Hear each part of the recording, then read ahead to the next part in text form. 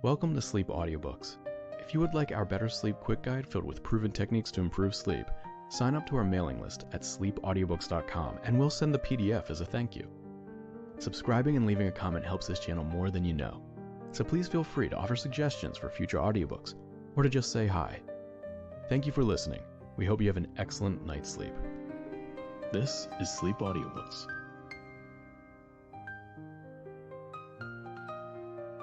The Ghost Pirates by William Hope Hodgson. Chapter 1. The Figure Out of the Sea. He began without any circumlocution. I joined the Mort Zestus in Frisco. I heard before I signed on that there were some funny yarns floating round about her, but I was pretty nearly on the beach and too jolly anxious to get away to worry about trifles. Besides, by all accounts, she was right enough so far as grub and treatment went. When I asked fellows to give it a name, they generally could not. All they could tell me was that she was unlucky and made thundering long passages, and had no more than a fair share of dirty weather. Also, that she had twice had the sticks blown out of her and her cargo shifted. Besides all these, a heap of other things that might happen to any packet, and would not be comfortable to run into. Still, they were the ordinary things, and I was willing enough to risk them to get home. All the same, if I had been given the chance, I should have shipped in some other vessel as a matter of preference. When I took my bag down, I found that they had signed on the rest of the crowd. You see, the home lot cleared out when they got into Frisco. That is, all except one young fellow, a Cockney, who had stuck by the ship in port. He told me afterwards, when I got to know him, that he intended to draw a payday out of her whether anyone else did or not. The first night I was in her, I found that it was common talk among the other fellows that there was something queer about the ship. They spoke of her as if it were an accepted fact that she was haunted. Yet they all treated the matter as a joke. All, that is, except the young Cockney, Williams, who, instead of laughing at their jests on the subject, seemed to take the whole matter seriously. This made me rather curious. I began to wonder whether there was, after all, some truth underlying the vague stories I had heard, and I took the first opportunity to ask him whether he had any reasons for believing that there was anything in the yarns about the ship. At first, he was inclined to be a bit offish, but presently he came round and told me that he did not know of any particular incident which could be called unusual in the sense in which I meant. Yet that, at the same time, there were lots of little things, which, if you put them together, made you think a bit. For instance, she always made such long passages, and had so much dirty weather. Nothing but that, and calms and headwinds. Then other things happened. Sails that he knew himself had been properly stowed were always blowing adrift at night. And then he said a thing that surprised me. "There's too many bloomin' shadders about this here packet. They gets onto your nerves like nothing as ever I seen before in me natural." He blurted it all out in a heap, and I turned round and looked at him. "Too many shadows?" I said. "What on earth do you mean?" But he refused to explain himself or tell me anything further, just shook his head stupidly when I questioned him. He seemed to have taken a sudden sulky fit. I felt certain that he was acting dense purposely. I believe the truth of the matter is that he was, in a way, ashamed of having let himself go like he had in speaking out his thoughts about shadders. That type of man may think things at times, but he doesn't often put them into words. Anyhow, I saw it was no use asking any further questions, so I let the matter drop there. Yet, for several days afterwards, I caught myself wondering at times what the fellow had meant by shadders. We left Frisco the next day with a fine fair wind that seemed a bit like putting the stopper on the yarns I had heard about the ship's ill luck. And yet... He hesitated a moment and then went on again. For the first couple of weeks out, nothing unusual happened, and the wind still held fair. I began to feel that I had been rather lucky after all in the packet into which I had been shunted. Most of the other fellows gave her a good name, and there was a pretty general opinion growing among the crowd that it was all a silly yarn about her being haunted. And then, just when I was settling down to things, something happened that opened my eyes no end. It was in the 8 to 12 watch, and I was sitting on the steps on the starboard side, leading up to the forecastle head. The night was fine, and there was a splendid moon.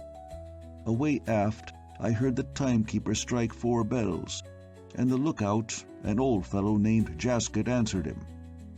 As he let the bell lanyard, he caught sight of me where I sat quietly smoking.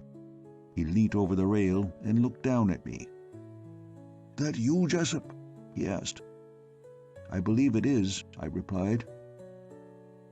"We'd have our grandmothers and all the rest of our petticoated relations coming to see if 'twere always like this," he remarked reflectively, indicating with a sweep of his pipe in hand the calmness of the sea and sky.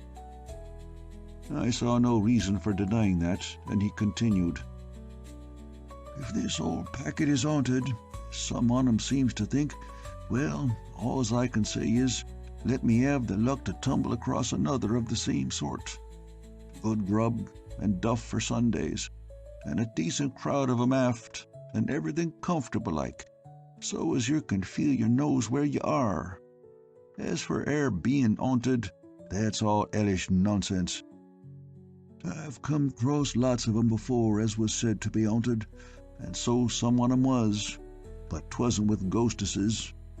One packet I was in, they was that bad you couldn't sleep a wink in your watch below, until you'd had every stitch out of your bunk and had a regular hunt. Sometimes—" At that moment, the relief, one of the ordinary seamen, went up the other ladder onto the forecastle head, and the old chap turned to ask him why the hell he hadn't relieved him a bit smarter.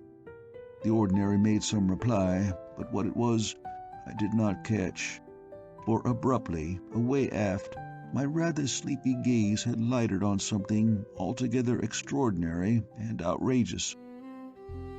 It was nothing less than the form of a man stepping inboard over the starboard rail, a little abaft the main rigging. I stood up and caught at the handrail and stared. Behind me, someone spoke. It was the lookout, who had come down off the forecastle head on his way aft to report the name of his relief to the second mate. "What is it, mate?" he asked, curiously, seeing my intent attitude. The thing, whatever it was, had disappeared into the shadows on the lee side of the deck.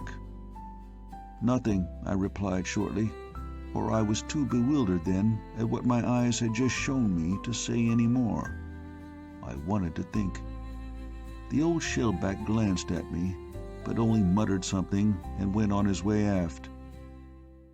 For a minute, perhaps, I stood there watching, but could see nothing. Then I walked slowly aft as far as the after end of the deck-house. From there I could see most of the main deck, but nothing showed, except, of course, the moving shadows of the ropes and spars and sails as they swung to and fro in the moonlight. The old chap who had just come off the lookout had returned forward again, and I was alone on that part of the deck. And then, all at once, as I stood peering into the shadows to leeward, I remembered what Williams had said about there being too many shadders. I had been puzzled to understand his real meaning then. I had no difficulty now. There were too many shadows. Yet, shadows or no shadows, I realized that for my own peace of mind I must settle once and for all whether the thing I had seemed to see stepping aboard out of the ocean had been a reality or simply a phantom, as you might say, of my imagination. My reason said it was nothing more than imagination, a rapid dream. I must have dozed. But something deeper than reason told me that this was not so. I put it to the test and went straight in amongst the shadows. There was nothing. I grew bolder. My common sense told me I must have fancied it all. I walked over to the mainmast and looked behind the pin rail that partly surrounded it, and down into the shadow of the pumps. But here again was nothing. Then I went in under the break of the poop. It was darker under there than out on deck. I looked up both sides of the deck and saw that they were bare of anything such as I looked for. The assurance was comforting. I glanced at the poop ladders and remembered that nothing could have gone up there without the second mate or the timekeeper seeing it. Then I leaped my back up against the bulkhead and thought the whole matter over rapidly, sucking at my pipe and keeping my glance about the deck. I concluded my think, and I said, "No," out loud. Then something occurred to me, and I said, "Unless—" It went over to the starboard bulwarks and looked over and down into the sea. But there was nothing but sea, and so I turned and made my way forward. My common sense had triumphed, and I was convinced that my imagination had been playing tricks with me.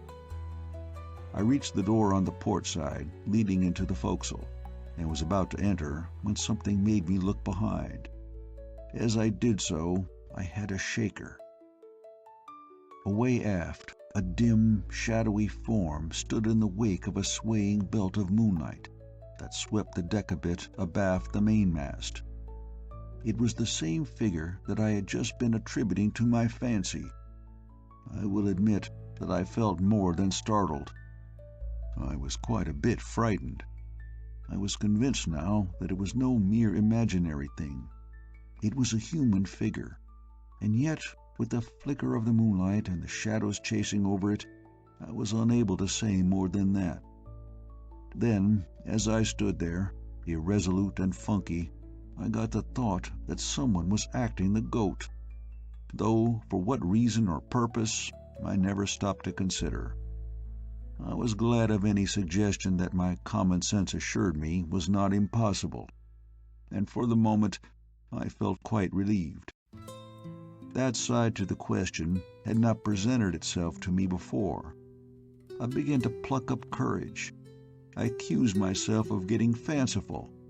Otherwise, I should have tumbled to it earlier. And then, funnily enough, in spite of all my reasoning, I was still afraid of going aft to discover who that was, standing on the lee side of the main deck.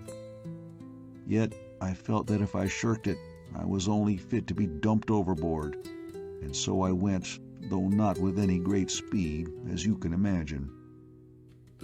I had gone half the distance, and still the figure remained there, motionless and silent, and the moonlight and the shadows playing over it with each roll of the ship. I think I tried to be surprised. If it were one of the fellows playing the fool, he must have heard me coming, and why didn't he scoot while he had the chance? And where could he have hidden himself before? All these things I asked myself in a rush, with a queer mixture of doubt and belief. And, in the meantime, I was drawing nearer.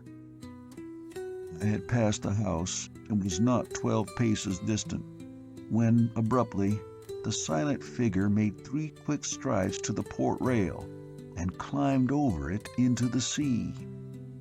I rushed to the side and stared over, but nothing met my gaze except the shadow of the ship sweeping over the moonlit sea. How long I stared down blankly into the water, it would be impossible to say. Certainly, for a good minute. I felt blank, just horribly blank. It was such a beastly confirmation of the unnaturalness of the thing I had concluded to be only a sort of brain fancy. I seemed, for that little time, deprived, of the power of coherent thought. I suppose I was dazed, mentally stunned in a way. As I have said, A minute or so must have gone while I had been staring into the dark of the water under the ship's side. Then I came suddenly to my ordinary self. The second mate was singing out, "Lee fore, brace!" I went to the braces like a chap in a dream. End of Chapter 1. Chapter 2. What Tammy the Prentice Saw. The next morning, in my watch below, I had a look at the places where that strange thing had come aboard and left the ship. But I found nothing unusual and no clue to help me to understand the mystery of the strange man. For several days after that, all went quietly, though I prowled about the decks at night, trying to discover anything fresh that might tend to throw some light on the matter. I was careful to say nothing to anyone about the thing I had seen. In any case, I felt sure I should only have been laughed at. Several nights passed away in this manner, and I was no nearer to an understanding of the affair. And then, in the middle of the watch, something happened. It was my wheel. Tammy, one of the first voyage apprentices, was keeping time, walking up and down the lee side of the poop. The second mate was forward, leaning over the break of the poop, smoking. The weather still continued fine, and the moon, though declining, was sufficiently powerful to make every detail about the poop stand out distinctly. 3 bells had gone, and I'll admit I was feeling sleepy. Indeed, I believe I must have dozed, for the old packet steered very easily, and there was precious little to do beyond giving her an odd spoke now and again. And then, all at once, it seemed to me that I heard someone calling my name softly. I could not be certain, and first I glanced forward to where the second stood smoking, and from him I looked into the binnacle. The ship's head was right on her course, and I felt easier. Then suddenly I heard it again. There was no doubt about it this time, and I glanced to leeward. There I saw Tammy reaching over the steering gear, his hand out, in the act of trying to touch my arm.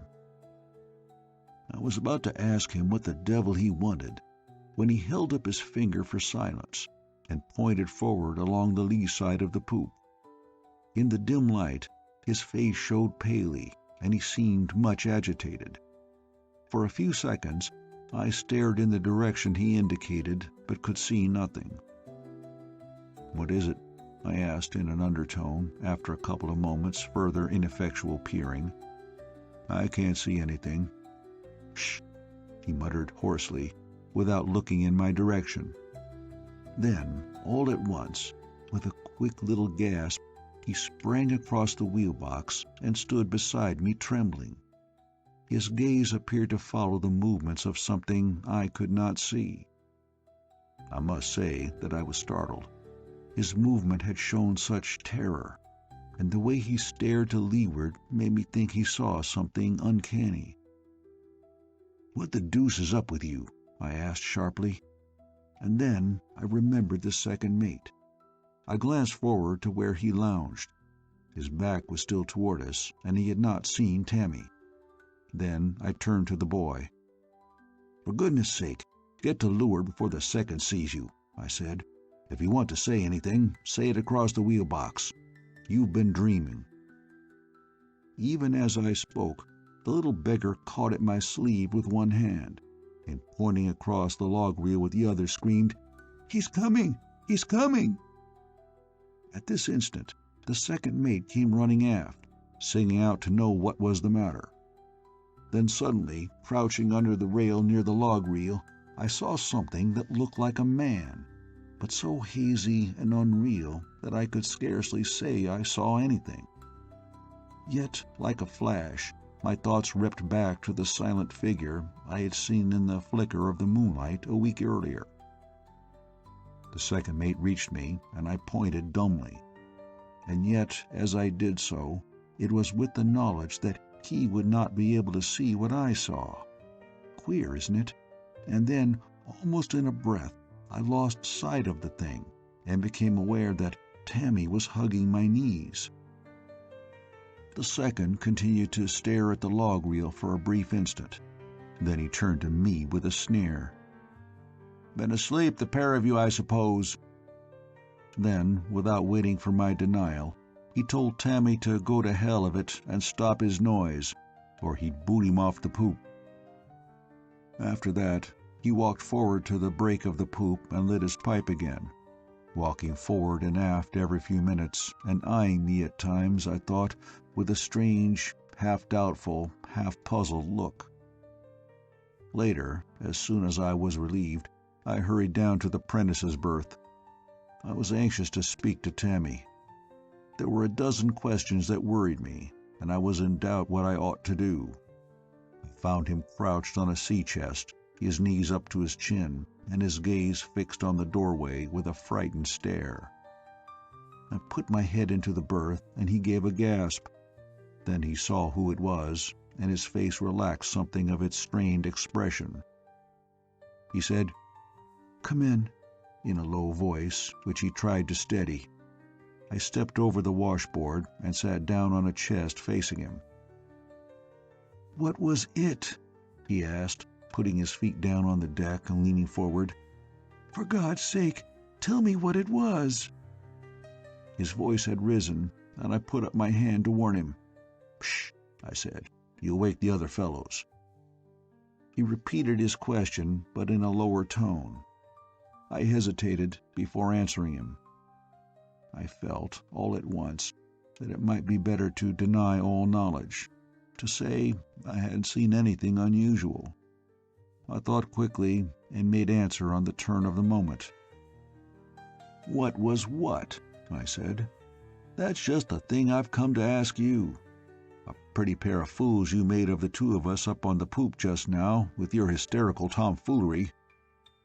I concluded my remark in a tone of anger. "I didn't," he answered in a passionate whisper. "You know I didn't. You know you saw it yourself. You pointed it out to the second mate.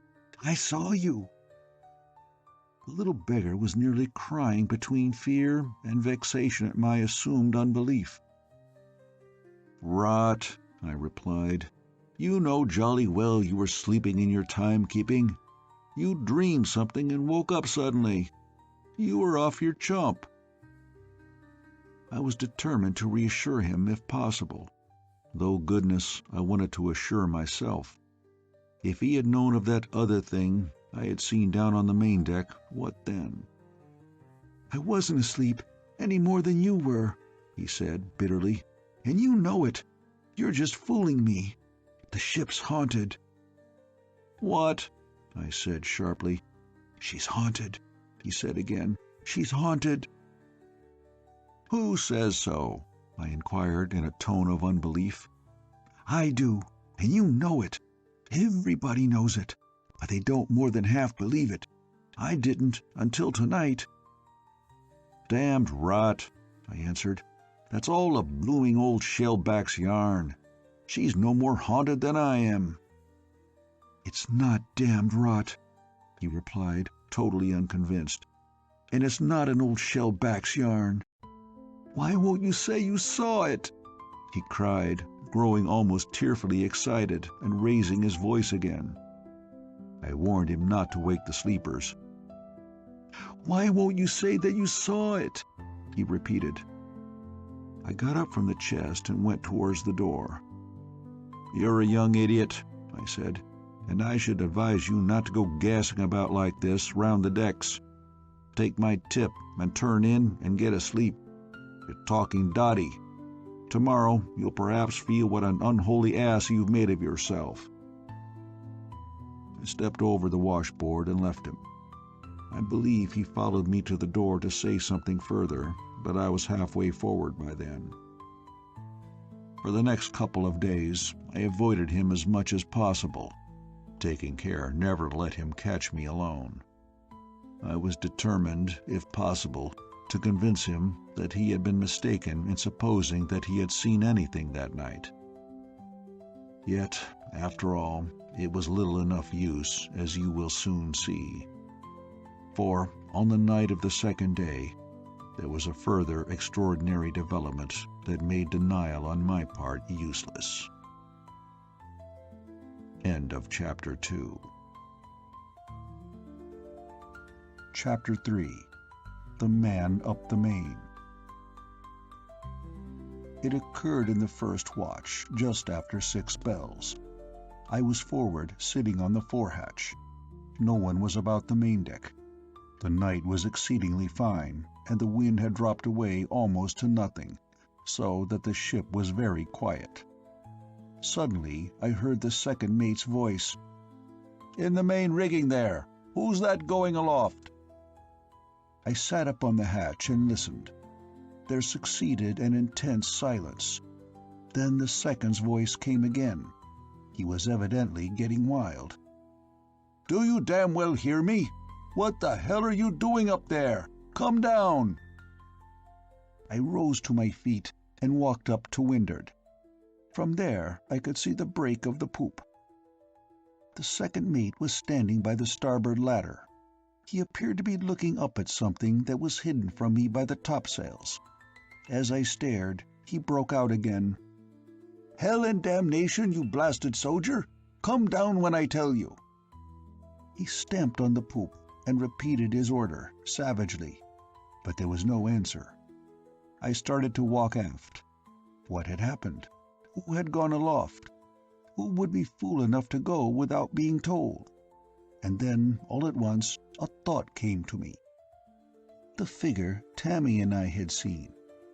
Had the second mate seen something, someone? I hurried on, and then stopped suddenly. In the same moment, there came the shrill blast of the second's whistle. He was whistling for the watch, and I turned and ran to the forecastle to rouse them out. Another minute, and I was hurrying aft with them to see what was wanted. His voice met us halfway. "Up the main, some of you, smartly now, and find out who that damned fool is up there. See what mischief he's up to." "Aye, aye, sir," several of the men sung out, and a couple jumped into the weather rigging. I joined them, and the rest were proceeding to follow. But the second shouted for some to go up to leeward, in case the fellow tried to get down that side. As I followed the other two aloft, I heard the second mate tell Tammy, whose timekeeping it was, to get down onto the main deck with the other prentice, and keep an eye on the fore and aft stays. "He may try down one of them if he's cornered," I heard him explain. "If you see anything, just sing out for me right away." Tammy hesitated. "Well?" said the second mate sharply. "Nothing, sir," said Tammy, and went down onto the main deck. The first man to windward had reached the futtock shrouds. His head was above the top, and he was taking a preliminary look before venturing higher. "See anything, Jock?" asked Plummer, the man next above me. "Nah," said Jock tersely, and climbed over the top, and so disappeared from my sight. The fellow ahead of me followed. He reached the futtock rigging and stopped to expectorate. I was close at his heels, and he looked down to me. "What's up anyway?" he said. "What's he seen? Who are we chasing after?" I said I didn't know, and we swung up into the topmost rigging. I followed on. The chaps on the lee side were about level with us. Under the foot of the topsail, I could see Tammy and the other prentice down on the main deck looking upwards. The fellows were a bit excited in a sort of subdued way, though I am inclined to think there was far more curiosity and perhaps a certain consciousness of the strangeness of it all. I know that, looking to leeward, there is a tendency to keep well together, in which I sympathized. "Must be a bloomin' stowaway," one of the men suggested. I grabbed at the idea instantly.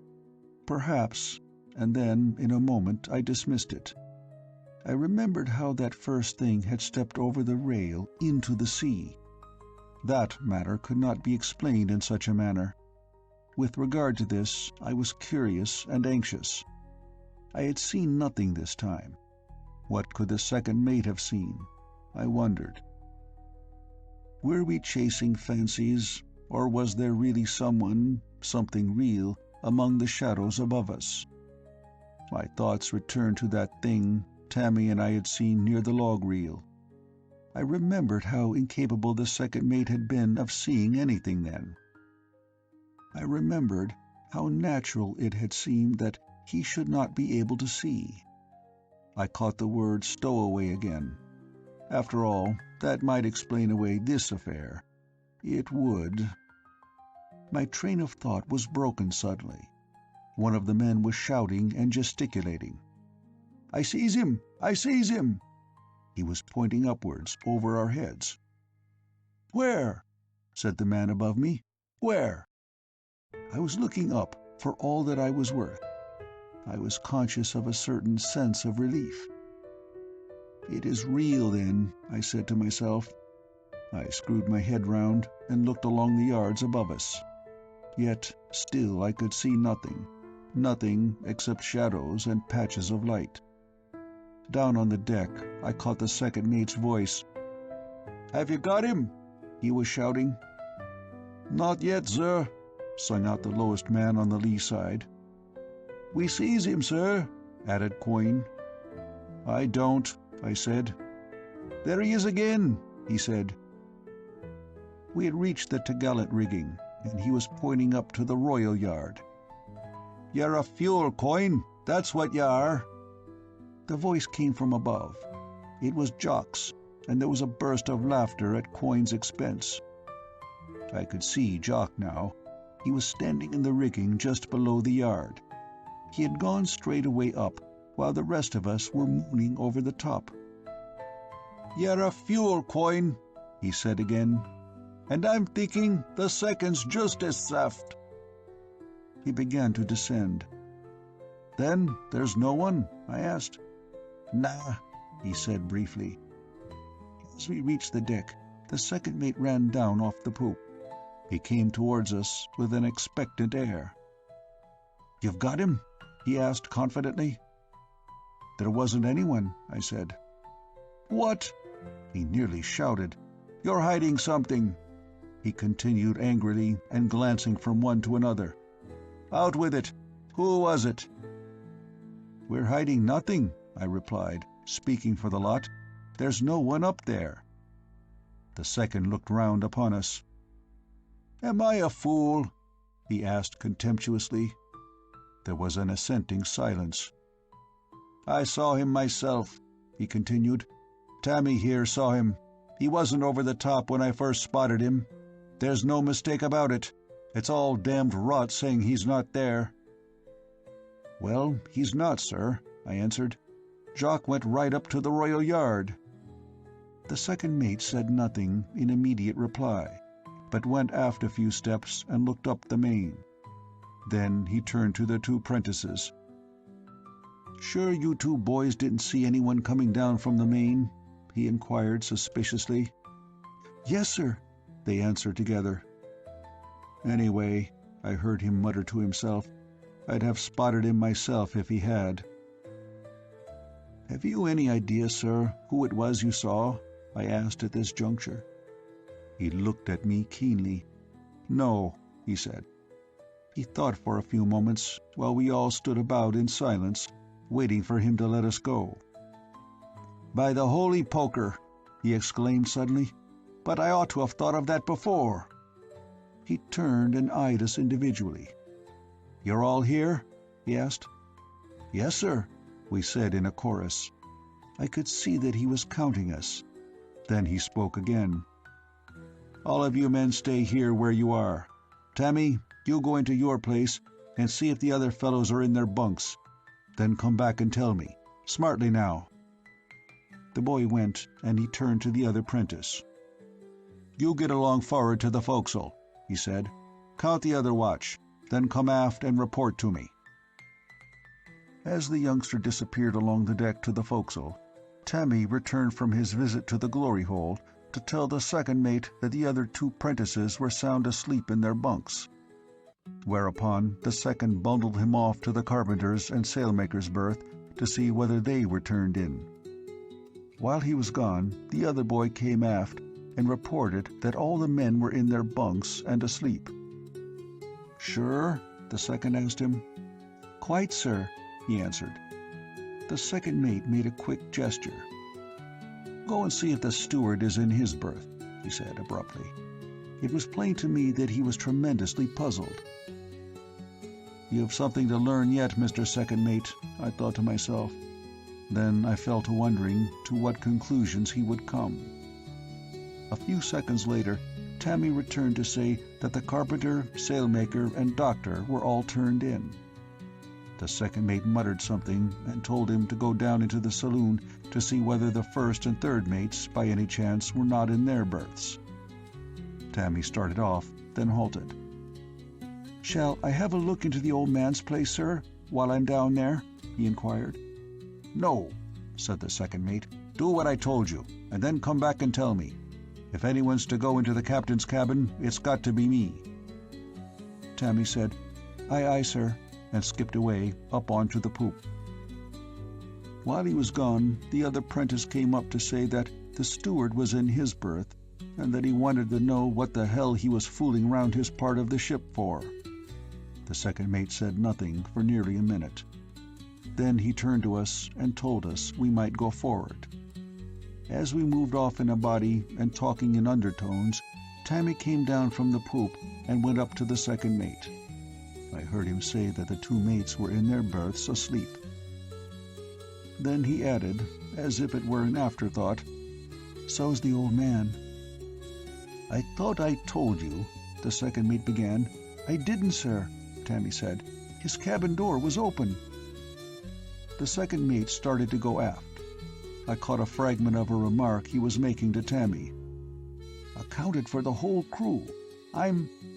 He went up onto the poop. I did not catch the rest. I had loitered a moment. Now, however, I hurried after the others. As we neared the forecastle, one bell went, and we roused out the other watch, and told them what jinx we had been up to. "I reckon he must be rocky," one of the men remarked. "Not him," said another. "He's been having 40 winks on the break, and dreamed his mother-in-law had come on her visit, friendly-like." There was some laughter at this suggestion, and I caught myself smiling along with the rest, though I had no reason for sharing their belief that there was nothing in it at all. "Might have been a stowaway, you know," I heard Coyne, the one who had suggested it before, remark to one of the ABs named Stubbins, a short, rather surly-looking chap. "Might have been hell," returned Stubbins. "Stowaways ain't such fools as all that." "I dunno," said the first. "I wish I'd asked the second what he thought about it." "I don't think it was a stowaway somehow," I said, chipping in. "What would a stowaway want aloft? I guess he'd be trying more for the steward's pantry." "You bet he would, every time," said Stubbins. He lit his pipe and sucked at it slowly. "I don't understand it all they're saying," he remarked after a moment's silence. "Neither do I," I said. And after that I was quiet for a while, listening to the run of conversation on the subject. Presently my glance fell upon Williams, the man who had spoken to me about shadders. He was sitting in his bunk smoking and making no effort to join in the talk. I went across to him. "What do you think of it, Williams?" I asked. "Do you think the second mate really saw anything?" He looked at me with a sort of gloomy suspicion, but said nothing. I felt a trifle annoyed by his silence, but took care not to show it.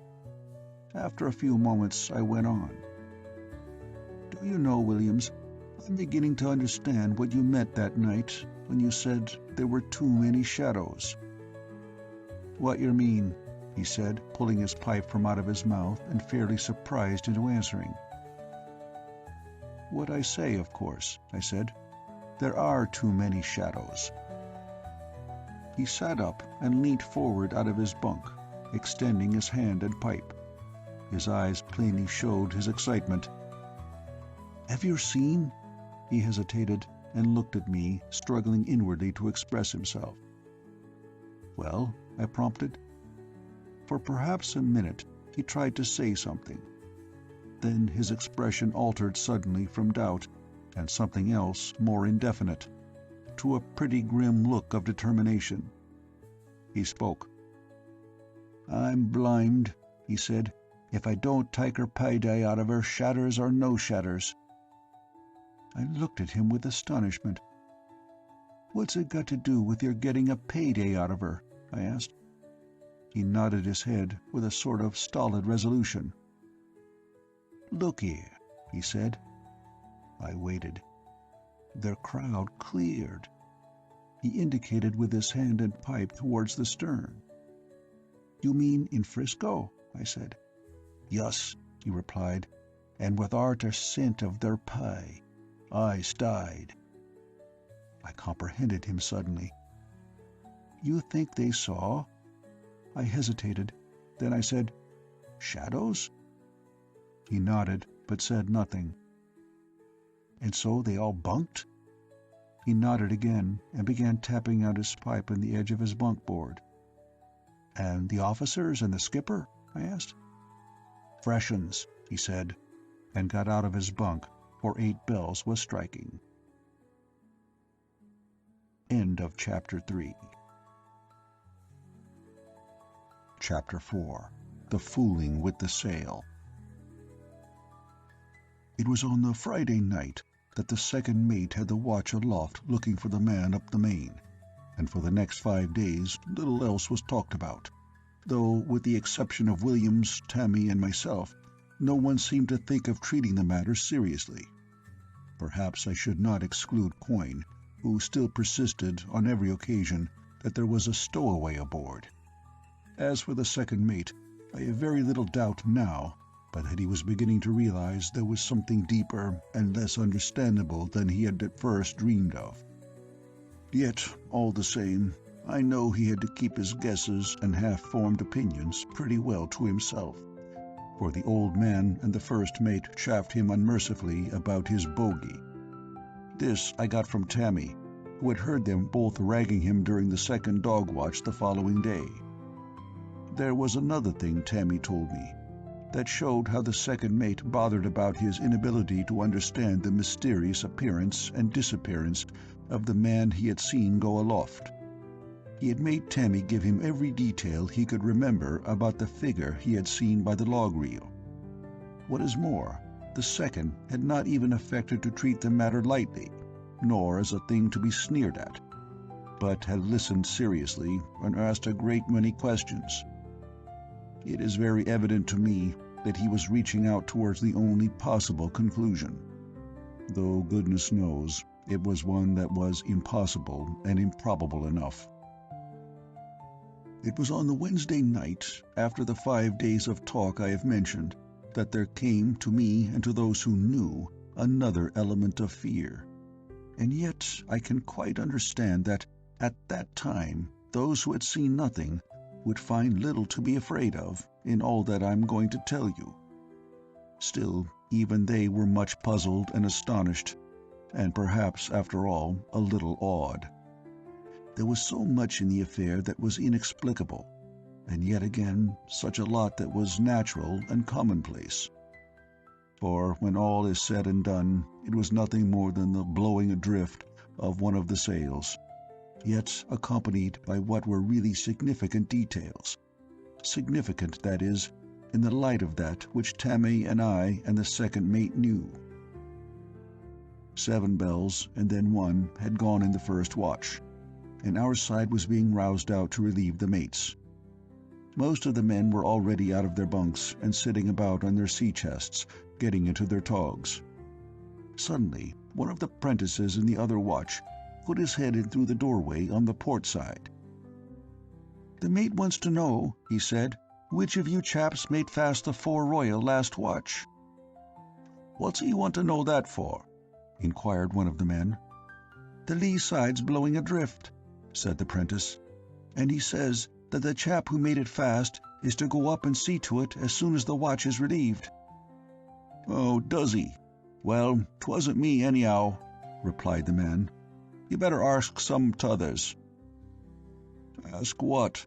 inquired Plummer, getting out of his bunk sleepily. The prentice repeated his message. The man yawned and stretched himself. "Let me see," he muttered, and scratched his head with one hand, while he fumbled for his trousers with the other. "Who made their fore-royal fast?" He got into his trousers and stood up. "Why, the ordinary, of course. Who else do you suppose?" "That's all I wanted to know," said the prentice, and went away. "Hey, Tom," Stubbins sung out to the ordinary. "Wake up, you lazy young devil.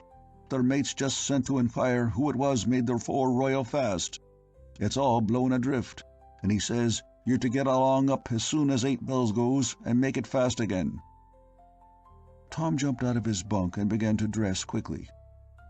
"Blowing adrift," he said. "There ain't all that much wind, and I tucked the ends of the gaskets well in under the other turns."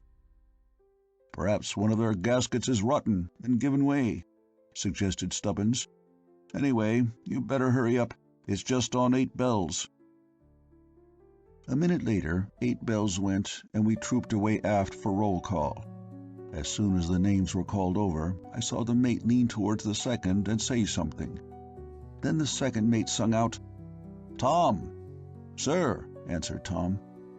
"Was it you made fast that fore-royal last watch?" "Yes, sir." "How's that it's broken adrift?" "Can't say, sir." "Well, it has, and you better jump aloft and shove the gasket round it again, and mind you make a better job of it this time." "Aye, aye, sir," said Tom, and followed the rest of us forward. Reaching the fore-rigging, he climbed into it and began to make his way leisurely aloft. I could see him with a fair amount of distinctness, as the moon was very clear and bright, though getting old. I went over to the weather pin-rail and leaned up against it, watching him while I filled my pipe. The other men, both the watch on deck and the watch below, had gone into the forecastle, so that I imagined I was the only one about the main deck. Yet a minute later I discovered that I was mistaken, for as I proceeded to light up, I saw Williams, the young cockney, come out from under the lee of the house and turn and look up at the ordinary as he went steadily upwards. I was a little surprised, as I knew he and 3 of the others had a poker fight on, and he'd won over 60 pounds of tobacco. I believed I opened my mouth to sing out to him to know why he wasn't playing. And then, all at once, there came into my mind the memory of my first conversation with him. I remembered that he had said sails were always blowing adrift at night. I remembered the then unaccountable emphasis he had laid on those 2 words. And remembering that, I felt suddenly afraid. For all at once, the absurdity had struck me of a sail, even a badly stowed one, blowing adrift in such fine and calm weather as we were then having. I wondered I had not seen before that there was something queer and unlikely about the affair. Sails don't blow adrift in fine weather, with the sea calm and the ship as steady as a rock. I moved away from the rail and went towards Williams. He knew something, or at least he guessed at something that was very much a blankness to me at that time. Up above, the boy was climbing up to what? That was the thing that made me feel so frightened. Ought I to tell you all I knew and guessed? And then, who should I tell? I should only be laughed at.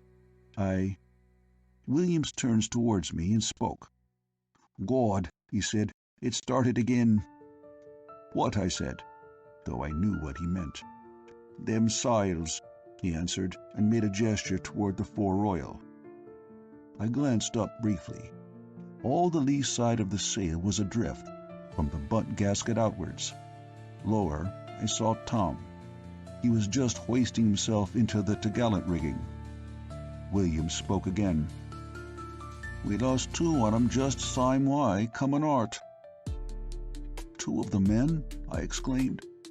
"Yes," he said tersely. "I can't understand," I went on. "I never heard anything about it." "Who'd yer got ter tell yer about it?" he asked. I made no reply to his question. Indeed, I had scarcely comprehended it, for the problem of what I ought to do in the matter had risen again in my mind. "I've a good mind to go aft and tell the second mate all I know," I said. "He's seen something himself that he can't explain away, and anyway, I can't stand this state of things. If the second mate knew all—" "Garn," he cut in, interrupting me. "And be told you're a blasted idiot? Not you're stay where you are." I stood irresolute. What he had said was perfectly correct, and I was positively stumped what to do for the best.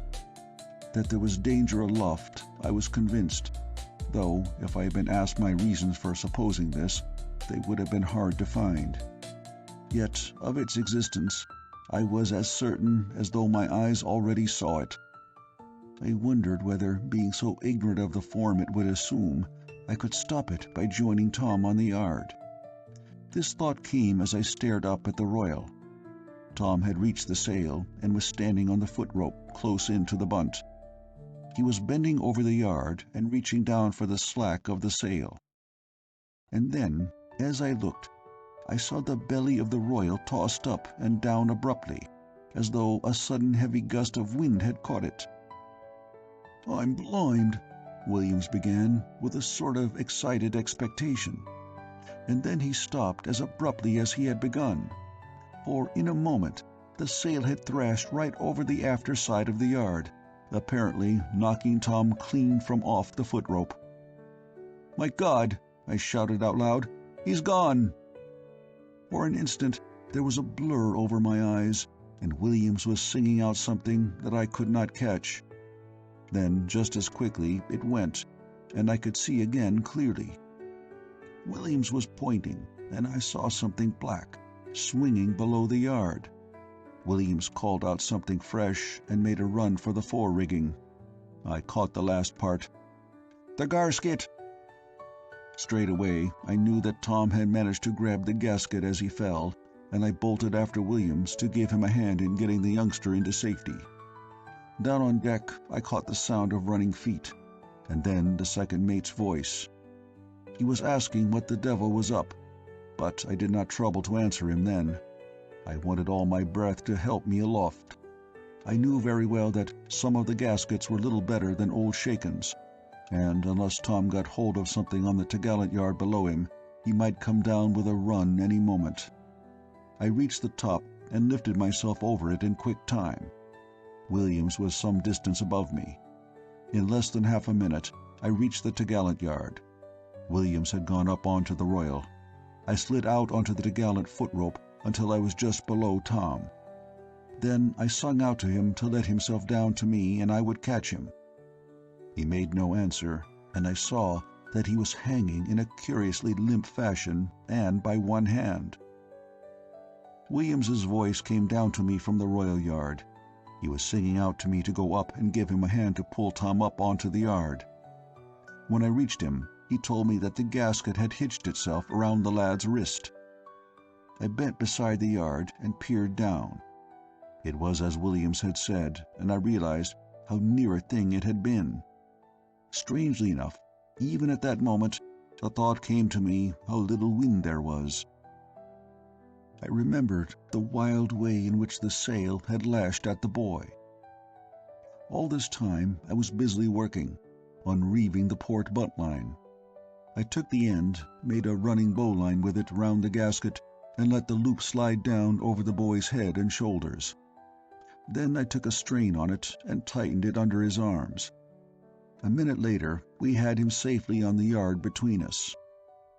In the uncertain moonlight, I could just make out the mark of a great lump on his forehead, where the foot of the sail must have caught him when it knocked him over. As we stood there a moment, taking our breath, I caught the sound of the second mate's voice close beneath us. Williams glanced down, when he looked up at me and gave a short, grunting laugh. "Crikey," he said. "What's up?" I asked, quickly. He jerked his head backwards and downwards. I screwed round a bit, holding the jackstay with one hand and steadying the insensible ordinary with the other. In this way I could look below. At first, I could see nothing. Then the second mate's voice came up to me again. "Who the hell are you, and what are you doing?"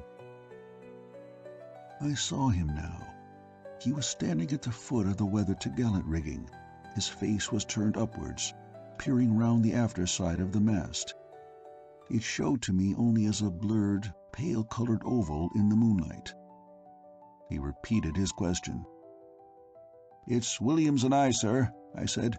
"Tom here has had an accident." I stopped. He began to come up higher towards us. From the rigging to leeward, there came suddenly a buzz of men talking. The second mate reached us. "Well, what's up anyway?" he inquired suspiciously. "What's happened?" He had bent forward and was peering at Tom. I started to explain, but he cut me short with, "Is he dead?" "No, sir," I said. "I don't think so. But the poor beggar's had a bad fall. He was hanging by the gasket when we got to him. The sail knocked him off the yard." "What?" he said sharply. "The wind caught the sail, and it lashed back over the yard." "What wind?" he interrupted. "There's no wind, scarcely." He shifted his weight onto the other foot. "What do you mean?" "I mean what I say, sir. The wind brought the foot of the sail over the top of the yard and knocked Tom clean off the foot rope. Williams and I both saw it happen." "But there's no wind to do such a thing. You're talking nonsense." It seemed to me that there was as much of bewilderment as anything else in his voice, yet I could tell that he was suspicious, though of what I doubted whether he himself could have told. He glanced at Williams, who seemed about to say something. Then, seeming to change his mind, he turned and sung out to one of the men who had followed him aloft to go down and pass out a coil of new 3-inch manila and a tail block. "Smartly now," he concluded.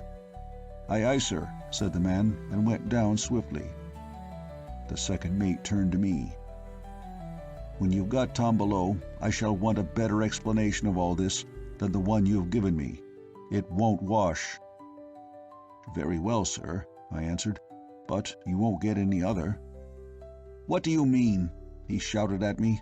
"I'll let you know I'll have no impertinence from you or anyone else." "I don't mean any impertinence, sir. I mean that it's the only explanation there is to give." "I tell you it won't wash," he repeated. "There's something too damned funny about it all. I shall have to report the matter to the captain. I can't tell him that yarn." He broke off abruptly. "It's not the only damned funny thing that's happened aboard this old hooker," I answered. "You ought to know that, sir." "What do you mean?" he asked quickly. "Well, sir," I said, "to be straight, what about that chap you sent us hunting after up the main the other night? That was a funny enough affair, wasn't it? This one isn't half so funny." "That will do, Jessup," he said angrily. "I won't have any back talk." Yet there was something about his tone that told me I had got one in on my own. He seemed all at once less able to appear confident that I was telling him a fairy tale. After that, for perhaps half a minute, he said nothing. I guessed he was doing some hard thinking. When he spoke again, it was on the matter of getting the ordinary down on deck. "One of you'll have to go down the lee side and steady him down," he concluded. He turned and looked downwards. "Are you bringing that gant line?" he sang out. "Yes, sir," I heard one of the men answer. A moment later, I saw the man's head appear over the top. He had the tail block slung round his neck and the end of the gant line over his shoulder. Very soon we had the gant line rigged and Tom down on deck. Then we took him into the forecastle and put him in his bunk. The second mate had sent for some brandy, and now he started to dose him well with it. At the same time, a couple of the men chafed his hands and feet. In a little, he began to show signs of coming round. Presently, after a sudden fit of coughing, he opened his eyes with a surprised, bewildered stare. Then he caught the edge of his bunk-board and sat up giddily. One of the men steadied him, while the second mate stood back and eyed him critically. The boy rocked as he sat and put up his hand to his head. "Here," said the second mate, "take another drink." Tom caught his breath and choked a little. Then he spoke. "By gum," he said, "my head does ache." He put up his hand again and felt at the lump on his forehead. Then he bent forward and stared round at the men grouped about his bunk. "What's up?"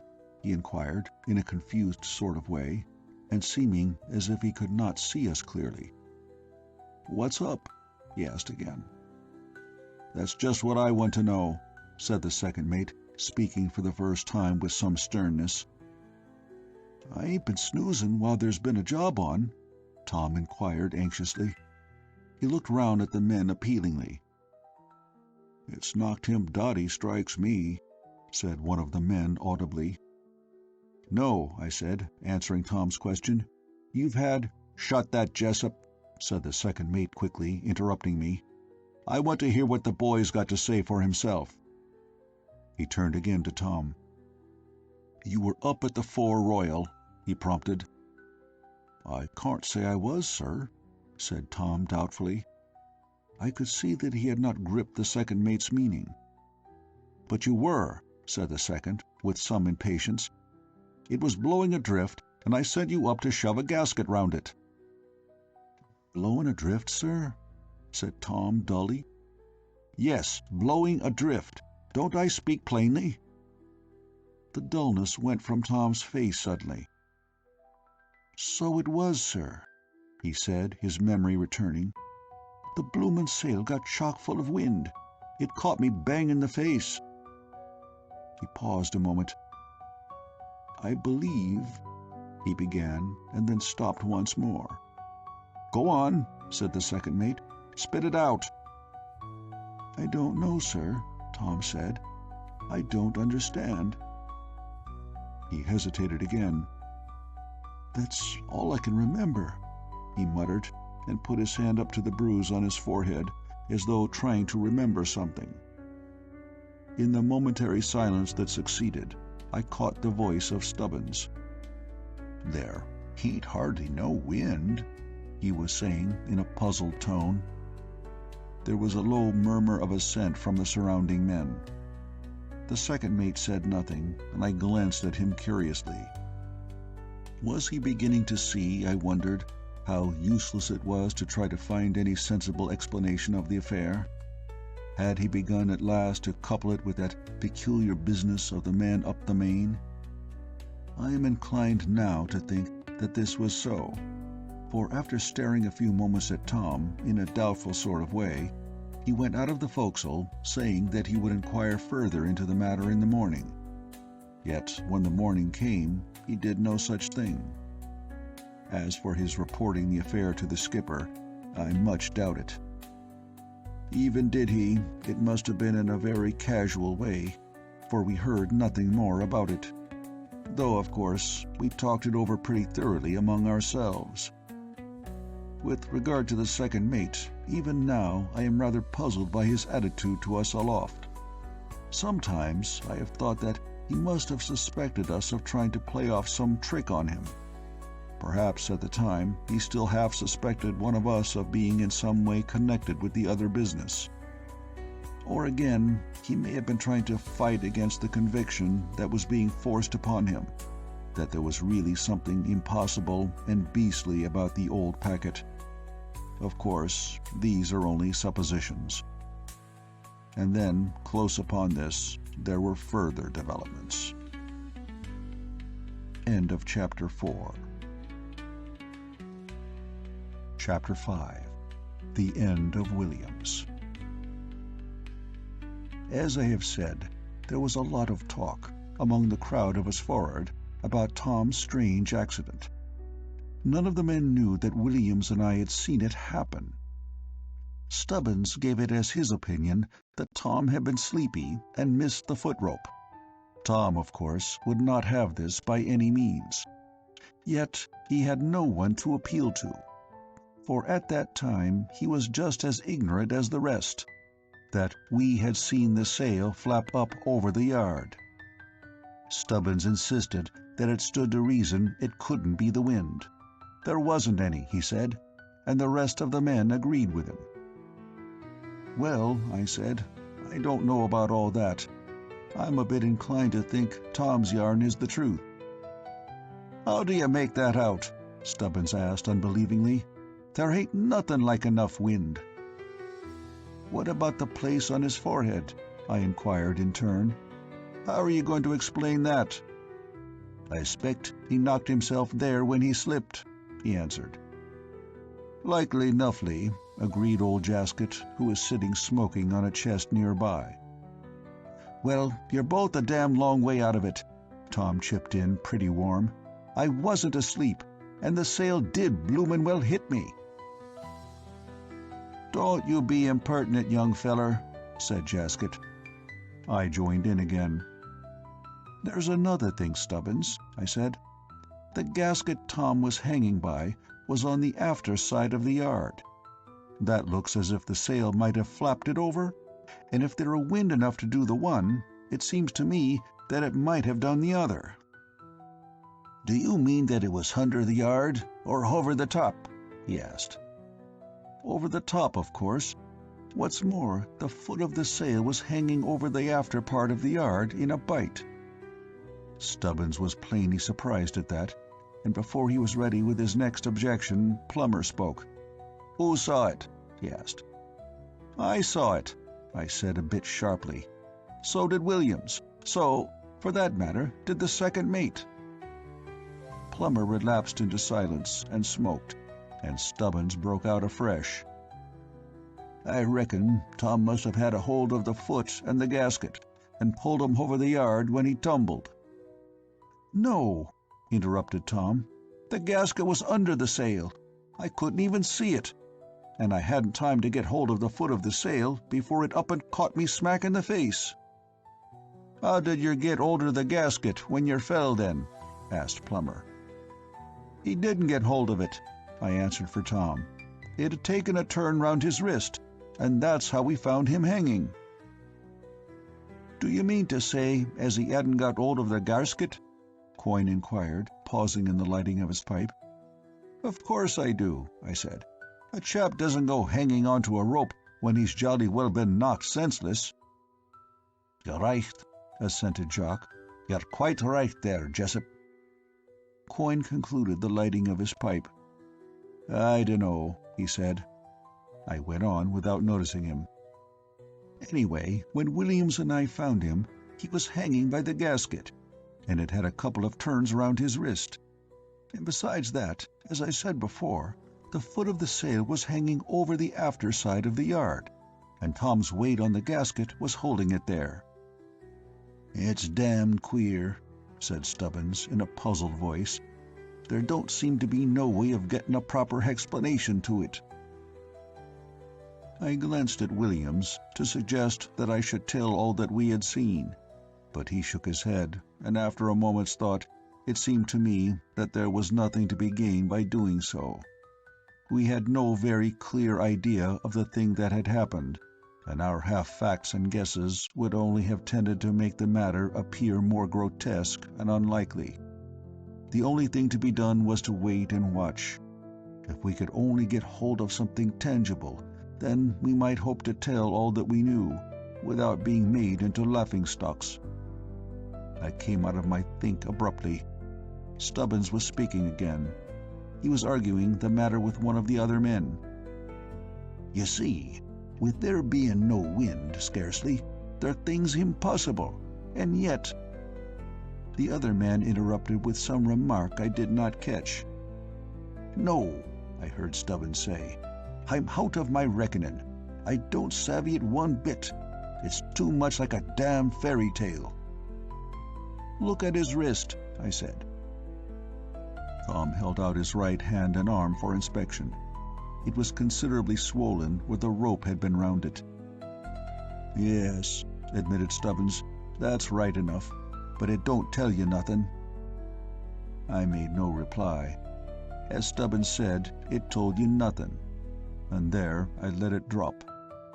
Yet I have told you this, as showing how the matter was regarded in the forecastle, Still, it did not occupy our minds very long, for, as I have said, there were further developments. The 3 following nights passed quietly, and then, on the 4th, all those curious signs and hints culminated suddenly in something extraordinarily grim. Yet everything had been so subtle and intangible, and indeed so was the affair itself, that only those who had actually come in touch with the invading fear seemed really capable of comprehending the terror of the thing. The men, for the most part, began to say the ship was unlucky, and of course, as usual, there was some talk of there being a Jonah in the ship. Still, I cannot say that none of the men realized there was anything horrible and frightening in it all, for I am sure that some did, a little, and I think Stubbins was certainly one of them, though I feel certain that he did not at the time, grasp a quarter of the real significance that underlay the several queer matters that had disturbed our nights. He seemed to fail somehow to grasp the element of personal danger that to me was already plain. He lacked sufficient imagination, I suppose, to piece the things together, to trace the natural sequence of the events and their development. Yet I must not forget, of course, that he had no knowledge of those 2 first incidents. If he had, perhaps, he might have stood where I did. As it was, he had not seemed to reach out at all, not even in the matter of Tom and the 4 Royal.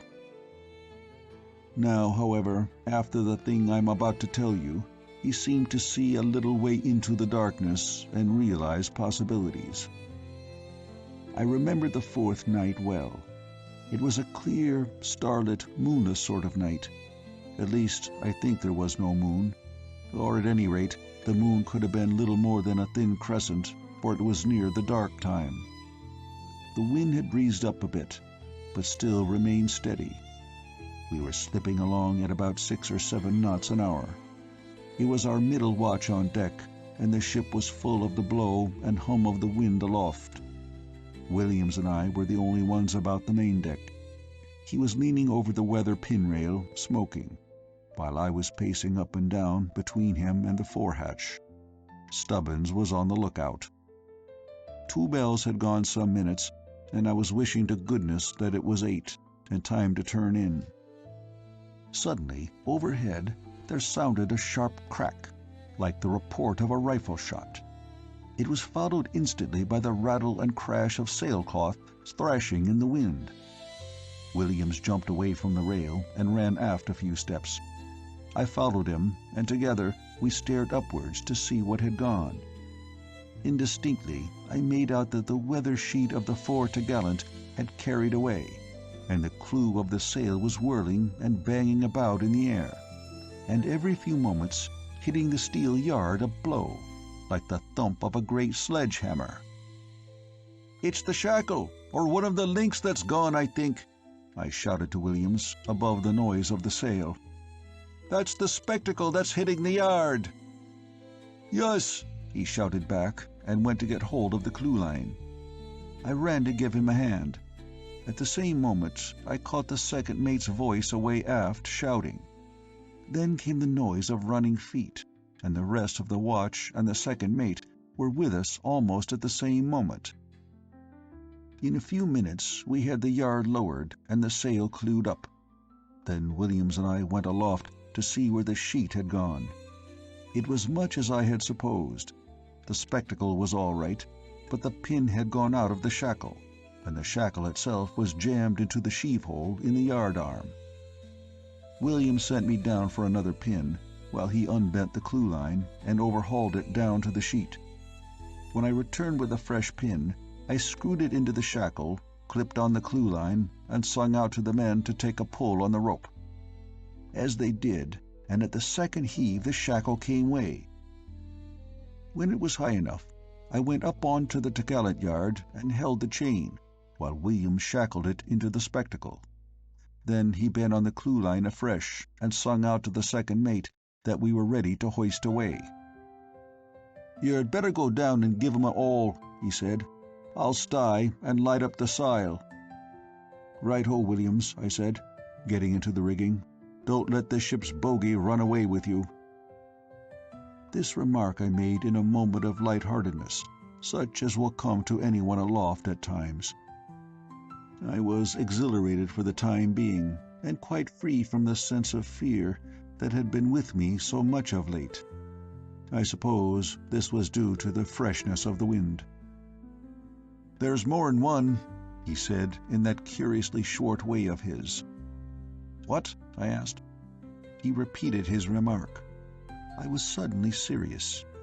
The reality of all the impossible details of the past weeks came back to me, vivid and beastly. "What do you mean, Williams?" I asked him. But he had shut up and would say nothing. "What do you know? How much do you know?" I went on quickly. "Why did you never tell me that you—" The second mate's voice interrupted me abruptly. "Now then, up there, are you going to keep us waiting all night? One of you come down and give us a pull on the halyards, and the other stay up and light up the gear." "Aye, aye, sir," I shouted back. Then I turned to Williams hurriedly.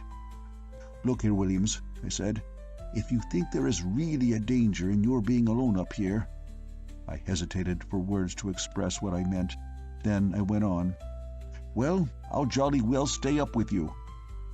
The second mate's voice came again. "Come on now, one of you, make a move. What the hell are you doing?"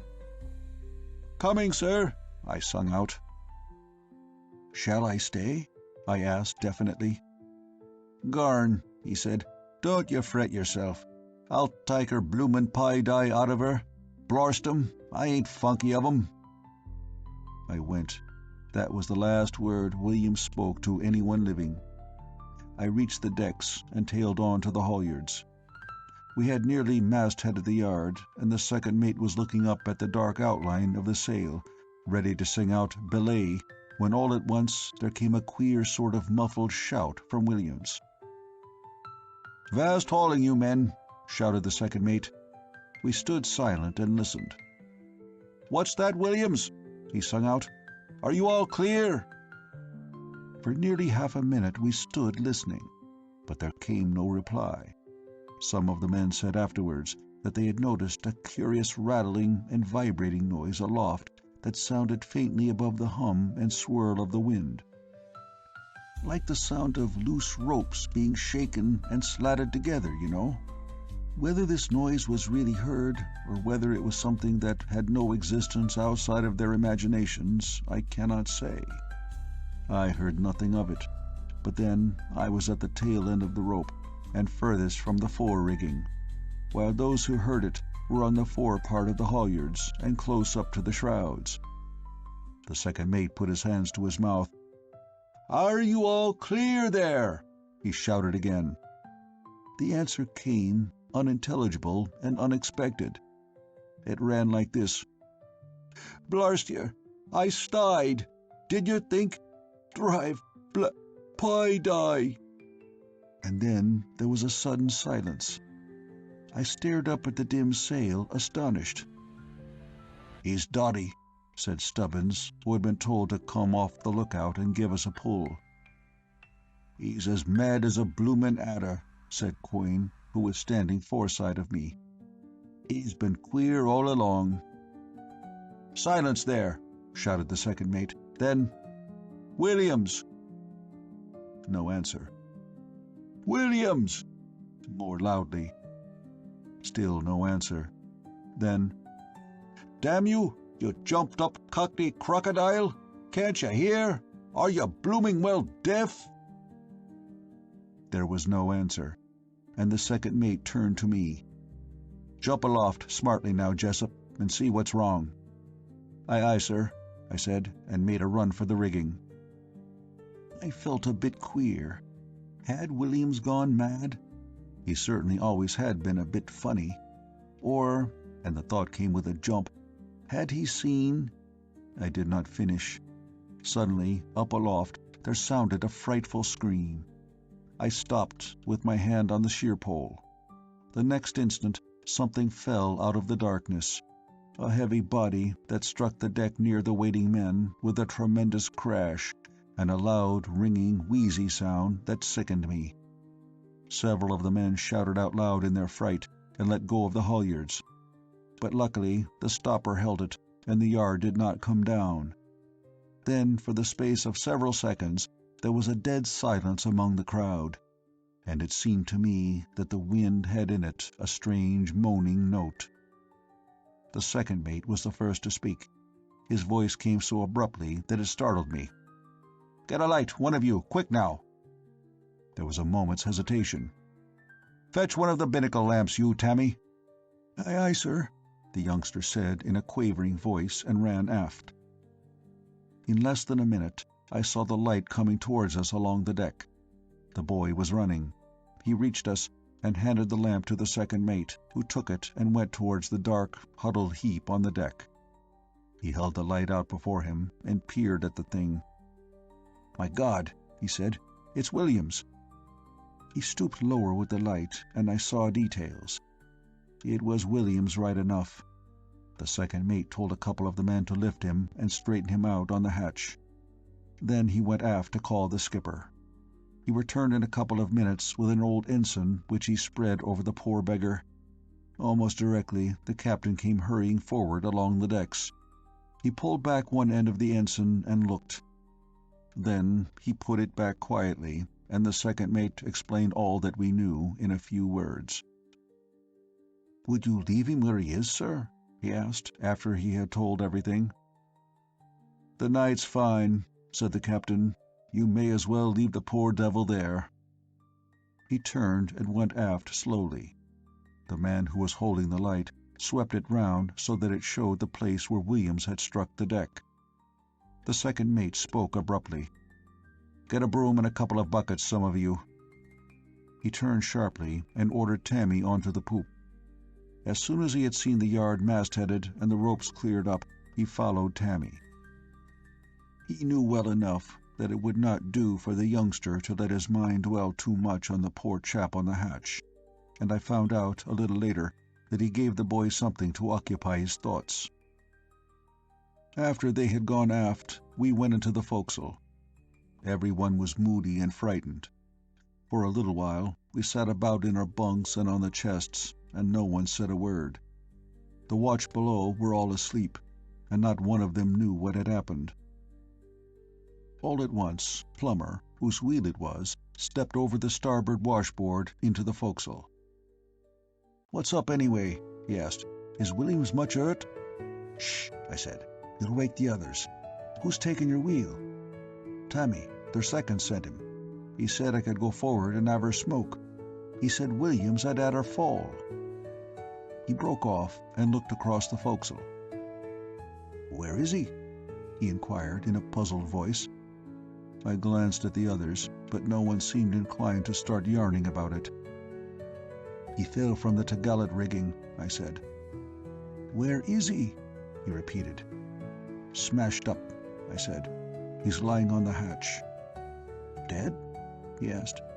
I nodded. "I guessed 'twere something pretty bad when I saw the old man come forward. How did it happen?" He looked round at the lot of us sitting there silent and smoking. "No one knows," I said, and glanced at Stubbins. I caught him eyeing me doubtfully.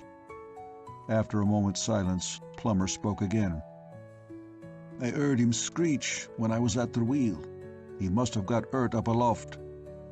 Stubbins struck a match and proceeded to relight his pipe. "How do you mean?" he asked, speaking for the first time. "How do I mean? Well, I can't say. Maybe he jammed his fingers between the parrel and the mast." "What about his swearing at their second mate?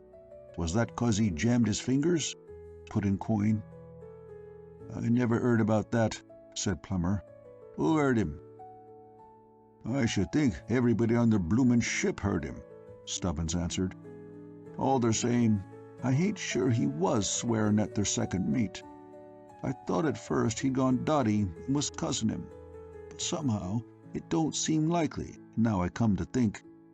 It don't stand a reason he should go to cuss their man. There was nothing to go cussin' about. What's more, he didn't seem to be talking down to us on deck, what I could make out. Besides, What would he want to go talking to the second about his payday? He looked across to where I was sitting. Jock, who was smoking quietly on the chest next to me, took his pipe slowly out from between his teeth. "You're no far out, Stubbins, I'm thinking. You're no far out," he said, nodding his head. Stubbins still continued to gaze at me. "What's your ID?" he said abruptly. It may have been my fancy, but it seemed to me that there was something deeper than the mere sense the question conveyed. I glanced at him. I couldn't have said myself just what my idea was. "I don't know," I answered, a little adrift. "He didn't strike me as cursing the second mate. That is, I should say, after the first minute." "Just what I say," he replied. "Another thing, don't it strike you as being bloomin' queer about Tom nearly coming down by her run, and then this?" I nodded. "It would have been all up with Tom if it hadn't been for the gasket." He paused. After a moment, he went on again. "That was only 3 or 4 nights ago." "Well," said Plummer, "what are you driving at?" "Nothing," answered Stubbins. "Only it's damned queer. Looks as though their ship might be unlucky after all." "Well," agreed Plummer, "things has been a bit funny lately. And then there's what's happened ternight.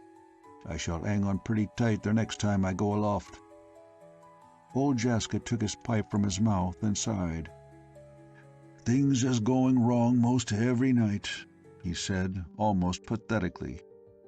"It's as different as chalk and cheese to what it were when we started this here trip. I thought it were all hellish rot about her being haunted, but it's not, seemly." He stopped and expectorated. "She ain't haunted," said Stubbins.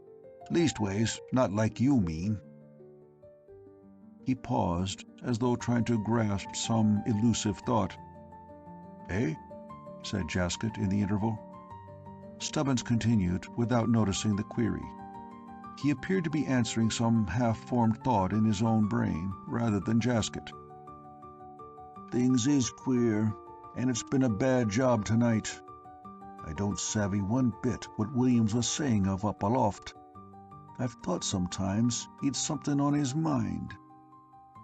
Then, after a pause of about half a minute, he said this. "Was he saying that to?"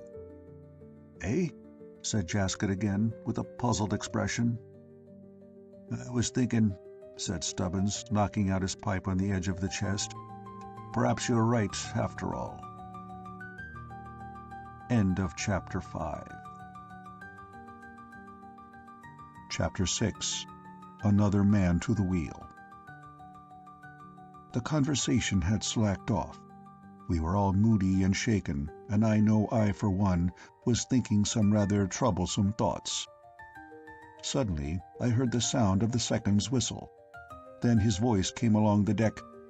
"Another man to the wheel!"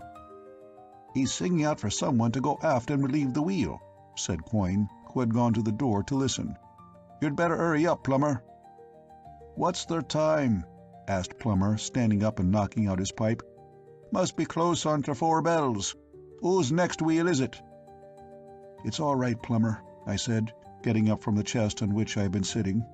"I'll go along. It's my wheel, and it only wants a couple of minutes to 4 bells." Plummer sat down again, and I went out of the forecastle.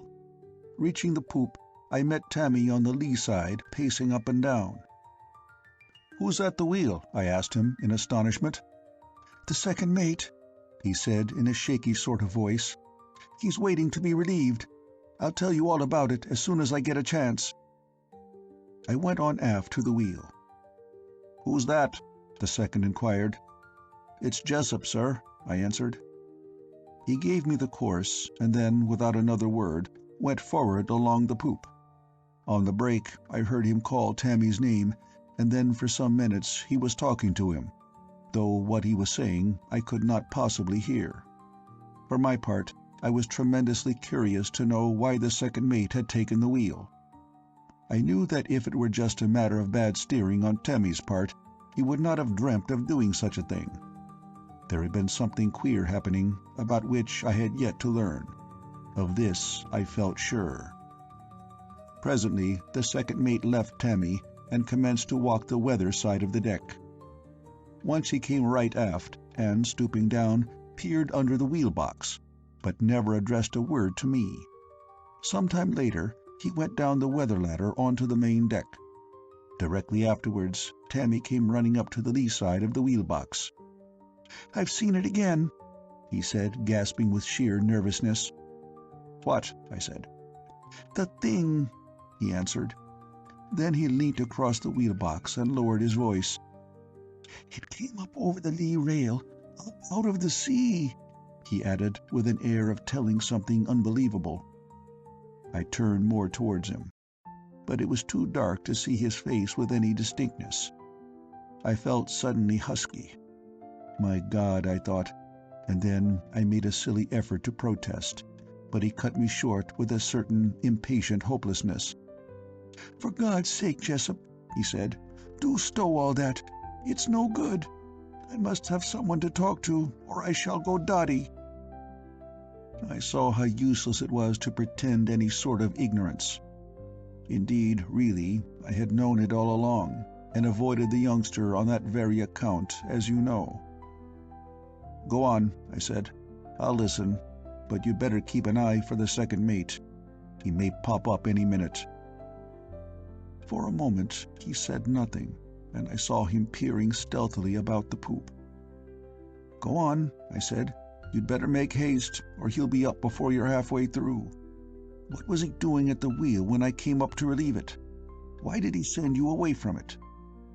"He didn't," Tammy replied, turning his face towards me. "I bunked away from it." "What for?" I asked. "Wait a minute," he answered, "and I'll tell you the whole business. You know the second mate sent me to the wheel. After that—" He nodded his head forward. "Yes," I said. "Well, I'd been here about 10 minutes, or a quarter of an hour, and I was feeling rotten about Williams, and trying to forget it all and keep the ship on her course and all that. When, all at once, I happened to glance to leeward, and there I saw it coming over the rail. My God, I didn't know what to do. The second mate was standing forward on the break of the poop, and I was here all by myself. I felt as if I were frozen stiff. When it came towards me, I let go of the wheel and yelled and bunked forward to the second mate. He caught hold of me and shook me, but I was so jolly frightened I couldn't say a word. I could only keep on pointing. The second kept asking, 'Where?' and then, all at once, I found I couldn't see the thing. I don't know whether he saw it. I'm not at all certain he did. He just told me to damn well get back to the wheel and stop making a damned fool of myself. I said out straight I wouldn't go. So he blew the whistle and sung out for someone to come aft and take it. Then he ran and got hold of the wheel himself. You know the rest." "You're quite sure it wasn't thinking about Williams made you imagine you saw something?" I said, more to gain a moment to think than because I believed that it was the case. "I thought you were going to listen to me seriously," he said bitterly. "If you won't believe me, what about the chap the second mate saw? What about Tom? What about Williams? For goodness sake, don't try to put me off like you did last time. I nearly went cracked with wanting to tell someone who would listen to me and wouldn't laugh. I could stand anything but this being alone. There's a good chap, don't pretend you don't understand. Tell me what it all means. What is this horrible man that I've twice seen? You know something, and I believe you're afraid to tell anyone, for fear of being laughed at. Why don't you tell me? You needn't be afraid of my laughing." He stopped suddenly. For the moment I said nothing in reply. "Don't treat me like a kid, Jessup," he exclaimed quite passionately. "I won't," I said, with a sudden resolve to tell him everything. "I need someone to talk to just as badly as you do." "What does it all mean, then?" he burst out. "Are they real? I always used to think it was all a yarn about such things." "I'm sure I don't know what it all means, Tammy," I answered. "I'm just as much in the dark there as you are. and I don't know whether they're real. That is, not as we consider things real. You don't know what I saw a queer figure down on the main deck several nights before you saw that thing up here." "Didn't you see this one?" he cut in quickly. "Yes," I answered. "Then why did you pretend not to have?" he said in a reproachful voice. "You don't know what a state you put me into. What with my being certain that I had seen it, and then you being so jolly positive that there had been nothing. At one time I thought I was going clean off my dot, until the second mate saw that man go up the main. Then I knew that there must be something in the thing I was certain I'd seen." "I thought perhaps that if I told you I hadn't seen it, you would think you'd been mistaken," I said. "I wanted you to think it was imagination, or a dream, or something of that sort." "And all the time you knew about that other thing you'd seen?" he asked. "Yes," I replied. "It was thundering decent of you," he said, "but it wasn't any good."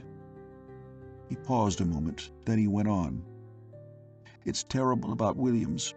Do you think he saw something up aloft?"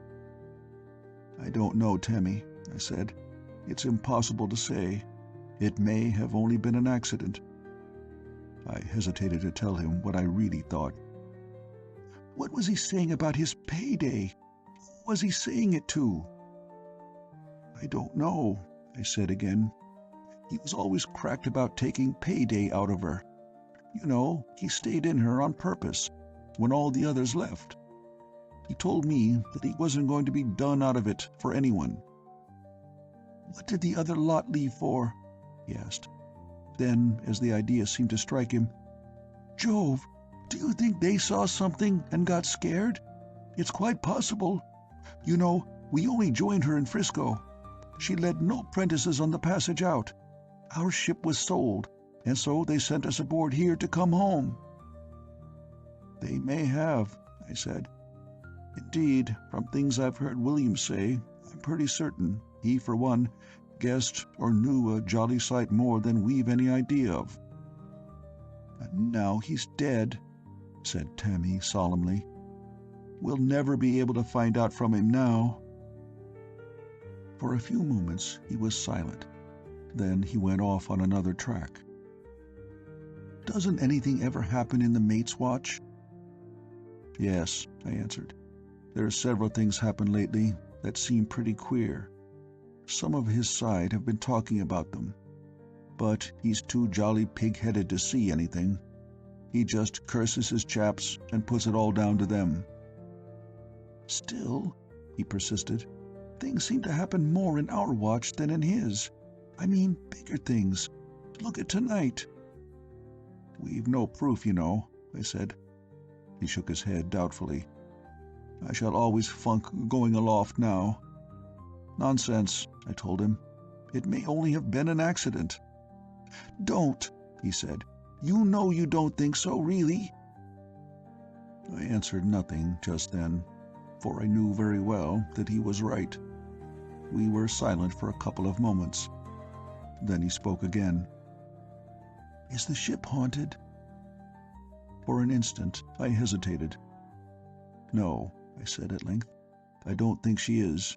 I mean, not in that way." "What way, then?" "Well, I formed a bit of a theory that seems wise one minute and cracked the next. Of course, it's as likely to be all wrong, but it's the only thing that seems to me to fit in with all the beastly things we've had lately." "Go on," he said, with an impatient, nervous movement. "Well, I have an idea that it's nothing in the ship that's likely to hurt us. I scarcely know how to put it, but if I'm right in what I think, it's the ship herself that's the cause of everything." "What do you mean?" he asked in a puzzled voice. "Do you mean that the ship is haunted after all?" "No," I answered. "I just told you I didn't. Wait until I finish what I was going to say." "All right," he said. "About that thing you saw tonight," I went on. "You say it came over the lee rail, up onto the poop?" "Yes," he answered. "Well, the thing I saw, came up out of the sea and went back into the sea. Jove, he said, and then, yes, go on. My idea is that this ship is open to be boarded by those things, I explained. What they are, of course, I don't know. They look like men, in lots of ways, but, well, the Lord knows what's in the sea.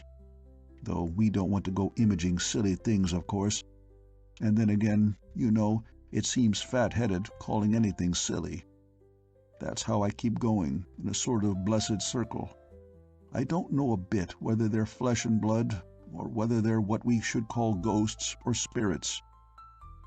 They can't be flesh and blood, Tammy interrupted. Where would they live?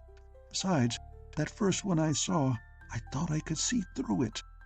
And this last one, the second mate would have seen it. And they would drown. Not necessarily, I said. Oh, but I'm sure they're not, he insisted. It's impossible. So are ghosts, when you're feeling sensible, I answered. But I'm not saying they are flesh and blood. Though, at the same time, I'm not going to say straight out they're ghosts. Not yet, at any rate. Where do they come from? He asked, stupidly enough.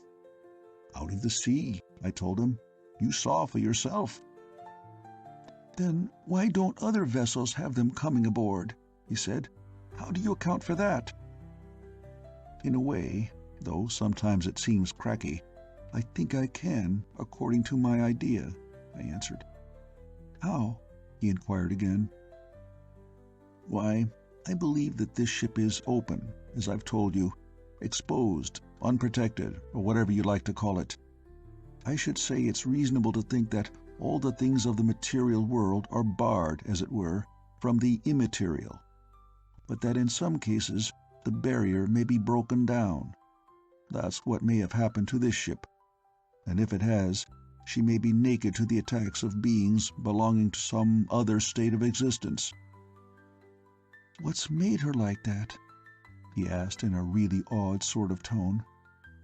The Lord knows, I answered. Perhaps something to do with magnetic stresses, but you'd not understand, and I don't really. And I suppose, inside of me, I don't believe it's anything of the kind for a minute. I'm not built that way. And yet, I don't know. Perhaps there may have been some rotten thing done aboard of her. Or again, it's a heap more likely to be something quite outside of anything I know. If they're immaterial then, they're spirits? He questioned. I don't know, I said. It's so hard to say what I really think, you know. I've got a queer idea that my headpiece likes to think good, but I don't believe my tummy believes it. Go on, he said.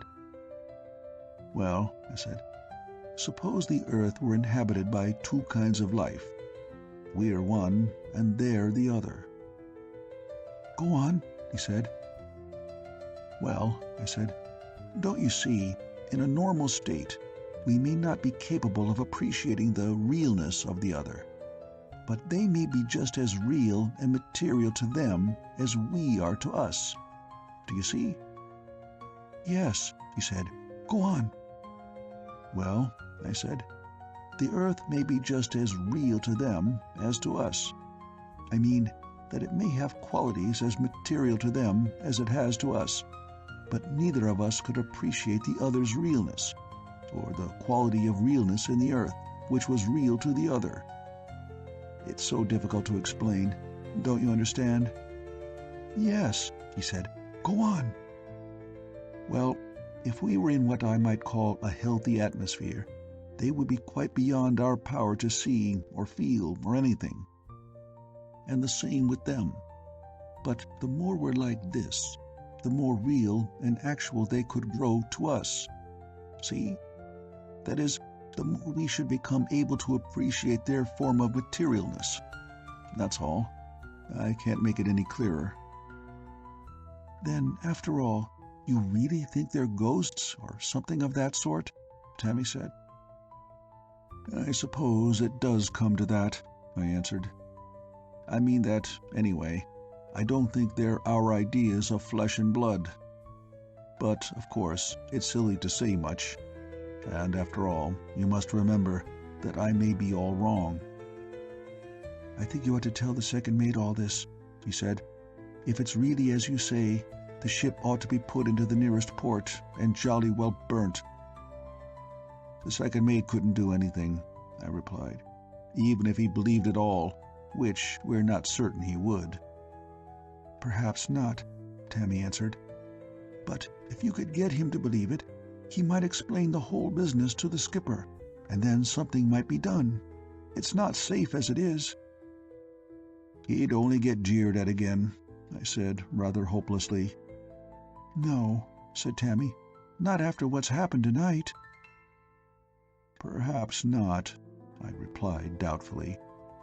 And just then the second mate came back onto the poop, and Tammy cleared away from the wheelbox, leaving me with a worrying feeling that I ought to do something. End of Chapter 6. Chapter 7. The Coming of the Mist and That Which It Ushered. We buried Williams at midday. Poor beggar. It had been so sudden. All day the men were awed and gloomy, and there was a lot of talk about there being a Jonah aboard. If they'd only known what Tommy and I, and perhaps the second mate, knew. And then the next thing came, the mist. I cannot remember now whether it was on the day we buried Williams that we first saw it, or the day after. When first I noticed it, like everybody else aboard, I took it to be some sort of haze, due to the heat of the sun, for it was broad daylight when the thing came. The wind had died away to a light breeze, and I was working at the main rigging, along with Plummer, putting on seizings. "Looks as if 'twere middlin' 'ot," he remarked. "Yes," I said, and for the time took no further notice. Presently he spoke again. "It's getting quite hazy," and his tone showed he was surprised. I glanced up quickly. At first I could see nothing. Then I saw what he meant. The air had a wavy, strange, unnatural appearance. Something like the heated air over the top of an engine's funnel that you can often see when no smoke is coming out. "Must be the heat," I said, "though I don't remember ever seeing anything just like it before." "Nor me," Plummer agreed. It could not have been a minute later when I looked up again and was astonished to find that the whole ship was surrounded by a thinnish haze that quite hid the horizon. "By Jove, Plummer," I said, "how queer." "Yes," he said, looking around. "I've never seen anything like it before, not in these parts." "Heat wouldn't do that," I said. "No," he said doubtfully. We went on with our work again, occasionally exchanging an odd word or two. Presently, after a little time of silence, I bent forward and asked him to pass me up the spike. He stooped and picked it up from the deck, where it had tumbled. As he held it out to me, I saw the stolid expression on his face change suddenly to a look of complete surprise. He opened his mouth. "By gum," he said, "it's gone." I turned quickly and looked, and so it had, the whole sea showing clear and bright, right away to the horizon. I stared at Plummer, and he stared at me. "Well, I'm blowed," he exclaimed. I do not think I made any reply, for I had a sudden, queer feeling that the thing was not right. And then, in a minute, I called myself an ass. But I could not really shake off the feeling. I had another good look at the sea. I had a vague idea that something was different. The sea looked brighter somehow, and the air clearer, I thought, and I missed something. But not much, you know. And it was not until a couple of days later that I knew that it was several vessels on the horizon, which had been quite in sight before the mist, and now were gone. During the rest of the watch, and indeed all day, there was no further sign of anything unusual. Only, when the evening came, in the second dog watch it was, I saw the mist rise faintly, the setting sun shining through it, dim and unreal.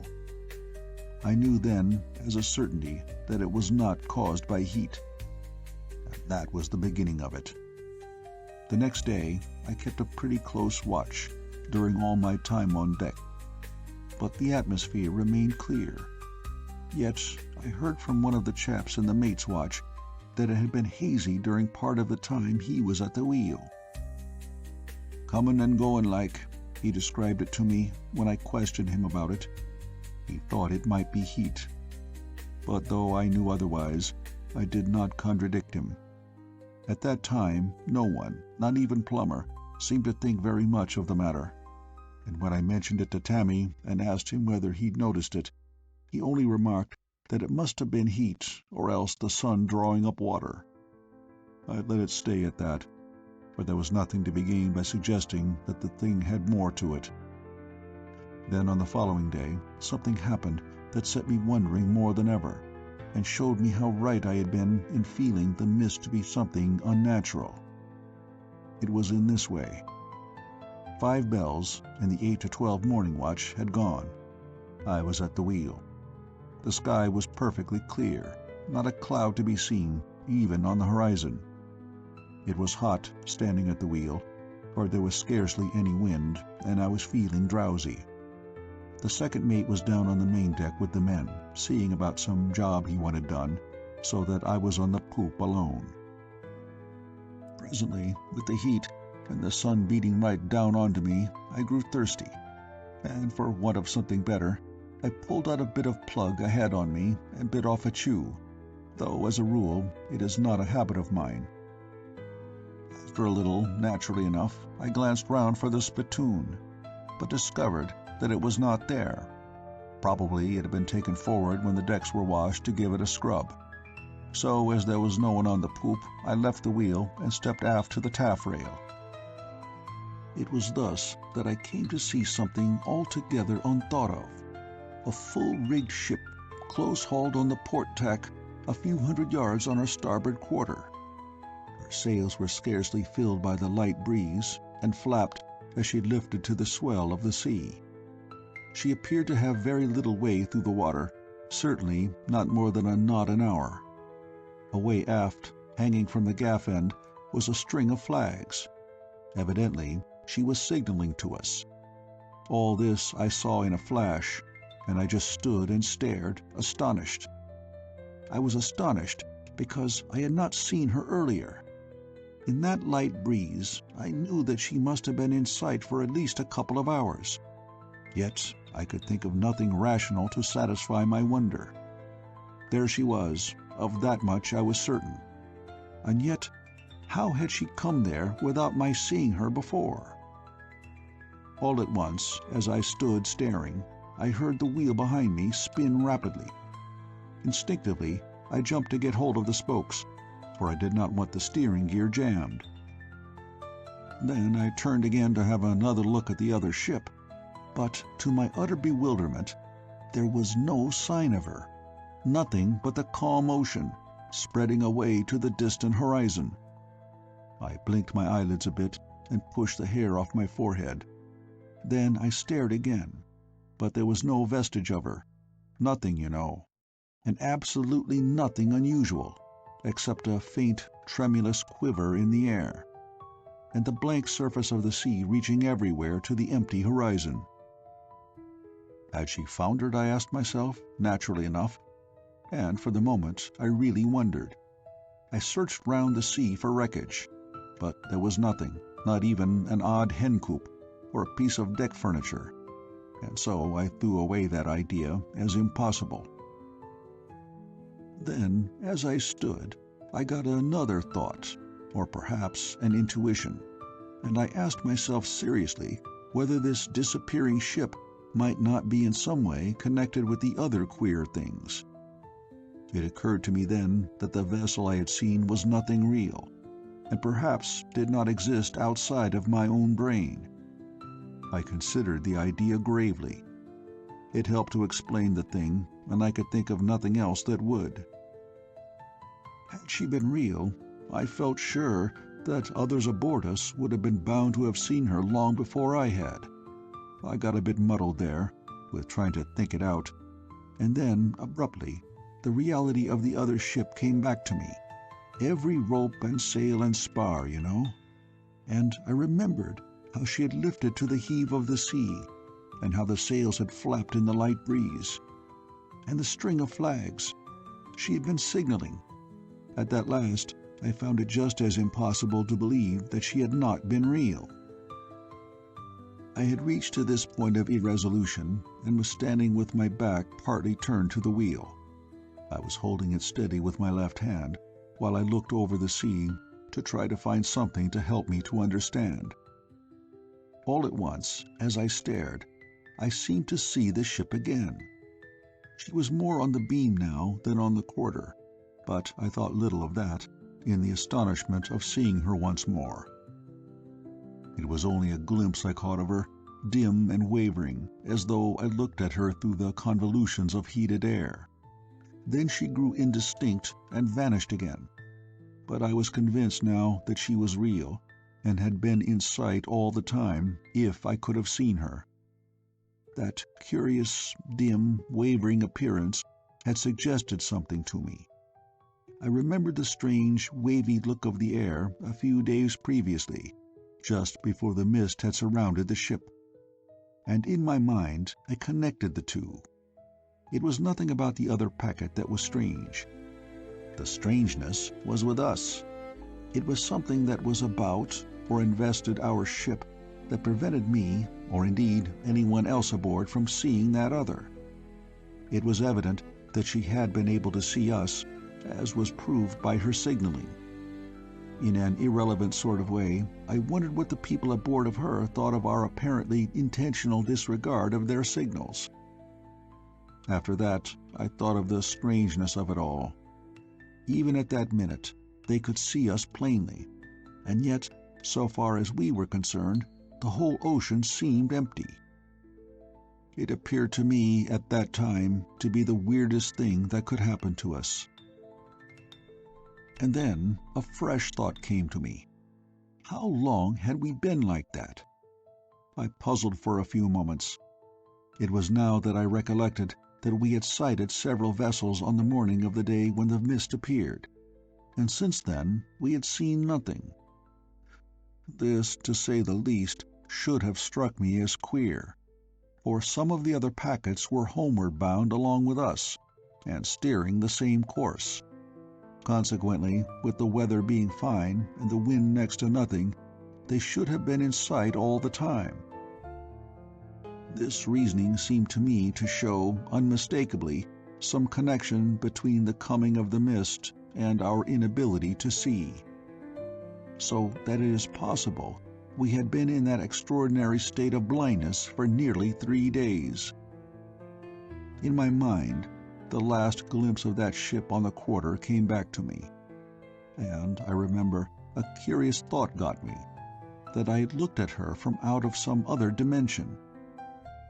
For a while, you know, I really believed the mystery of the idea, and that it might be the actual truth took me, instead of my realizing just all that it might mean. It seemed so exactly to express all the half-defined thoughts that had come since seeing that other packet on the quarter. Suddenly, behind me, there came a rustle and a rattle of the sails, and in the same instant I heard the skipper saying, "Where the devil have you got her to, Jessup?" I whirled round to the wheel. "I don't know, sir," I faltered. I had forgotten even that I was at the wheel. "Don't know?" he shouted. "I should damned well think you don't. Starboard your helm, you fool! You'll have us all aback." "Aye, aye, sir," I answered, and hove the wheel over. I did it almost mechanically, for I was still dazed and had not yet had time to collect my senses. During the following half-minute, I was only conscious, in a confused sort of way, that the old man was ranting at me.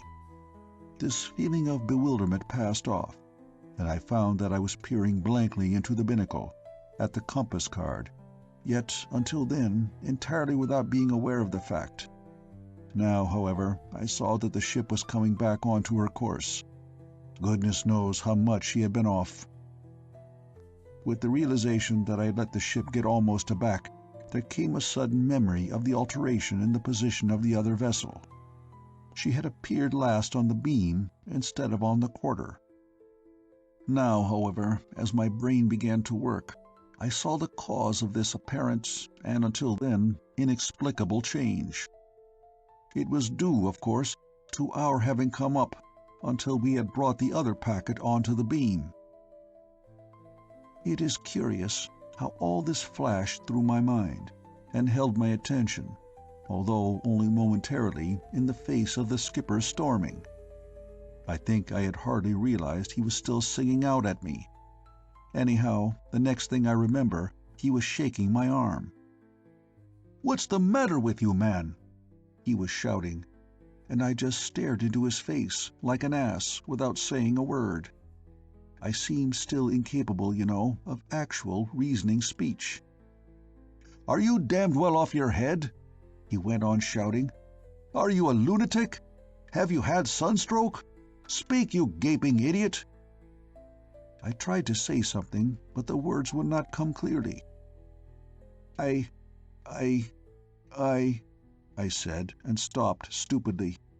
I was all right, really, but I was so bewildered with the thing I had found out, and in a way I seemed almost to have come back out of a distance, "You're a lunatic," he said again. He repeated the statement several times, as if it were the only thing that sufficiently expressed his opinion of me. Then he let go of my arm and stepped back a couple of paces. "I'm not a lunatic," I said with a sudden gasp.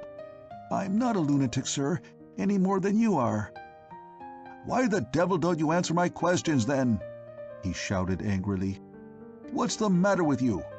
What have you been doing with the ship? Answer me now." "I was looking at that ship away on the starboard quarter, sir," I blurted out. "She's been signaling." "What?" He cut me short with disbelief. "What ship?" He turned quickly and looked over the quarter. Then he wheeled round to me again. "There's no ship. What do you mean by trying to spin up a cover like that?" "There is, sir," I answered. "It's out there." I pointed. "Hold your tongue," he said. "Don't talk rubbish to me. Do you think I'm blind?" "I saw it, sir," I persisted. "Don't you talk back to me," he snapped with a quick burst of temper. "I won't have it." Then, just as suddenly, he was silent. He came a step towards me and stared into my face. I believe the old ass thought I was a bit mad. Anyway, without another word, he went to the break of the poop. "Mr. Tulipson," he sung out. "Yes, sir," I heard the second mate reply. "Send another man to the wheel." "Very good, sir," the second answered. A couple of minutes later, old Jasket came up to relieve me. I gave him the course, and he repeated it. "What's up, mate?" he asked me as I stepped off the grating.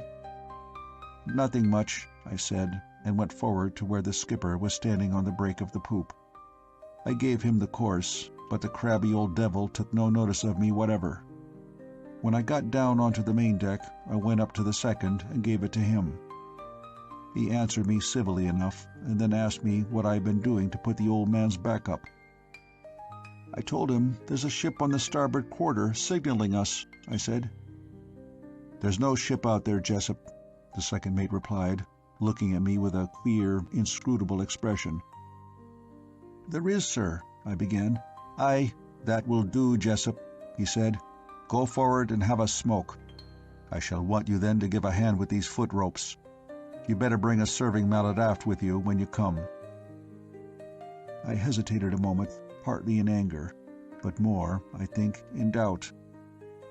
"Aye, aye, sir," I muttered at length, and went forward. End of Chapter 7. Chapter 8. After the Coming of the Mist. After the coming of the mist, things seemed to develop pretty quickly. In the following 2 or 3 days, a good deal happened.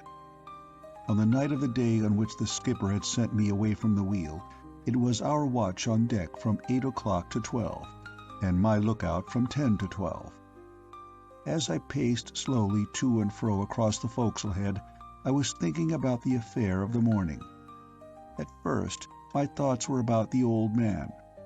I cursed him thoroughly to myself for being a pig-headed old fool, until it occurred to me that if I had been in his place and come on deck to find the ship almost aback, and the fellow at the wheel staring out across the sea instead of attending to his business, I should most certainly have kicked up a thundering row.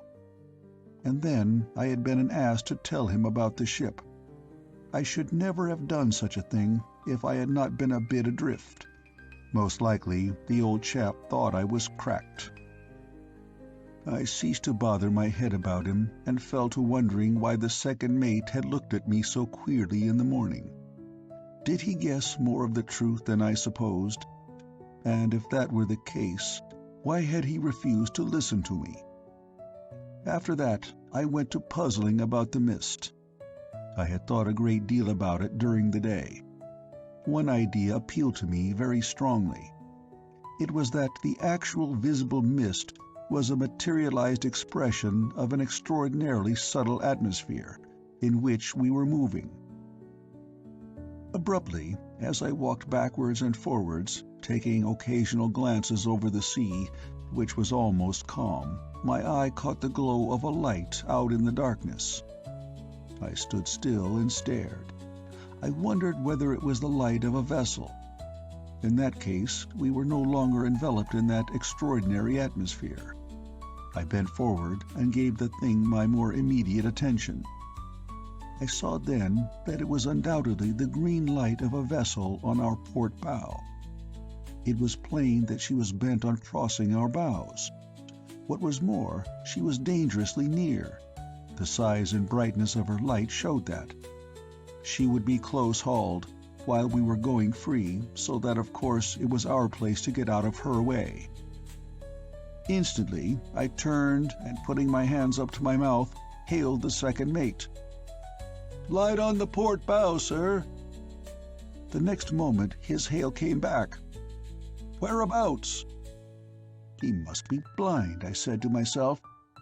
"About 2 points on the bow, sir," I sung out. Then I turned to see whether she had shifted her position at all. Yet, when I came to look, there was no light visible. I ran forward to the bows and leant over the rail and stared, but there was nothing, absolutely nothing, except the darkness all about us. For perhaps a few seconds I stood thus, and a suspicion swept across me that the whole business was practically a repetition of the affair of the morning. Evidently, the impalpable something that invested the ship had thinned for an instant, thus allowing me to see the light ahead. Now it had closed again. Yet, whether I could see or not, I did not doubt the fact that there was a vessel ahead, and very close ahead too. We might run on top of her any minute. My only hope was that, seeing we were not getting out of her way, she had put her helm up so as to let us pass, with the intention of then crossing under our stern. I waited, pretty anxiously, watching and listening. Then, all at once, I heard steps coming along the deck forward, and the prentice, whose timekeeping it was, came up on the forecastle head. "The second mate says he can't see any light, Jessup," he said, coming over to where I stood. "Whereabouts is it?" "I don't know," I answered. "I've lost sight of it myself. It was a green light, about a couple of points on the port bow. It seemed fairly close."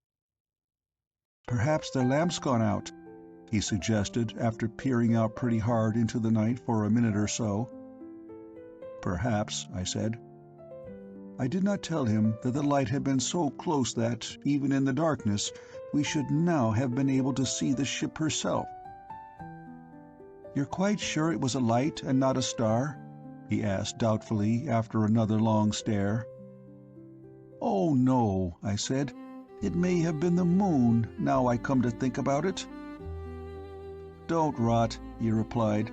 "It's easy enough to make a mistake. What shall I say to the second mate?" "Tell him it's disappeared, of course." "Where to?" he asked. "How the devil should I know?" I told him. "Don't ask silly questions." "All right, keep your rag in," he said, and went aft to report to the second mate. 5 minutes later, it might have been, I saw the light again. It was broad on the bow and told me plainly enough that she had up with her helm to escape being run down.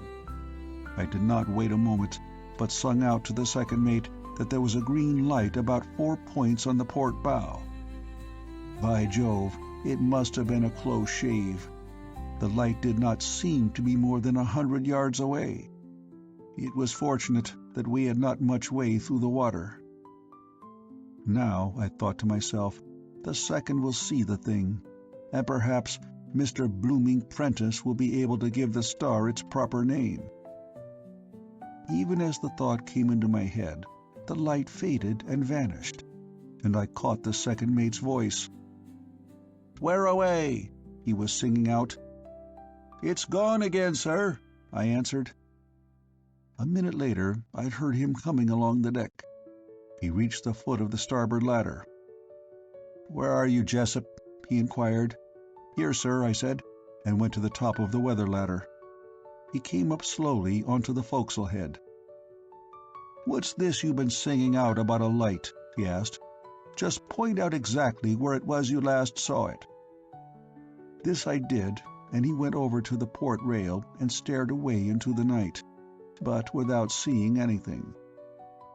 "It's gone, sir," I ventured to remind him, "though I've seen it twice now, once about a couple of points on the bow, and this last time broad away on the bow, but it disappeared both times almost at once." "I don't understand it at all, Jessup," he said in a puzzled voice. "Are you sure it was a ship's light?" "Yes, sir, a green light. It was quite close." "I don't understand," he said again. "Run aft and ask the prentice to pass you down my night glasses. Be as smart as you can." "Aye, aye, sir," I replied and ran aft. In less than a minute, I was back with his binoculars, and with them he stared for some time at the sea to leeward. All at once he dropped them to his side and faced round on me with a sudden question. "Where's she gone to? If she shifted her bearing as quickly as all that, she must be precious close. We should be able to see her spars and sails, or her cabin light, or her binnacle light, or something." "It's queer, sir," I assented. "Damned queer," he said. "So damned queer that I'm inclined to think you've made a mistake." "No, sir, I'm certain it was a light." "Where's the ship, then?" he asked. "I can't say, sir. That's just what's been puzzling me." The second said nothing in reply, but took a couple of quick turns across the forecastle head, stopping at the port rail and taking another look to leeward through his night glasses. Perhaps a minute he stood there. Then, without a word, he went down the lee ladder and away aft along the main deck to the poop. "He's jolly well puzzled," I thought to myself, "or else he thinks I've been imagining things. Either way, I guessed he'd think that." In a little, I began to wonder whether, after all, he had any idea of what might be the truth. One minute I would feel certain he had, and the next I was just as sure that he guessed nothing. I got one of my fits of asking myself whether it would not have been better to have told him everything. It seemed to me that he must have seen sufficient to make him inclined to listen to me, and yet I could not by any means be certain. I might only have been making an ass of myself in his eyes, or set him thinking I was dotty. I was walking about the forecastle head, feeling like this, when I saw the light for the third time. It was very bright and big, and I could see it move, as I watched. This again showed me that it must be very close. Surely, I thought, the second mate must see it now for himself. I did not sing out this time right away. I thought I would let the second see for himself that I had not been mistaken. Besides, I was not going to risk its vanishing again the instant I had spoken. For quite half a minute I watched it, and there was no sign of its disappearing. Every moment I expected to hear the second mate's hail, showing that he had spotted it at last, but none came. I could stand it no longer, and I ran to the rail on the after part of the forecastle head. "Green light a little abaft the beam, sir," I hung out at the top of my voice. But I had waited too long. Even as I shouted, the light blurred and vanished. I stamped my foot and swore. The thing was making a fool of me. Yet I had a faint hope that those aft had seen it just before it disappeared. But this I knew was vain. Directly I heard the second's voice. "Light be damned!" he shouted. Then he blew his whistle, and one of the men ran aft, out of the forecastle, to see what it was he wanted. "Whose next lookout is it?" I heard him ask. "Jasket, sir." "Then tell Jasket to relieve Jessup at once. Do you hear?" "Yes, sir," said the man, and came forward. In a minute Jasket stumbled up onto the forecastle head. "What's up, mate?" he asked sleepily. "It's that fool of a second mate," I said savagely. "I've reported a light to him 3 times, and because the blind fool can't see it, he sent you up to relieve me." "Where is it, mate?" he inquired. He looked round at the dark sea. "I don't see no light," he remarked after a few moments. "No," I said, "it's gone." "Eh?" he inquired. "It's gone," I repeated irritably. He turned and regarded me silently through the dark. "I'd go and have a sleep, mate," he said at length. "I've been that way myself. There's nothing like a snooze when yer gets like that." "What?" I said. "Like what?" "It's all right, mate. You'll be all right in the morning. Don't you worry about me." His tone was sympathetic. "Hell," was all I said, and walked down off the forecastle head. I wondered whether the old fellow thought I was going silly. "Have a sleep, by Jove," I muttered to myself. "I wonder who'd feel like having a sleep after what I've seen and stood today." I felt rotten, with no one understanding what was really the matter. I seemed to be all alone, through the things I had learnt. Then the thought came to me to go aft and talk the matter over with Tammy. I knew he would be able to understand, of course, and it would be such a relief. On the impulse, I turned and went aft, along the deck to the prentice's berth. As I neared the break of the poop, I looked up and saw the dark shape of the second mate leaning over the rail above me. "Who's that?" he asked. "It's Jessup, sir," I said. "What do you want in this part of the ship?" he inquired. "I'd come aft to speak to Tammy, sir," I replied. "You go along forward and turn in," he said, not altogether unkindly. "A sleep will do you more good than yarning about. You know, you're getting to fancy things too much." "I'm sure I'm not, sir. I'm perfectly well. That will do," he interrupted sharply. "You go and have a sleep." I gave a short curse under my breath and went slowly forward. I was getting maddened with being treated as if I were not quite sane. "By God," I said to myself, "wait till the fools know what I know. Just wait." I entered the forecastle through the port doorway and went across to my chest and sat down. I felt angry and tired and miserable. Quoin and Plummer were sitting close by, playing cards and smoking.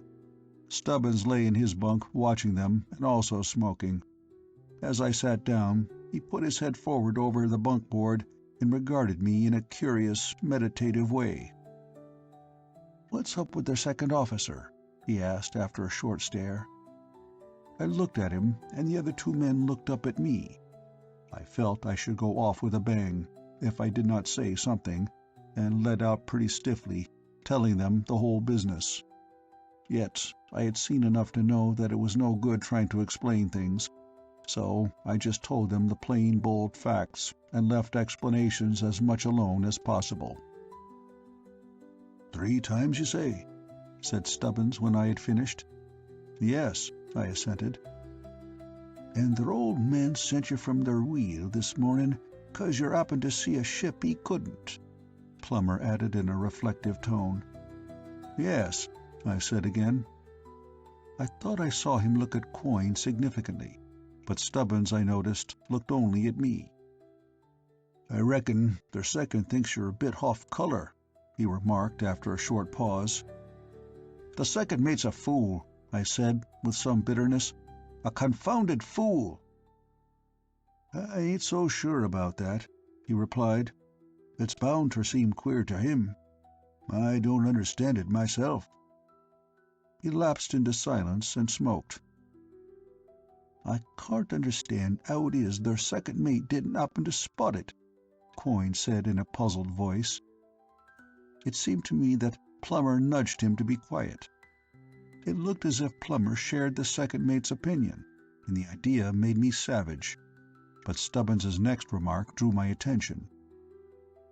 "I don't understand it," he said again, speaking with deliberation. "All they're saying, their second should have savvied enough not to have slung you off their lookout." He nodded his head slowly, keeping his gaze fixed on my face. "How do you mean?" I asked, puzzled, yet with a vague sense that the man understood more perhaps than I had hitherto thought. "I mean, what's their second so blessed cocksure about?" He took a draw at his pipe, removed it, and leant forward somewhat over his bunk-board. "Didn't he say nothing ter you after you came hoff their lookout?" he asked. "Yes," I replied. "He spotted me going aft. He told me I was getting to imagining things too much. He said I'd better come forward and get a sleep." "And what did you say?" "Nothing. I came forward." "Why didn't you bloomin' well harsk him if he weren't doing their imagining trick when he sent us chasing up their main, after that bogeyman of his?" "I never thought of it," I told him.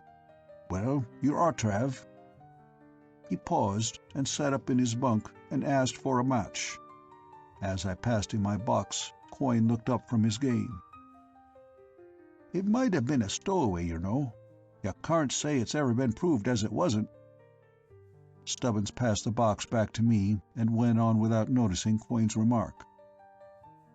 "Told you to go and have a snooze, did he? I don't understand what he's bluffing at." "How do you mean, bluffing?" I asked. He nodded his head sagely. "It's my idea he knows you saw that light just as bloomin' well as I do."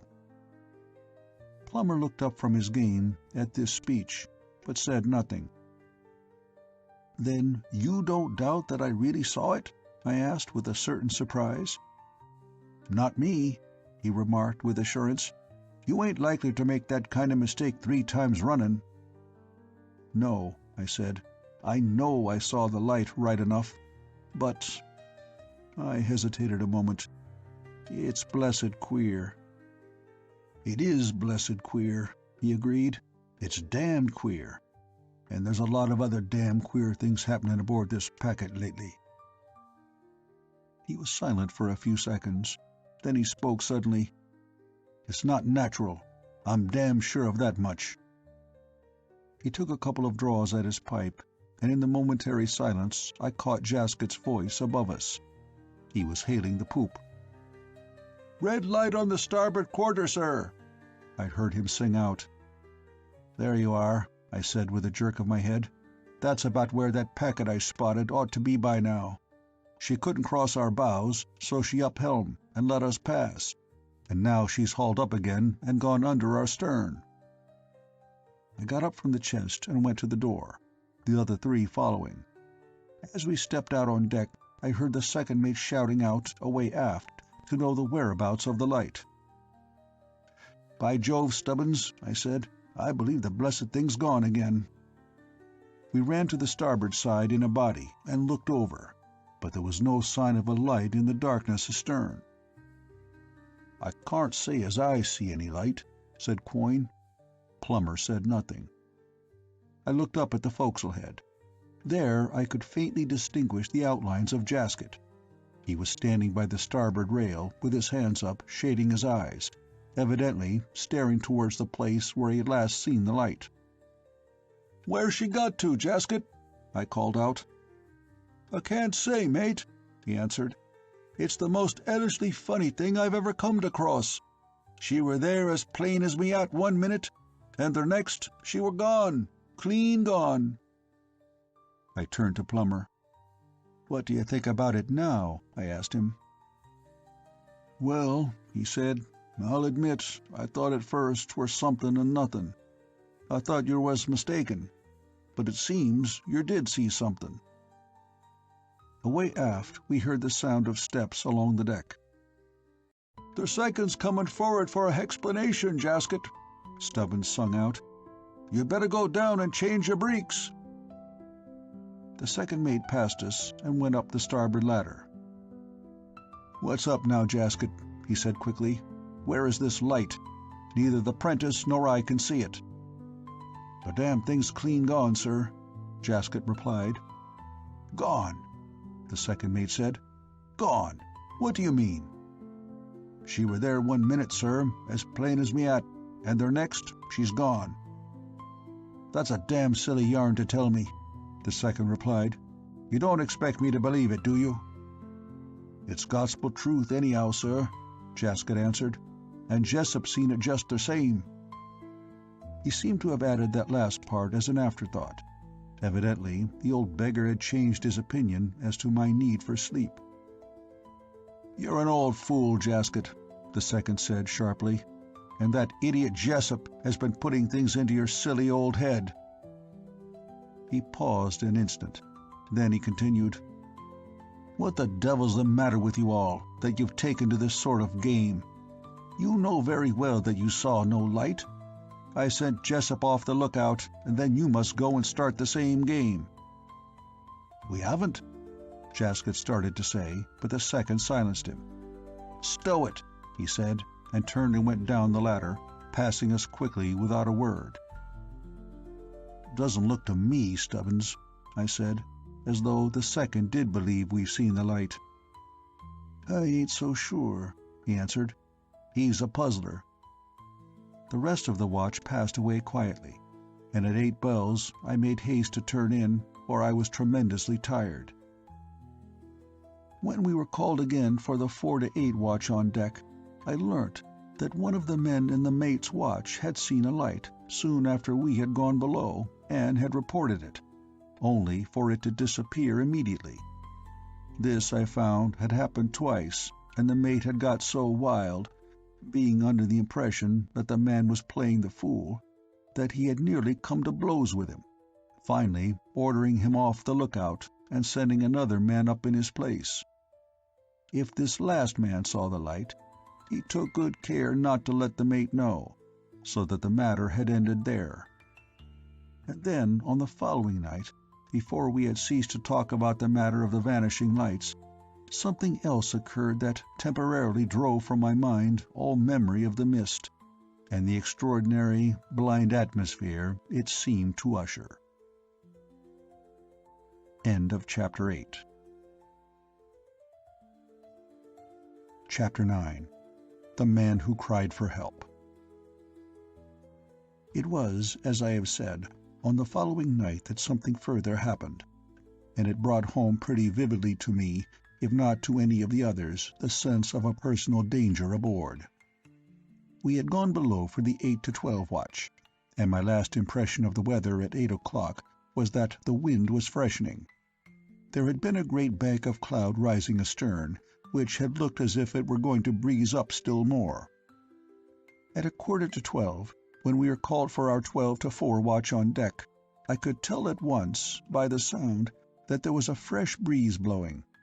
At the same time, I heard the voices of the men on the other watch singing out as they hauled on the ropes.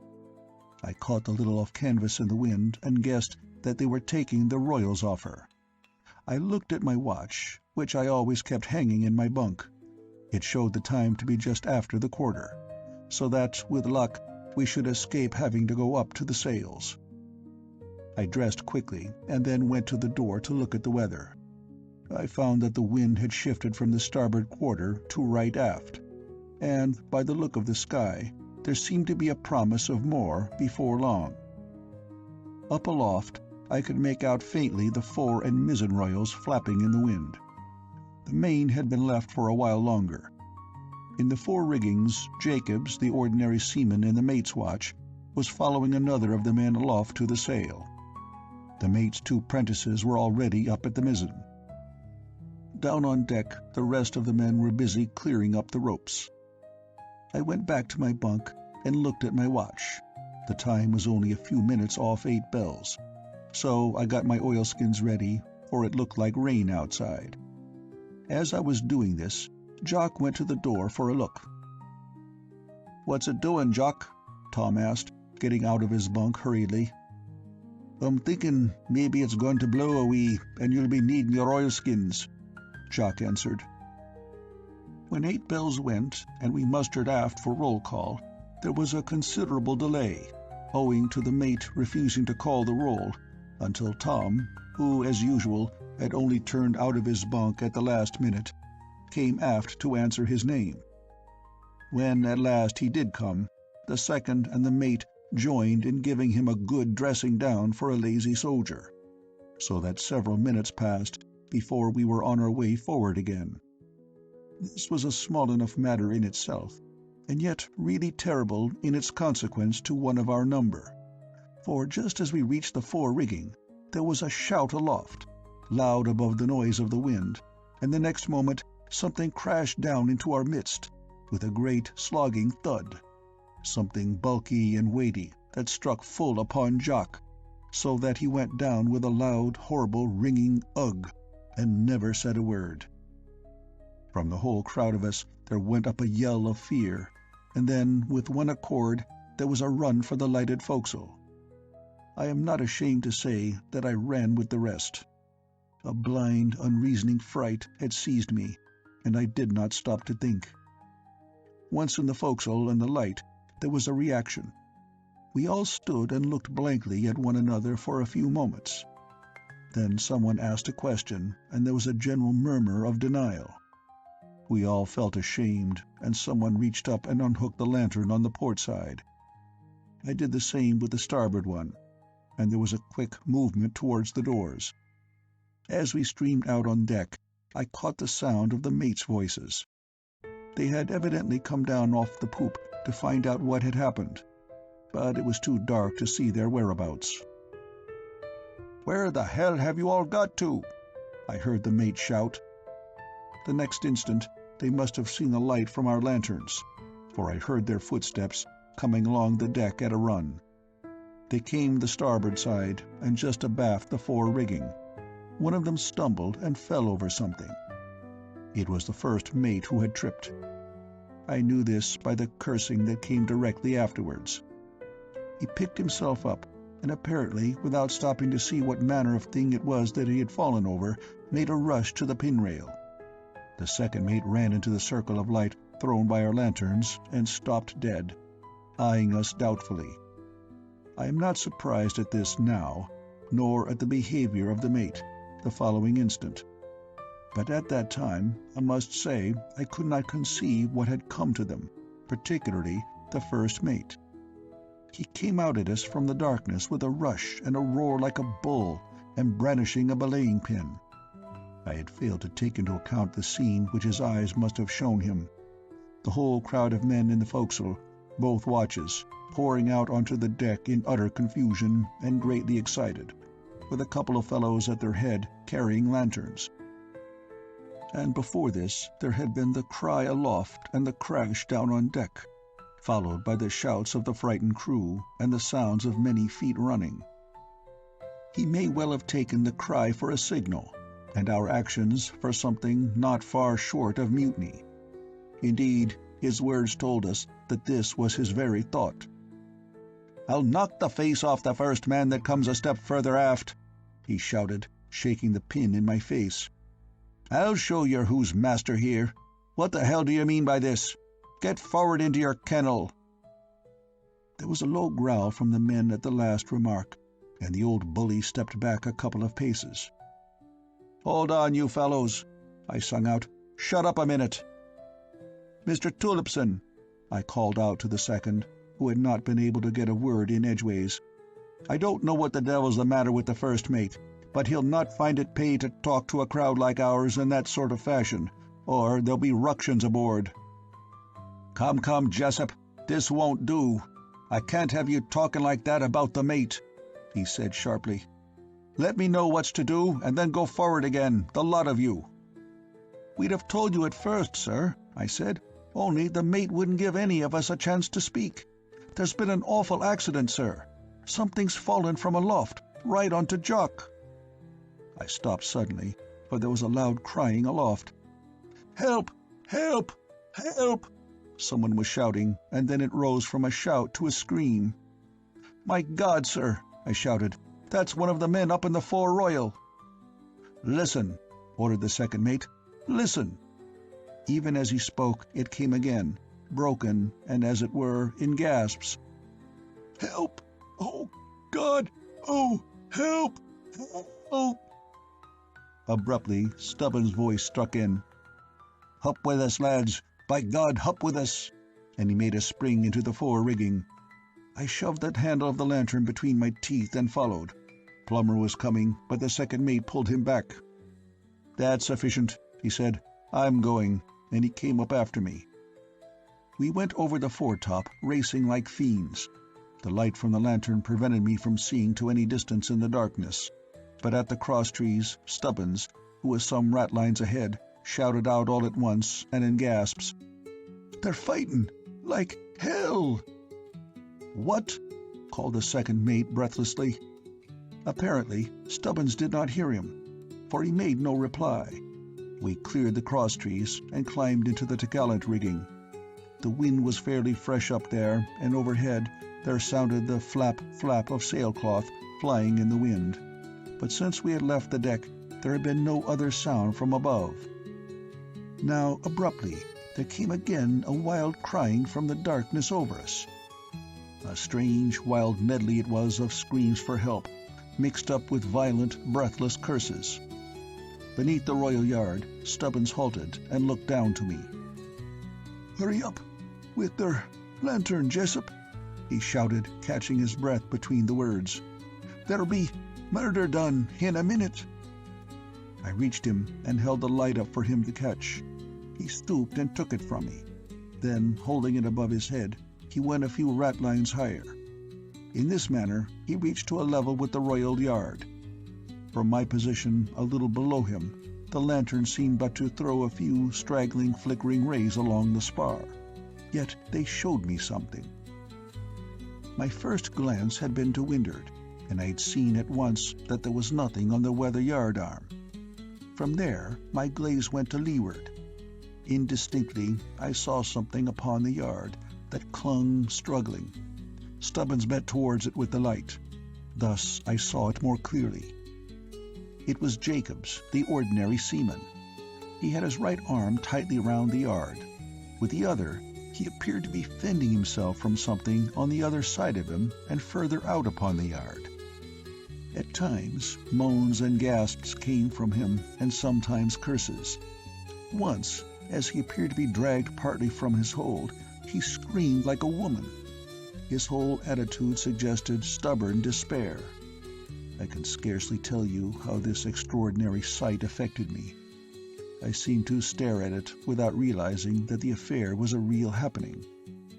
During the few seconds which I had spent staring and breathless, Stubbins had climbed round the after side of the mast, and now I began again to follow him.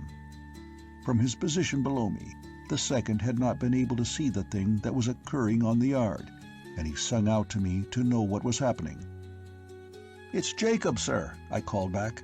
"He seems to be fighting with someone to leeward of him. I can't see very plainly yet." Stubbins had got round onto the lee foot-rope, and now he held the lantern up, peering, and I made my way quickly alongside of him. The second mate followed, but instead of getting down onto the foot-rope, he got onto the yard and stood there holding onto the tie. He sung out for one of us to pass him up the lantern, which I did, Stubbins handing it to me. The second held it out at arm's length, so that it lit up the lee part of the yard. The light showed through the darkness, so far as to where Jacob struggled so weirdly. Beyond him, nothing was distinct.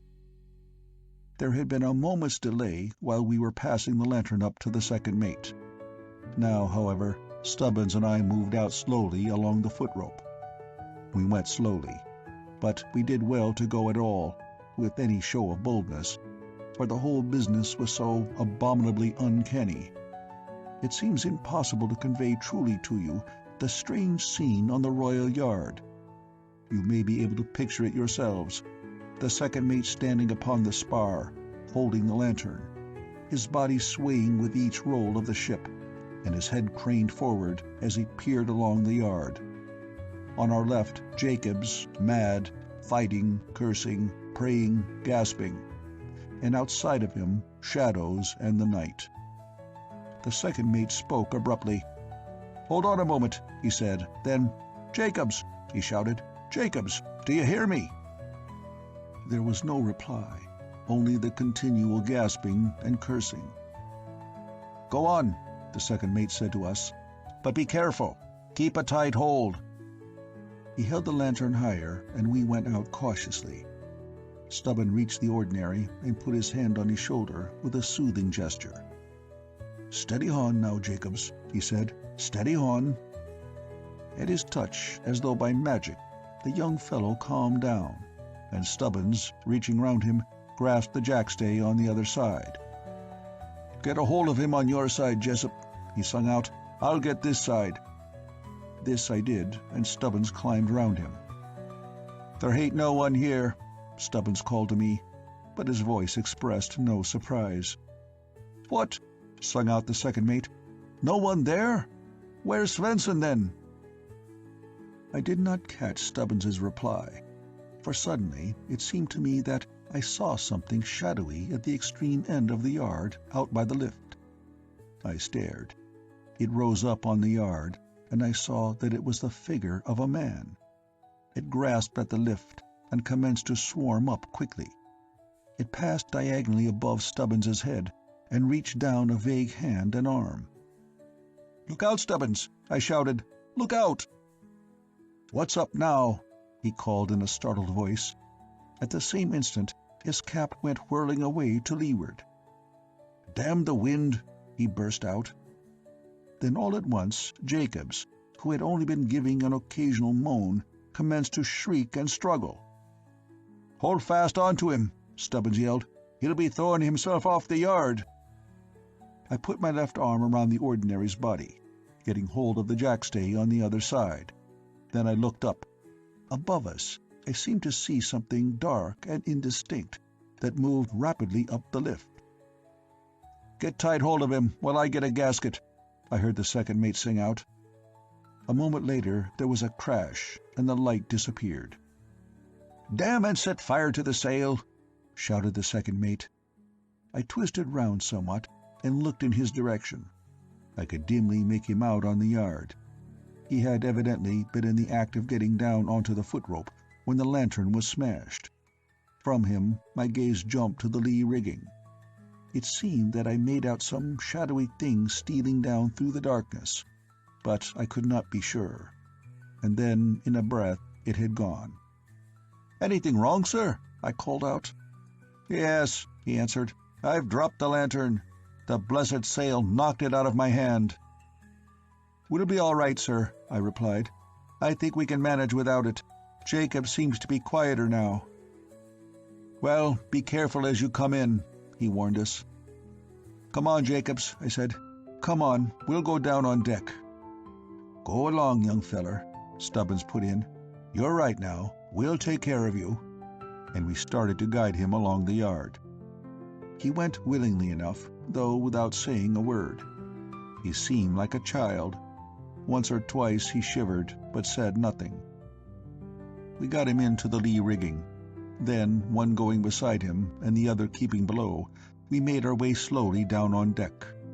We went very slowly, so slowly, in fact, that the second mate, who had stayed a minute to shove the gasket round the lee side of the sail, was almost as soon down. "Take Jacobs forward to his bunk," he said, and went away aft to where a crowd of the men, one with a lantern, stood round the door of an empty berth under the break of the poop on the starboard side. We hurried forward to the forecastle. There we found all in darkness. "They're aft with Jock and Svensson." Stubbins had hesitated an instant before saying the name. "Yes," I replied. "That's what it must have been, right enough." "I kind of knew it all the time," he said. I stepped in through the doorway and struck a match. Stubbins followed, guiding Jacobs before him, and together we got him into his bunk. We covered him up with his blankets, for he was pretty shivery. Then we came out. During the whole time, he had not spoken a word. As we went aft, Stubbins remarked that he thought the business must have made him a bit dotty. "It's driven him clean barmy," he went on. "He don't understand a word that's said to him." "He may be different in the morning," I answered. As we neared the poop and the crowd of waiting men, he spoke again. "They've put him hinter the second empty berth." "Yes," I said. "Poor beggars." We reached the other men, and they opened out and allowed us to get near the door. Several of them asked in low tones whether Jacobs was all right, and I told them yes, not saying anything then about his condition. I got close up to the doorway and looked into the berth. The lamp was lit, and I could see plainly. There were 2 bunks in the place, and a man had been laid in each. The skipper was there, leaning up against a bulkhead.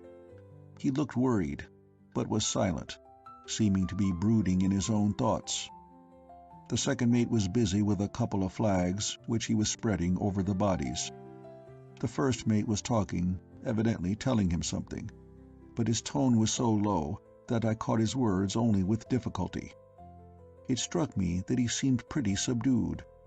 I got parts of his sentences in patches, as it were. "Broken," I heard him say, "and the Dutchman." "I've seen him," the second mate said shortly. "2 straight off the reel," said the mate. 3 in. The second made no reply. "Of course you know, accident," the first mate went on. "Is it?" the second said in a queer voice.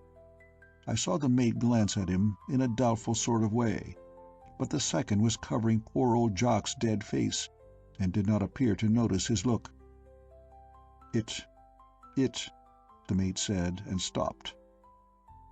After a moment's hesitation, he said something further that I could not catch, but there seemed a lot of funk in his voice.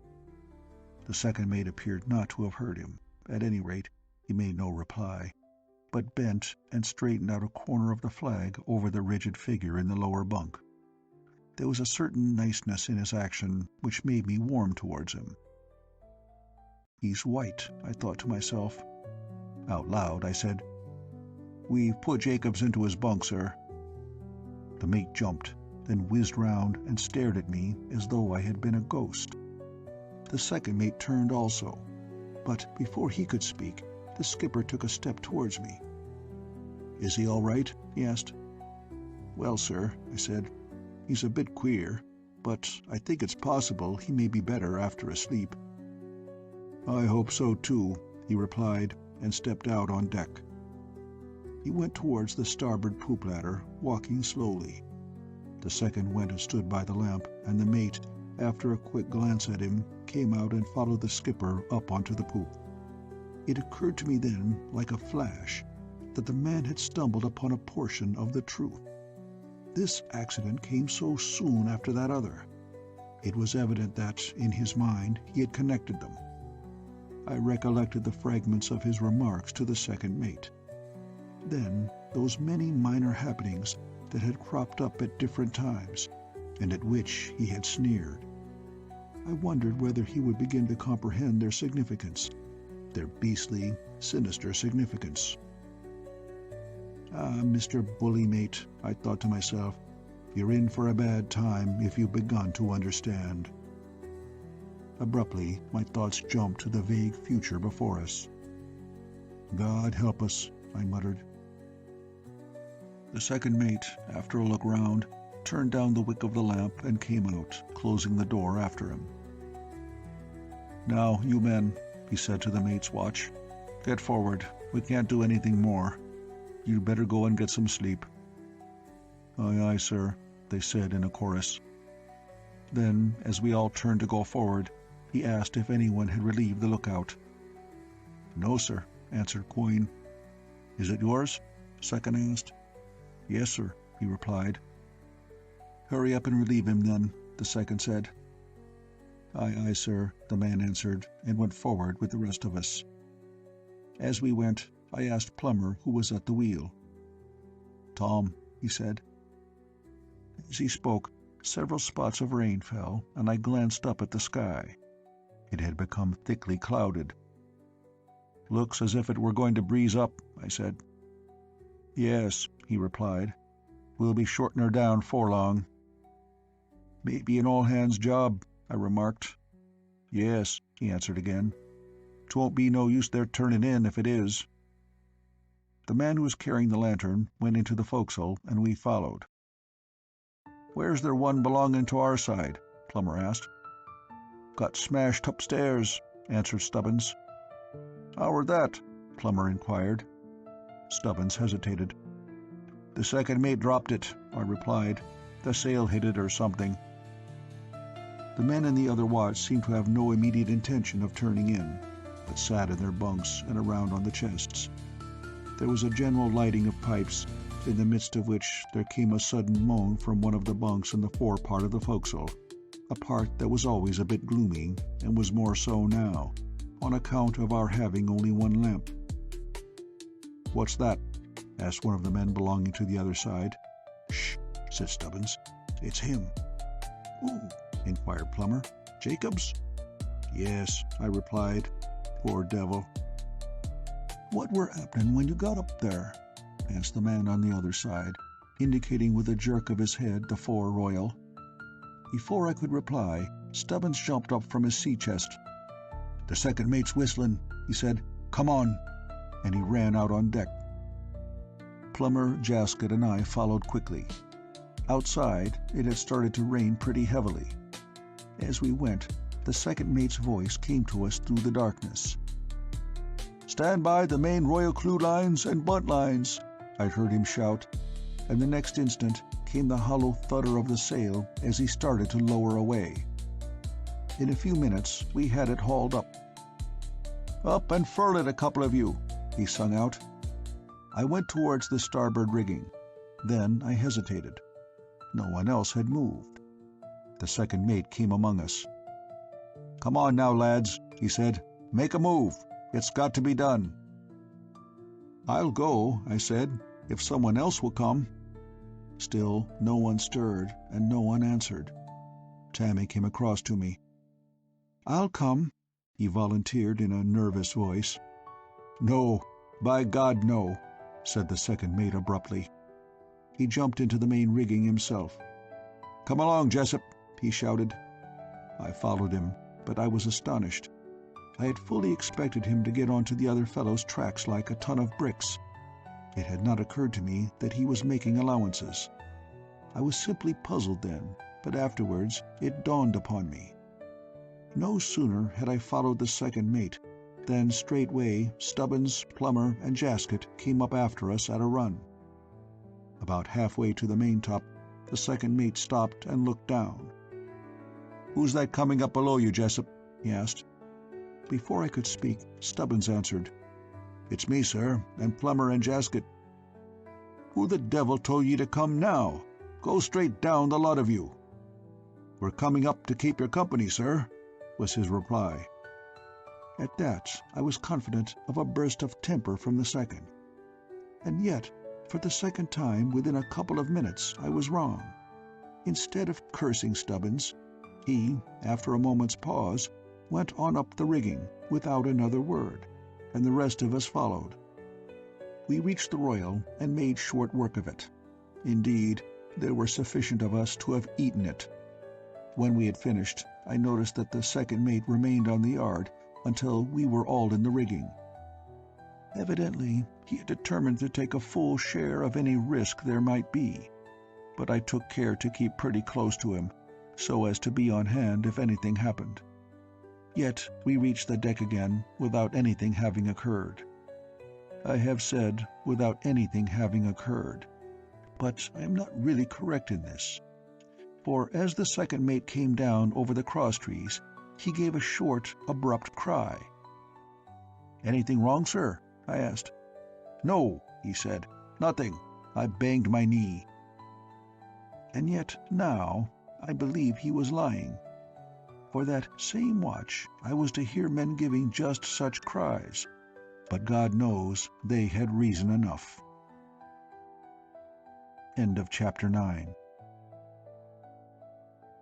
Chapter 10. Hands That Plucked. Directly we reached the deck, the second mate gave the order, "Mizzen t'gallant clewlines and buntlines," and led the way up onto the poop. He went and stood by the halyards, ready to lower away.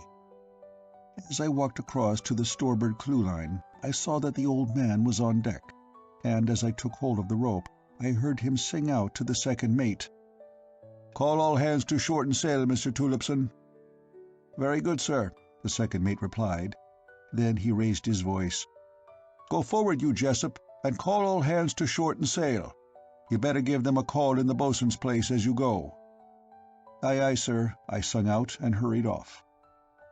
As I went, I heard him tell Tammy to go down and call the mate. Reaching the forecastle, I put my head in through the starboard doorway and found some of the men beginning to turn in. "It's all hands on deck, shorten sail," I sung out. I stepped inside. "Just what I said," grumbled one of the men. "They don't damn well think we're going aloft tonight after what's happened?" asked another. "We've been up to the main royal," I answered. "The second mate went with us." "What?" said the first man. "Their second mate hisself?" "Yes," I replied. "The whole blooming watch went up." "And what happened?" he asked. "Nothing," I said. "Nothing at all. We just made a mouthful apiece of it and came down again." "All the same," remarked the second man, "I don't fancy going upstairs after what's happened." "Well," I replied, "it's not a matter of fancy. We've got to get the sail off her or there'll be a mess. One of the prentices told me the glass is falling." "Come along, boys, we've got to do it," said one of the older men, rising from a chest at this point. "What's it doing outside, mate?"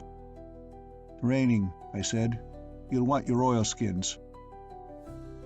I hesitated a moment before going on deck again.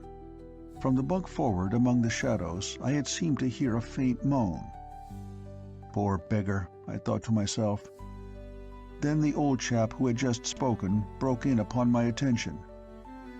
"It's all right, mate," he said rather testily. "You needn't wait. We'll be out in a minute." "That's all right. I wasn't thinking about you lot," I replied, and walked forward to Jacobs's bunk. Some time before, he had rigged up a pair of curtains, cut out of an old sack to keep off the draft. These someone had drawn so that I had to pull him aside to see him. He was lying on his back, breathing in a queer, jerky fashion. I could not see his face plainly, but it seemed rather pale in the half-light. "Jacobs," I said. "Jacobs, how do you feel now?" But he made no sign to show me that he had heard me, and so after a few moments I drew the curtains to again and left him. "What like does he seem?" asked one of the fellows as I went towards the door. "Bad," I said. "Damn bad. I think the steward ought to be told to come and have a look at him. I'll mention it to the second when I get a chance." I stepped out on deck and ran aft again to give them a hand with the sail.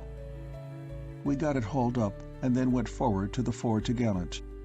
And a minute later the other watch were out, and, with the mate, we were busy at the main. By the time the main was ready for making fast, we had the fore hauled up, so that now all 3 topgallants were in the ropes and ready for stowing. Then came the order, "Up aloft and furl!" "Up with you, lads," the second man said. "Don't let's have any hanging back this time."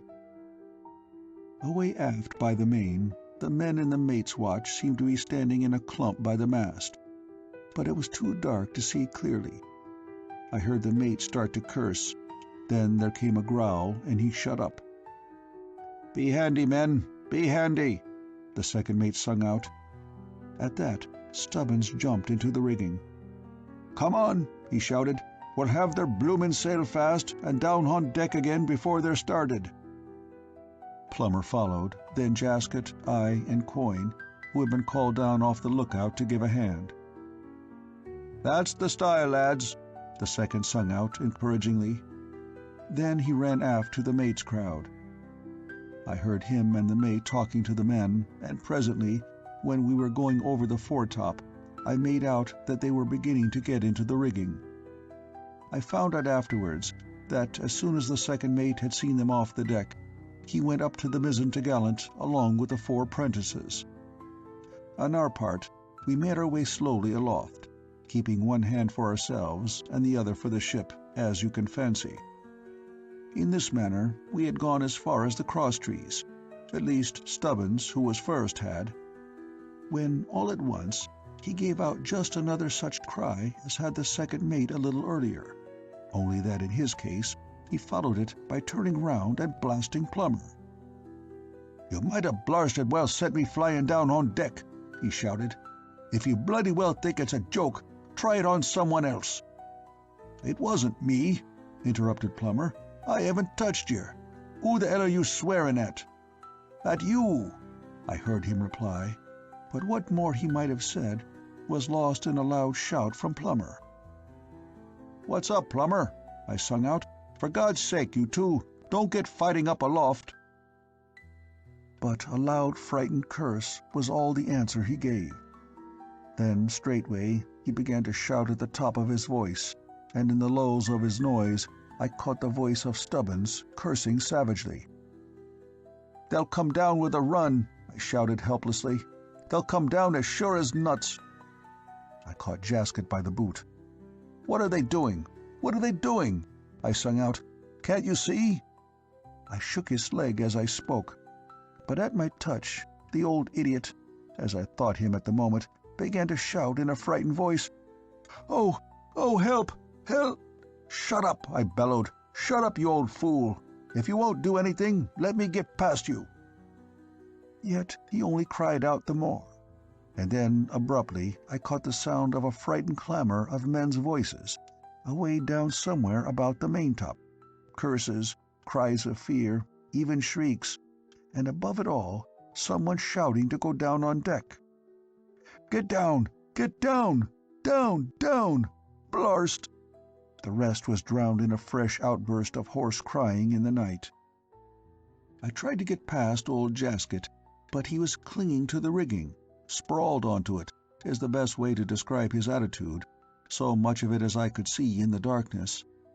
Up above him, Stubbins and Plummer still shouted and cursed, and the shrouds quivered and shook as though the two were fighting desperately. Stubbins seemed to be shouting something definite, but whatever it was I could not catch. At my helplessness I grew angry and shook and prodded Jasket to make him move. "Damn you, Jasket!" I roared. "Damn you for a funky old fool! Let me get past! Let me get past, will you?" But instead of letting me pass, I found that he was beginning to make his way down. At that I caught him by the slack of his trousers near the stern with my right hand, and with the other I got hold of the after shroud somewhere above his left hip. By these means I fairly hoisted myself up onto the fellow's back.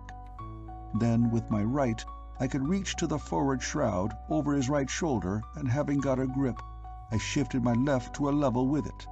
At the same moment I was able to get my foot onto the splice of a ratline and so give myself a further lift. Then I paused an instant and glanced up. "Stubbins! Stubbins!" I shouted. "Plummer! Plummer!" But even as I called, Plummer's foot, reaching down through the gloom, alighted full on my upturned face. I let go from the rigging with my right hand and struck furiously at his leg, cursing him for his clumsiness. He lifted his foot, and in the same instant a sentence from Stubbins floated down to me, with a strange distinctness. "For God's sake, tell him to get down on deck!" he was shouting. Even as the words came to me, something in the darkness gripped my waist. I made a desperate clutch at the rigging with my disengaged right hand, and it was well for me that I secured the hold so quickly. For the same instant, I was wrenched at with a brutal ferocity that appalled me. I said nothing, but lashed out into the night with my left foot.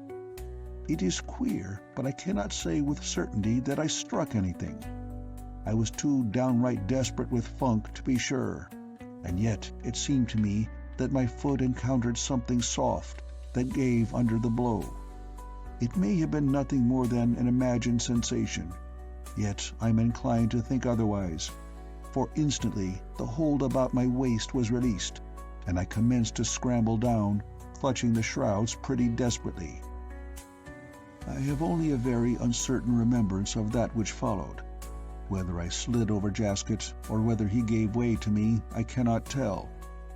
I know only that I reached the deck in a blind whirl of fear and excitement, and the next thing I remember, I was among a crowd of shouting, half-mad sailormen. End of Chapter 10. Chapter 11. The Search for Stubbins. In a confused way, I was conscious that the skipper and the mates were down among us, trying to get us into some state of calmness. Eventually, they succeeded, and we were able to go aft to the saloon door, which we did in a body. Here the skipper himself served out a large tot of rum to each of us. Then, at his orders, the second mate called the roll. He called over the mate's watch first, and everyone answered. Then he came to ours, and he must have been much agitated, for the first name he sung out was Jock's. Among us there came a moment of dead silence, and I noticed the wail and moan of the wind aloft, and the flap-flap of the three unfurled topgallantsails. The second mate called the next name hurriedly. "Jasket," he sung out. "Sir," Jasket answered. "Quoin." "Yes, sir." "Jessup." "Sir," I replied. "Stubbins." There was no answer. "Stubbins," again called the second mate. Again there was no reply. "Is Stubbins here? Anyone?" The second's voice sounded sharp and anxious. There was a moment's pause. Then one of the men spoke. "He's not here, sir." "Who saw him last?" the second asked. Plummer stepped forward into the light that streamed through the saloon doorway. He had on neither coat nor cap, and his shirt seemed to be hanging about him in tatters. "It were me, sir," he said. The old man, who was standing next to the second mate, took a pace towards him and stopped and stared. But it was the second who spoke. "Where?" he asked. "He were just above me, in their cross-trees, when—" The man broke off short. "Yes, yes," the second mate replied. Then he turned to the skipper. "Someone will have to go up, sir, and see." He hesitated. "But—" said the old man, and stopped. The second mate cut in. "I shall go up for one, sir," he said quietly. Then he turned back to the crowd of us. "Tammy," he sung out, "get a couple of lamps out of the lamp locker." "Aye, aye, sir," Tammy replied and ran off. "Now," said the second mate, addressing us, "I want a couple of men to jump aloft with me and take a look for Stubbins." Not a man replied. I would have liked to step out and offer, but the memory of that horrible clutch was with me, and for the life of me, I could not summon up the courage. "Come, come, men," he said. "We can't leave him up there. We shall take lanterns. Who'll come now?" I walked out to the front. I was in a horrible funk, but for very shame I could not stand back any longer. "I'll come with you, sir," I said, not very loud and feeling fairly twisted up with nervousness. "That's more the tune, Jessup," he replied in a tone that made me glad I had stood out. At this point, Tammy came up with the lights. He brought them to the second, who took one and told him to give the other to me. The second mate held his light above his head and looked round at the hesitating men. "Now, men," he sung out, You're not going to let Jessup and me go up alone. Come along, another one or two of you. Don't act like a damn lot of cowards." Quoin stood out and spoke for the crowd. "I don't know as we're acting like cowards, sir. But just look at him." And he pointed at Plummer, who still stood full in the light from the saloon doorway. "What sort of a thing is it as done that, sir?" he went on. "And then you arsts us to go up again. It aren't likely as we're in a hurry." The second mate looked at Plummer, and surely, as I have before mentioned, the poor beggar was in a state. His ripped-up shirt was fairly flapping in the breeze that came through the doorway. The second looked, yet he said nothing. It was as though the realization of Plummer's condition had left him without a word more to say. It was Plummer himself who finally broke the silence. "I'll come with you, sir," he said. "Only you ought to have more light than them 2 lanterns. 'Twon't be no use unless we has plenty light." The man had grit, and I was astonished at his offering to go, after what he must have gone through. Yet I was to have even a greater astonishment, for abruptly the skipper, who all this time had scarcely spoken, stepped forward a pace, and put his hand on the second mate's shoulder. "I'll come with you, Mr. Tulipson," he said. The second mate twisted his head round and stared at him a moment in astonishment. Then he opened his mouth. "No, sir, I don't think—" he began. "That's sufficient, Mr. Tulipson," the old man interrupted. "I've made up my mind." He turned to the first mate, who had stood by without a word. "Mr. Grange," he said, "take a couple of the prentices down with you and pass out a box of blue lights and some flare-ups." The mate answered something and hurried away into the saloon, with the 2 prentices in his watch. Then the old man spoke to the men. "Now, men," he began, "this is no time for dilly-dallying. The second mate and I will go aloft, and I want about half a dozen of you to come along with us and carry lights. Plummer and Jessup here have volunteered. I want 4 or 5 more of you. Step out now, some of you." There was no hesitation whatever now, and the first man to come forward was Quoin. After him followed 3 of the mate's crowd, and then old Jasket. That will do," said the old man. He turned to the second mate. "Has Mr. Grange come with those lights yet?" he asked with a certain irritability. "Here, sir," said the first mate's voice, behind him in the saloon doorway. He had the box of blue lights in his hands, and behind him came the 2 boys carrying the flares. The skipper took the box from him with a quick gesture and opened it. "Now, one of you men come here," he ordered. One of the men in the mate's watch ran to him. He took several of the lights from the box and handed them to the man. "See here," he said, "when we go aloft, you get into the foretop and keep one of these going all the time. Do you hear?" "Yes, sir," replied the man. "You know how to strike them?" the skipper asked abruptly. "Yes, sir," he answered. The skipper sung out to the second mate. "Where's that boy of yours? Tammy, Mr. Tulipson." "Here, sir," said Tammy, answering for himself. The old man took another light from the box. "Listen to me, boy," he said. "Take this and stand by on the forward deck-house. When we go aloft, you must give us a light until the man gets his going in the top. You understand?" "Yes, sir," answered Tammy, and took the light. "1 minute," said the old man, and stooped and took a second light from the box. "Your first light may go out before we're ready. You'd better have another in case it does." Tammy took the second light and moved away. "Those flares are all ready for lighting there, Mr. Grange?" the captain asked. "All ready, sir," replied the mate.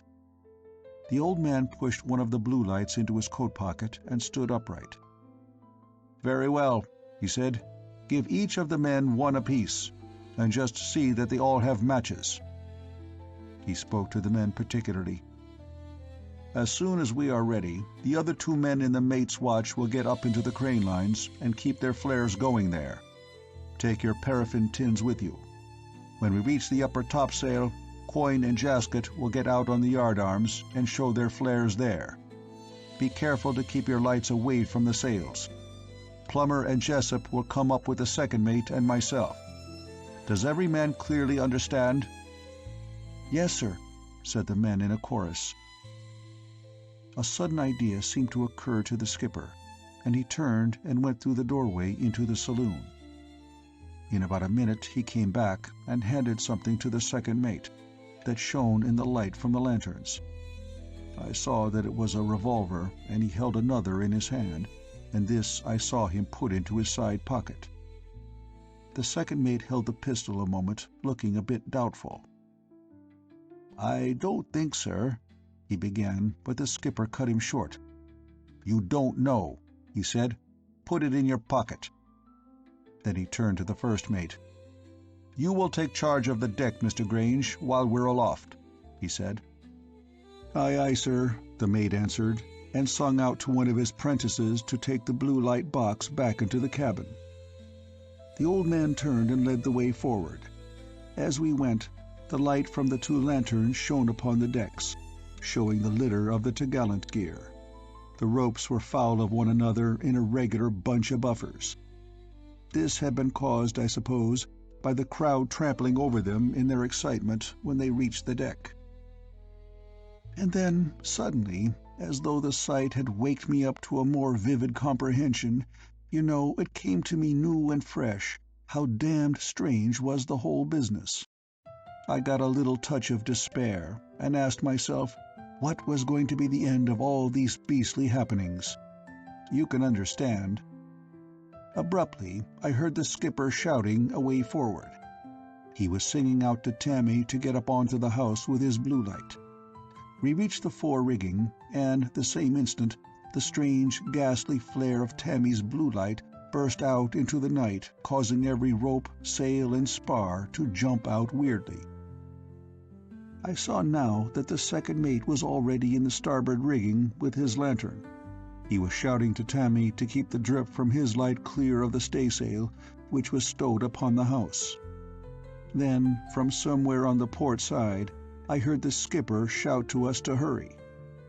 "Smartly now, you men," he was saying. "Smartly now." The man who had been told to take up a station in the foretop was just behind the second mate.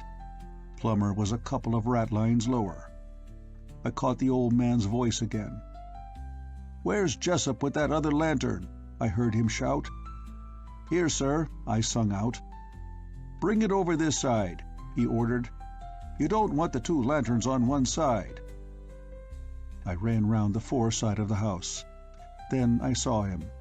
He was in the rigging, and making his way smartly aloft.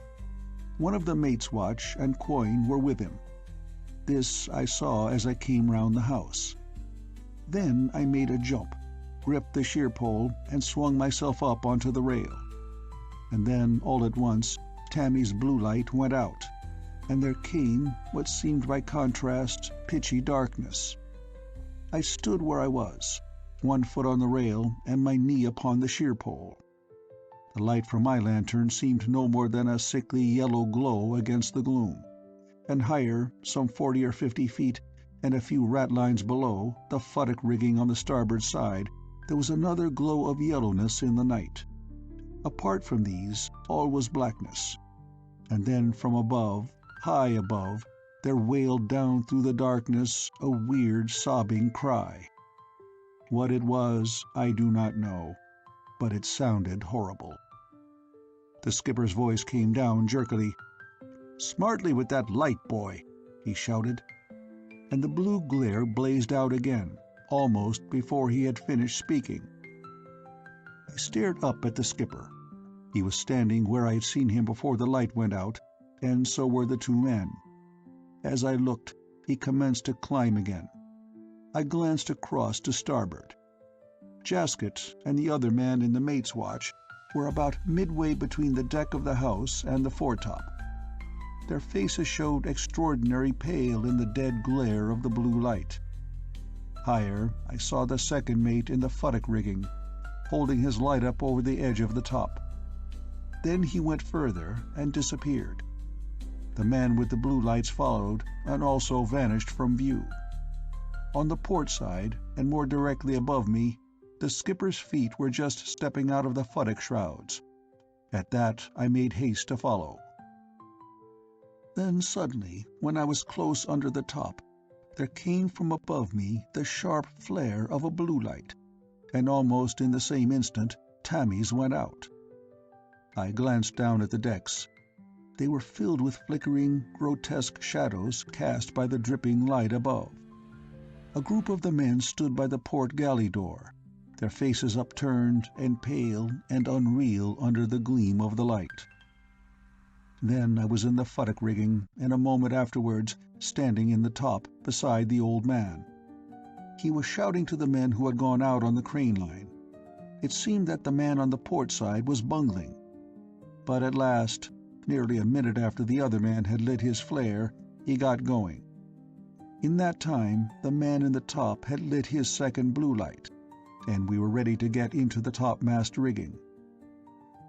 First, however, the skipper leant over the after side of the top and sung out to the first mate to send a man up onto the forecastle head with a flare. The mate replied, and then we started again, the old man leading. Fortunately, the rain had ceased, and there seemed to be no increase in the wind. Indeed, if anything, there appeared to be rather less. Yet what there was drove the flames of the flare-ups out into occasional twisting serpents of fire at least a yard long. About halfway up the topmast rigging, the second mate sung out to the skipper to know whether Plummer should light his flare, but the old man said he had better wait until we reached the crosstrees, as then we could get out away from the gear to where there would be less danger of setting fire to anything. We neared the crosstrees, and the old man stopped and sung out to me to pass him the lantern by coin. A few ratlines more, and both he and the second mate stopped almost simultaneously, holding their lanterns as high as possible, and peered up into the darkness. "See any signs of him, Mr. Tulipson?" the old man asked. "No, sir," replied the second. "Not a sign." He raised his voice. "Stubbins!" he sung out. "Stubbins! Are you there?" We listened, but nothing came to us beyond the blowing moan of the wind, and the flap-flap of the bellying topgallant above. The second mate climbed over the crosstrees, and Plummer followed. The man got out by the royal backstay and lit his flare. By its light we could see plainly, but there was no vestige of Stubbins so far as the light went.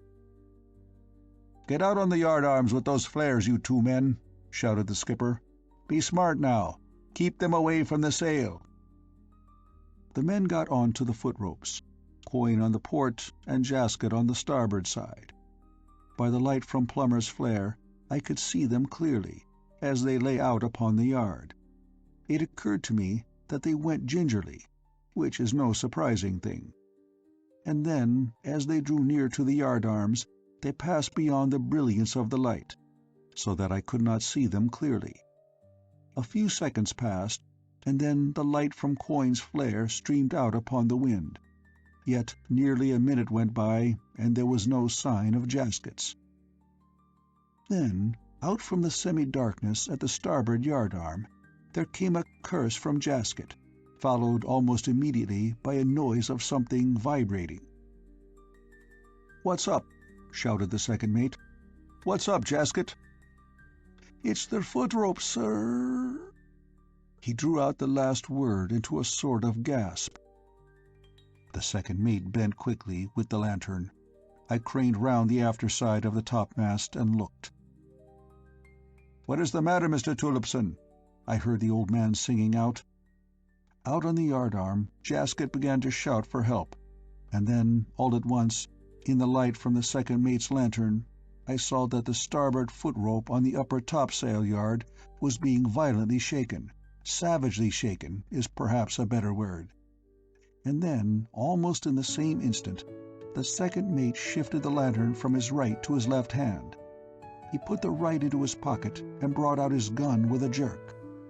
He extended his hand and arm, as though pointing at something a little below the yard. Then a quick flash spat out across the shadows, followed immediately by a sharp, ringing crack.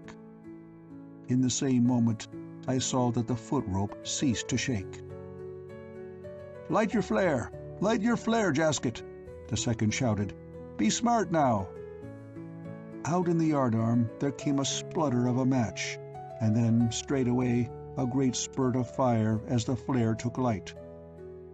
"That's better, Jasket. You're all right now," the second mate called out to him.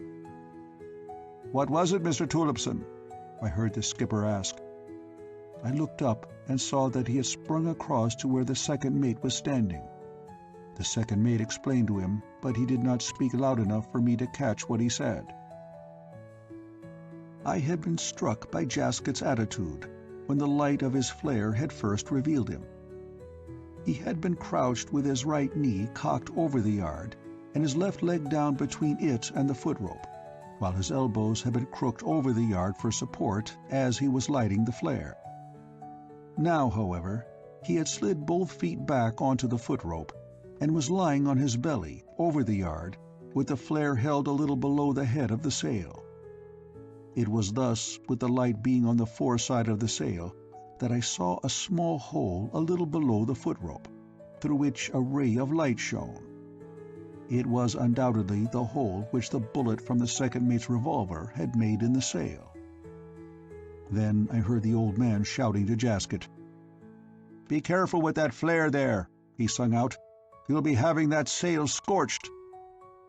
He left the second mate and came back onto the port side of the mast. To my right, Plummer's flare seemed to be dwindling. I glanced up at his face through the smoke. He was paying no attention to it. Instead, he was staring up above his head. "Shove some paraffin onto it, Plummer," I called to him. "It'll be out in a minute." He looked down quickly to the light and did as I suggested. Then he held it out at arm's length and peered up again into the darkness. "See anything?" asked the old man, suddenly observing his attitude. Plummer glanced at him with a start. "It's the roiler, sir," he explained. "It's all adrift." "What?" said the old man. He was standing a few ratlines up the topgallant rigging, and he bent his body outwards to get a better look. "Mr. Tulipson," he shouted, "do you know that the royal's all adrift?" "No, sir," answered the second mate. "If it is, it's more of this devilish work." "It's adrift right enough," said the skipper, and he and the second went a few ratlines higher, keeping level with one another. I had now got above the cross-trees and was just at the old man's heels. Suddenly he shouted out, "There he is! Stubbins! Stubbins!" "Where, sir?" asked the second eagerly. "I can't see him." "There! There!" replied the skipper, pointing. I leant out from the rigging and looked up along his back in the direction his finger indicated. At first I could see nothing. Then slowly, there grew upon my sight a dim figure crouching upon the bunt of the royal, and partly hidden by the mast. I stared, and gradually it came to me that there was a couple of them, and further out upon the yard, a hump that might have been anything, and was only visible indistinctly amid the flutter of the canvas. "Stubbins!" the skipper sung out. "Stubbins! Come down out of that! Do you hear me?" But no one came, and there was no answer.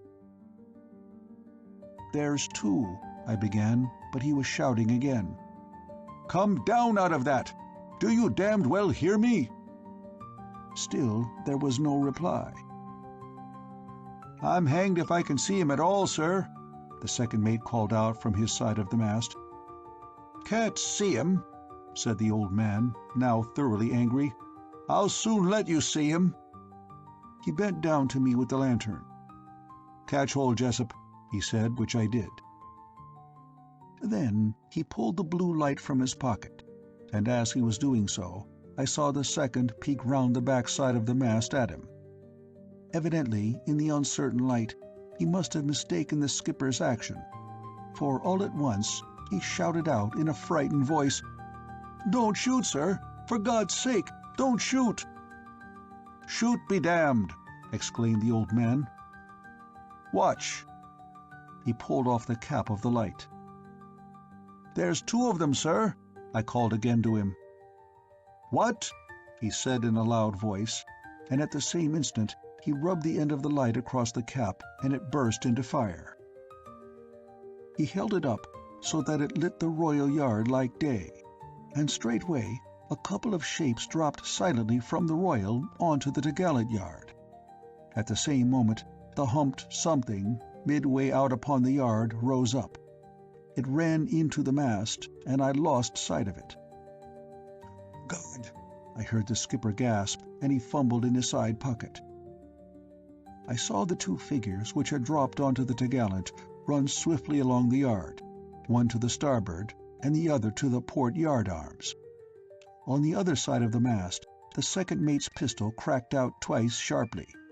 Then, from over my head, the skipper fired twice, and then again, but with what effect I could not tell.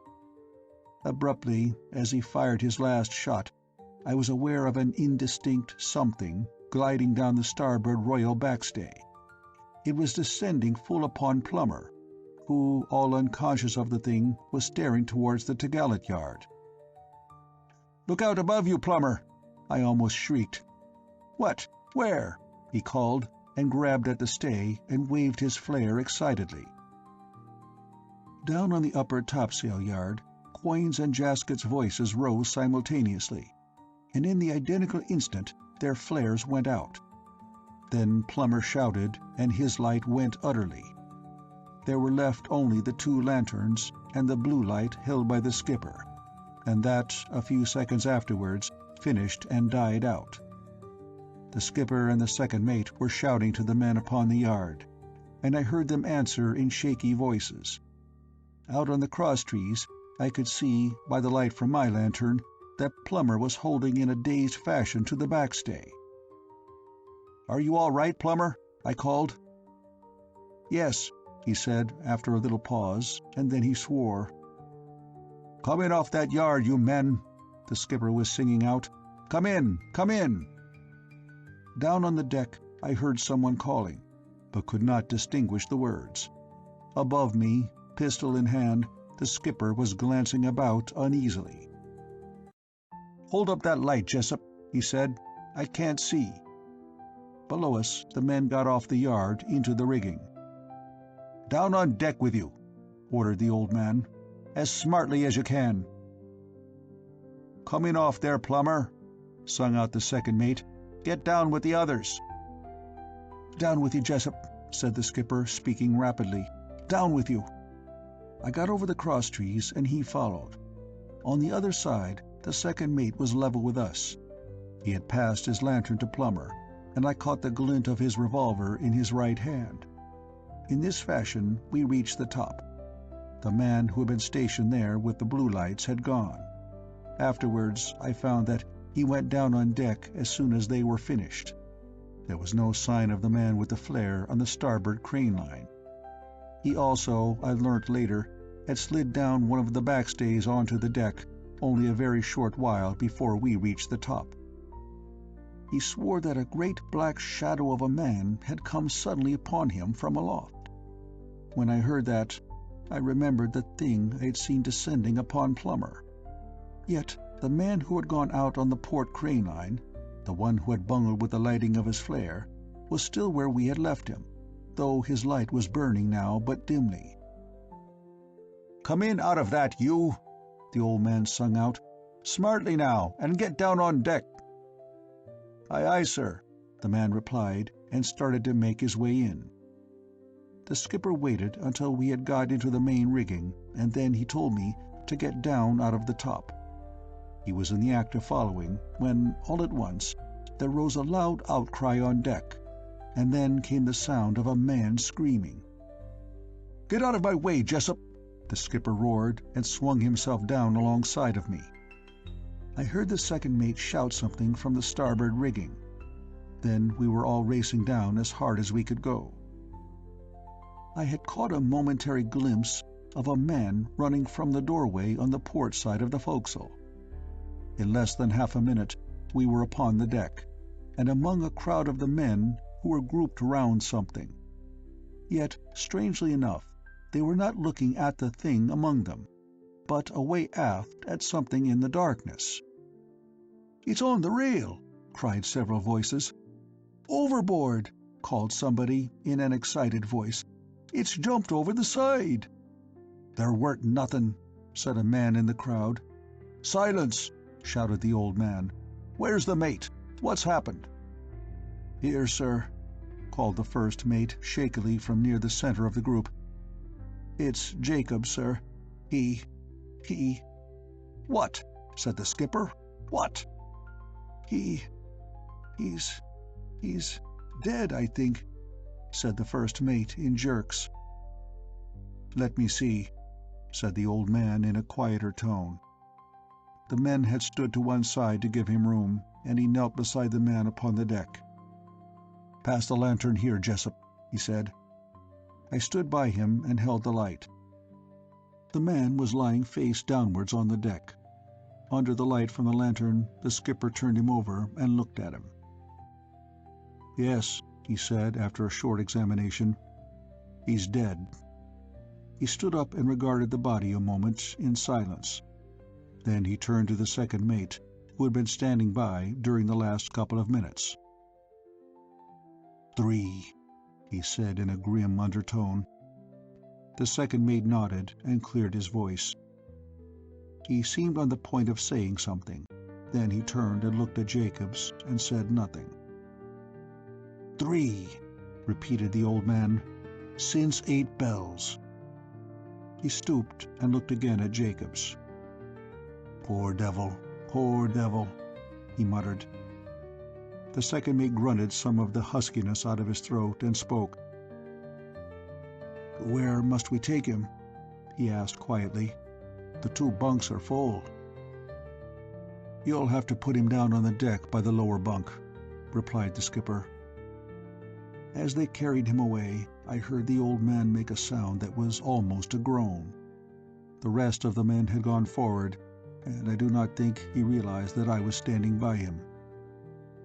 "My God, oh my God," he muttered and began to walk slowly aft. He had cause enough for groaning. There were 3 dead, and Stubbins had gone utterly and completely. We never saw him again.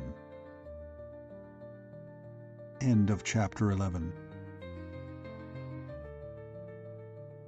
Chapter 12. The Council. A few minutes later, the second mate came forward again. I was still standing near the rigging, holding the lantern, in an aimless sort of way. "That you, Plummer?" he asked. "No, sir," I said. "It's Jessup." "Where's Plummer, then?" he inquired. "I don't know, sir," I answered.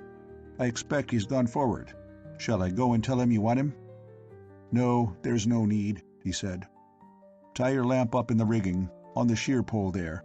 Then go and get his, and shove it up on the starboard side. After that, you better go aft and give the 2 prentices a hand in the lamp locker." "Aye, aye, sir," I replied, and proceeded to do as he directed. After I had got the light from Plummer and lashed it up to the starboard sherpole, I hurried aft. I found Tammy and the other prentice in our watch, busy in the locker lighting lamps. "What are we doing?" I asked. "The old man's given orders to lash all the spare lamps we can find in the rigging so as to have the decks light," said Tammy. "And a damn good job, too." He handed me a couple of the lamps and took 2 himself. "Come on," he said, and stepped out on deck. "We'll fix these in the main rigging, and then I want to talk to you." "What about the mizzen?" I inquired. "Oh," he replied, "he," meaning the other prentice, "will see to that. Anyway, it'll be daylight directly." We shoved the lamps up on the sherpoles, 2 on each side. Then he came across to me. "Look here, Jessup," he said, without any hesitation.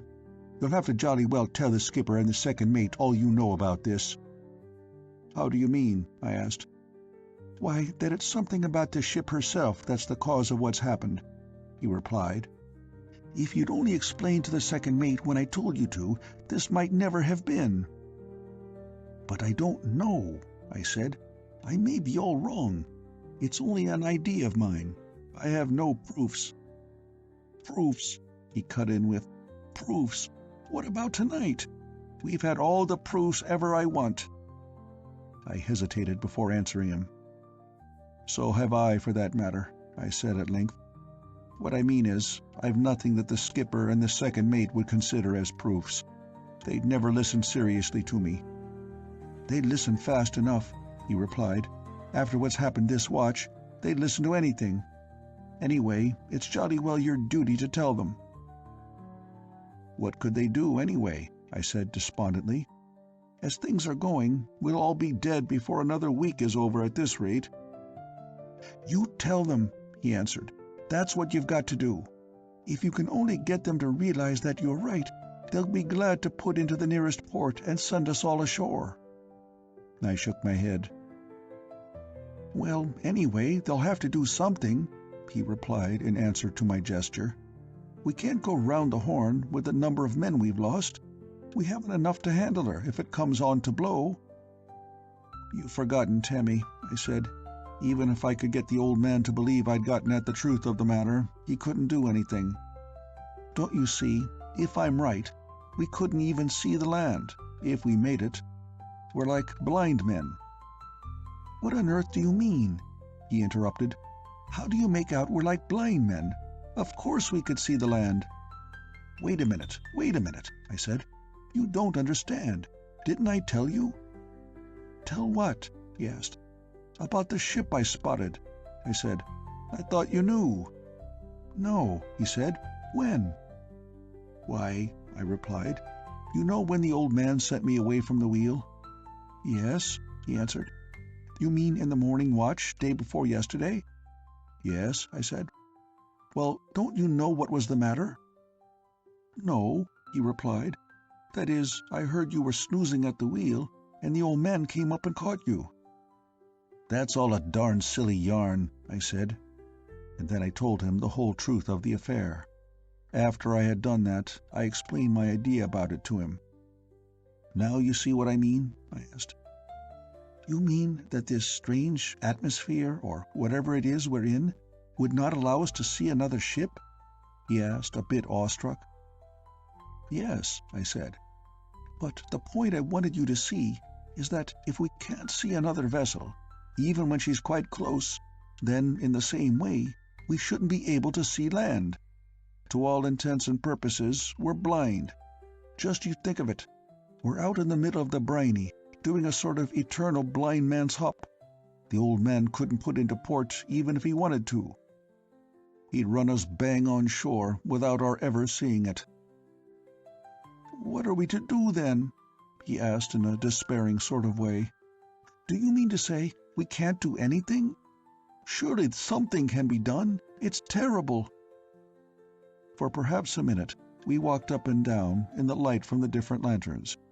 Then he spoke again. "We might be run down then," he said, "and never even see the other vessel?" "It's possible," I replied, "though from what I saw, it's evident that we're quite visible, so that it would be easy for them to see us and steer clear of us, even though we couldn't see them." "And we might run into something and never see it?" he asked me, following up the train of thought. "Yes," I said, "only there's nothing to stop the other ship from getting out of our way." "But if it wasn't a vessel," he persisted, "it might be an iceberg or a rock or even a derelict."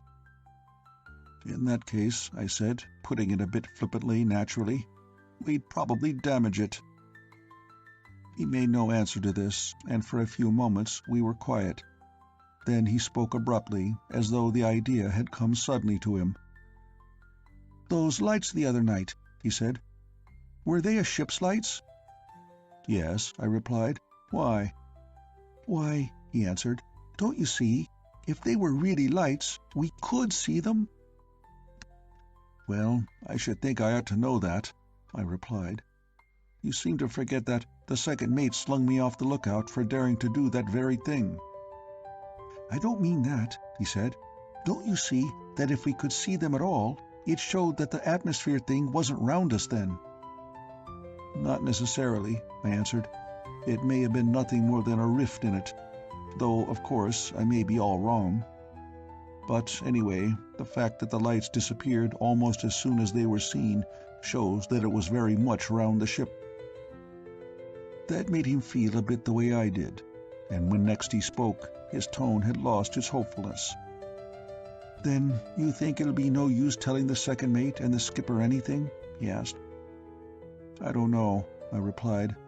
"I've been thinking about it, and it can't do any harm. I've a very good mind to." "I should," he said.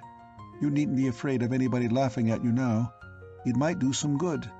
You've seen more than anyone else."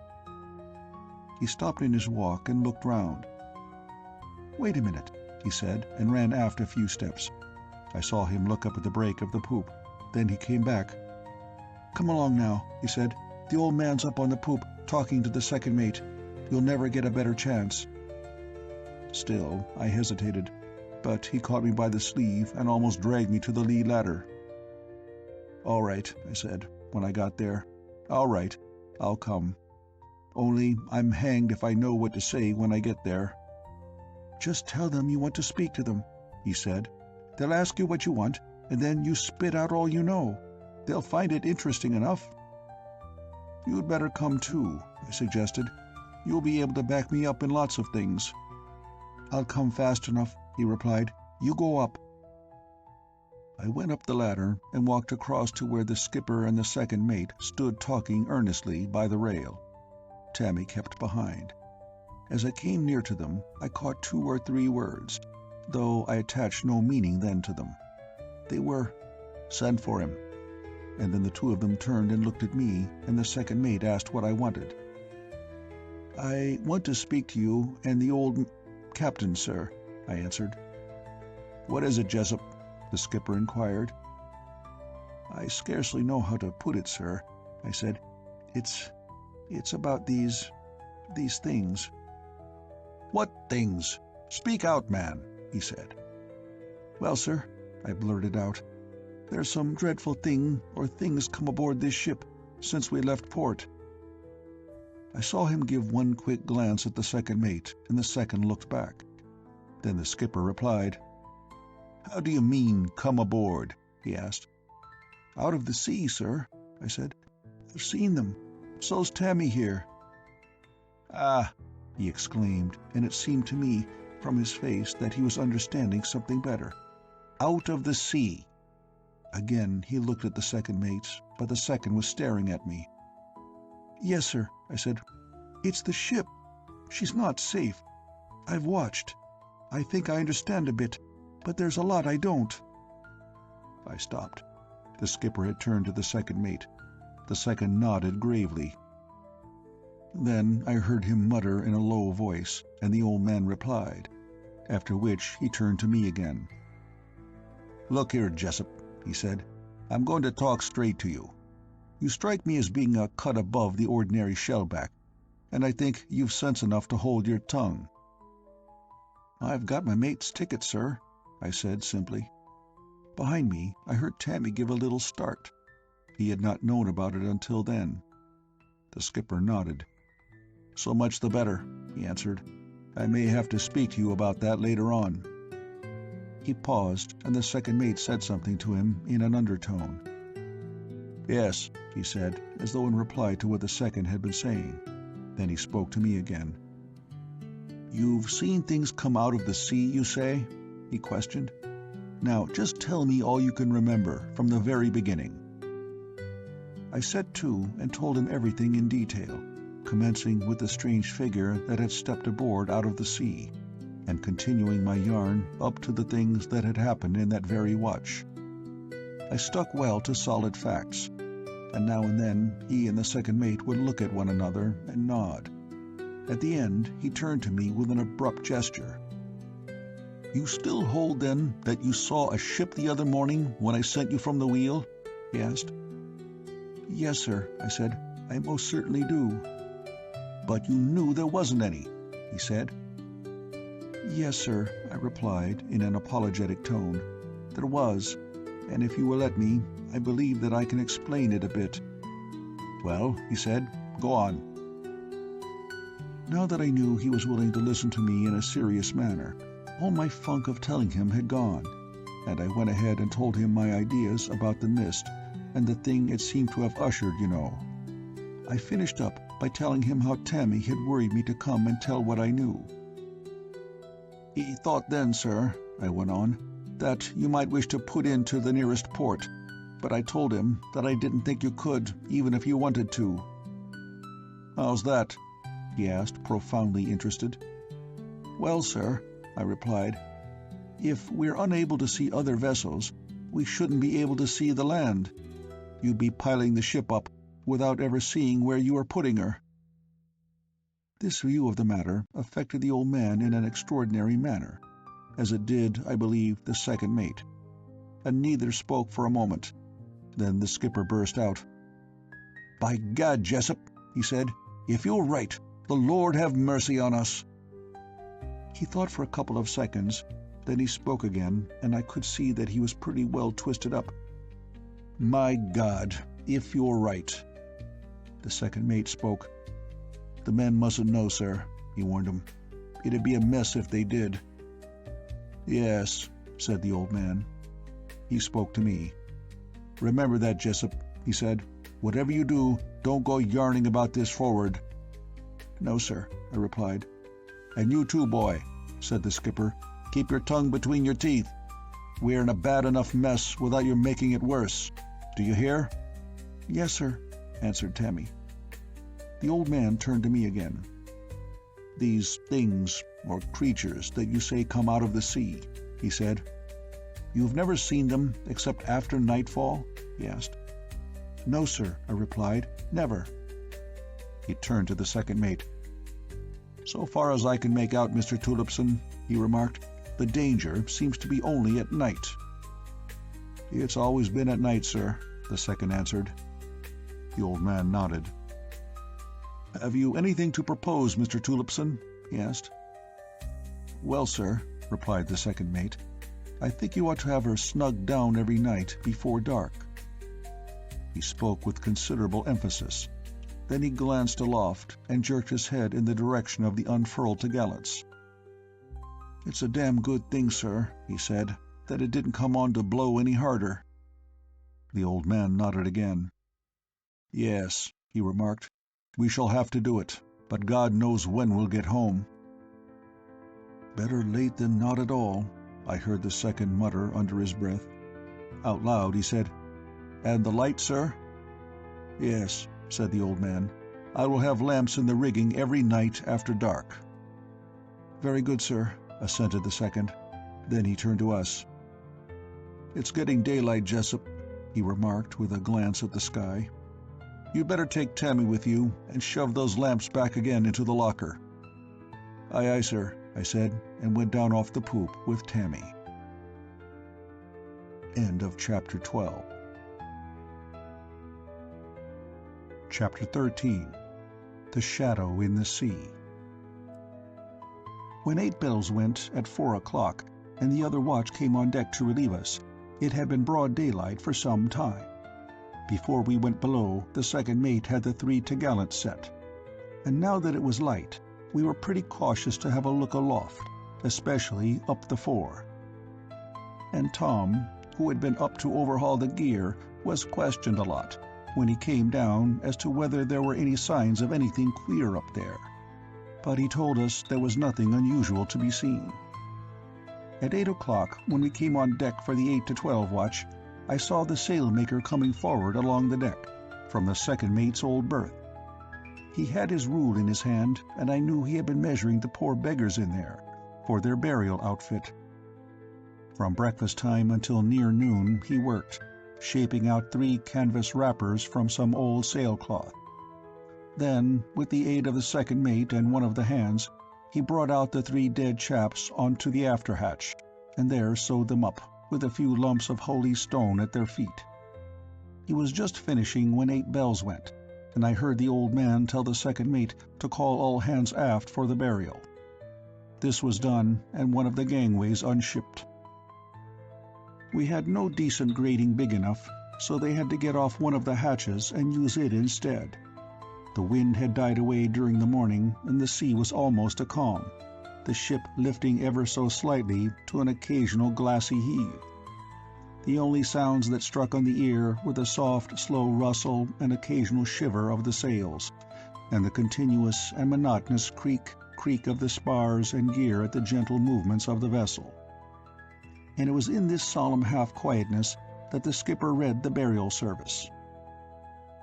They had put the Dutchman first upon the hatch. I could tell him by his stumpiness, and when at last the old man gave the signal, the second mate tilted his end, and he slid off and down into the dark. "Poor old Dutchy," I heard one of the men say, and I fancy we all felt a bit like that. Then they lifted Jacobs onto the hatch, and when he had gone, Jock. When Jock was lifted, a sort of sudden shiver ran through the crowd. He had been a favourite in a quiet way, and I know I felt, all at once, just a bit queer. I was standing by the rail upon the after bollard, and Tammy was next to me, while Plummer stood a little behind. As the second mate tilted the hatch for the last time, a little hoarse chorus broke from the men. "So long, Jock. So long, Jock." And then, at the sudden plunge, they rushed to the side to see the last of him as he went downwards. Even the second mate was not able to resist this universal feeling, and he too peered over. From where I had been standing, I had been able to see the body take the water, and now, for a brief couple of seconds, I saw the white of the canvas, blurred by the blue of the water, dwindle and dwindle in the extreme depth. Abruptly, as I stared, it disappeared. Too abruptly, it seemed to me. "Gone," I heard several voices say, and then our watch began to go slowly forward, while one or two of the other started to replace the hatch. Tammy pointed and nudged me. "See, Jessup," he said. "What is it?" "What?" I asked. "That queer shadow," he replied. "Look." And then I saw what he meant. It was something big and shadowy that appeared to be growing clearer. It occupied the exact place, so it seemed to me, in which Jock had disappeared. "Look at it," said Tammy again. "It's getting bigger." He was pretty excited, and so was I. As I peered down, the thing seemed to be rising out of the depths. It was taking shape. As I realized what the shape was, a queer, cold funk took me. "See," said Tammy, "it's just like the shadow of a ship." And it was. The shadow of a ship rising out of the unexplored immensity beneath our keel. Plummer, who had not yet gone forward, caught Tammy's last remark and glanced over. "What's he mean?" he asked. "That," replied Tammy and pointed. I jabbed my elbow into his ribs, but it was too late. Plummer had seen. Curiously enough, though, he seemed to think nothing of it. "That ain't nothin', 'cept the shadow of the ship," he said. Tammy, after my hint, let it go at that. But when Plummer had gone forward with the others, I told him not to go telling everything round the decks like that. "We've got to be thundering careful," I remarked. "You know what the old man said last watch?" "Yes," said Tammy. "I wasn't thinking. I'll be careful next time." A little way from me the second mate was still staring down into the water. I turned and spoke to him. "What do you make it out to be, sir?" I asked. "God knows," he said, with a quick glance round to see whether any of the men were about. He got down from the rail and turned to go up onto the poop. At the top of the ladder, he leant over the break. "You may as well ship that gangway, you two," he told us. "And mind, Jessup, keep your mouth shut about this." "Aye, aye, sir," I answered. "And you too, youngster," he added, and went aft along the poop. Tammy and I were busy with the gangway when the second came back. He had brought the skipper. "Right under the gangway, sir," I heard the second say, and he pointed down into the water. For a little while the old man stared. Then I heard him speak. "I don't see anything," he said. At that the second mate bent more forward and peered down. So did I. But the thing whatever it was, had gone completely. "It's gone, sir," said the second. "It was there right enough when I came for you." About a minute later, having finished shipping the gangway, I was going forward, when the second's voice called me back. "Tell the captain what it was you saw just now," he said in a low voice. "I can't say exactly, sir," I replied, "but it seemed to me like the shadow of a ship rising up through the water." "There, sir," remarked the second mate to the old man, "just what I told you." The skipper stared at me. "You're quite sure?" he asked. "Yes, sir," I answered. "Tammy saw it too." I waited a minute. Then they turned to go aft. The second was saying something. "Can I go, sir?" I asked. "Yes, that will do, Jessup," he said over his shoulder. But the old man came back to the break and spoke to me. "Remember, not a word of this forward," he said. "No, sir," I replied, and he went back to the second mate, while I walked forward to the forecastle to get something to eat. "You're waxing the kettle, Jessup," said Tom as I stepped in over the washboard. "And I got your lime juice in a pannikin." "Thanks," I said, and sat down. As I stowed away my grub, I took no notice of the chatter of the others. I was too stuffed with my own thoughts. That shadow of a vessel rising, out of the profound deeps, had impressed me tremendously. It had not been imagination. 3 of us had seen it. Really 4, for Plummer distinctly saw it, though he failed to recognize it as anything extraordinary. As you can understand, I thought a lot about this shadow of a vessel. But I am sure, for a time, my ideas must have gone in an everlasting blind circle. And then I got another thought, for I got thinking of the figures I had seen aloft in the early morning, and I began to imagine fresh things.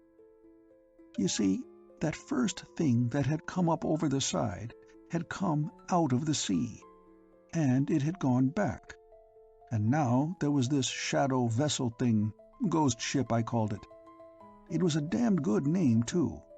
And the dark, noiseless men. I thought a lot on these lines. Unconsciously, I put a question to myself aloud. Were they the crew? "Hey," said Jaskett, who was on the next chest. I took hold of myself, as it were, and glanced at him in an apparently careless manner. "Did I speak?" I asked. "Yes, mate," he replied, eyeing me curiously. "You said something about a crew." "I must have been dreaming," I said, and rose up to put away my plate. End of Chapter 13. Chapter 14. The Ghost Ships. At 4 o'clock, when again we went on deck, the second mate told me to go on with a paunch mat I was making, while Tammy he sent to get out his sinnet. I had the mat slung on the fore side of the mainmast, between it and the after end of the house. And in a few minutes, Tammy brought his sinnet and yarns to the mast, and made fast to one of the pins. "What do you think it was, Jessup?" he asked abruptly after a short silence. I looked at him. "What do you think?" I replied. "I don't know what to think," he said, "but I've a feeling that it's something to do with all the rest," and he indicated aloft with his head. "I've been thinking too," I remarked. "That it is?" he inquired. "Yes," I answered, and told him how the idea had come to me at my dinner, that the strange men-shadows which came aboard might come from that indistinct vessel we had seen down in the sea. "Good Lord!" he exclaimed, as he got my meaning. And then for a little he stood and thought.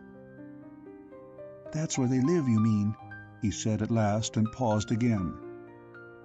"Well," I replied, "it can't be the sort of existence we should call life." He nodded doubtfully. "No," he said, and was silent again. Presently he put out an idea that had come to him. "You think, then, that vessel has been with us for some time, if we'd only known?" he asked. "All along," I replied. "I mean, ever since these things started." "Supposing there are others," he said suddenly. I looked at him. "If there are," I said, "you can pray to God that they won't stumble across us.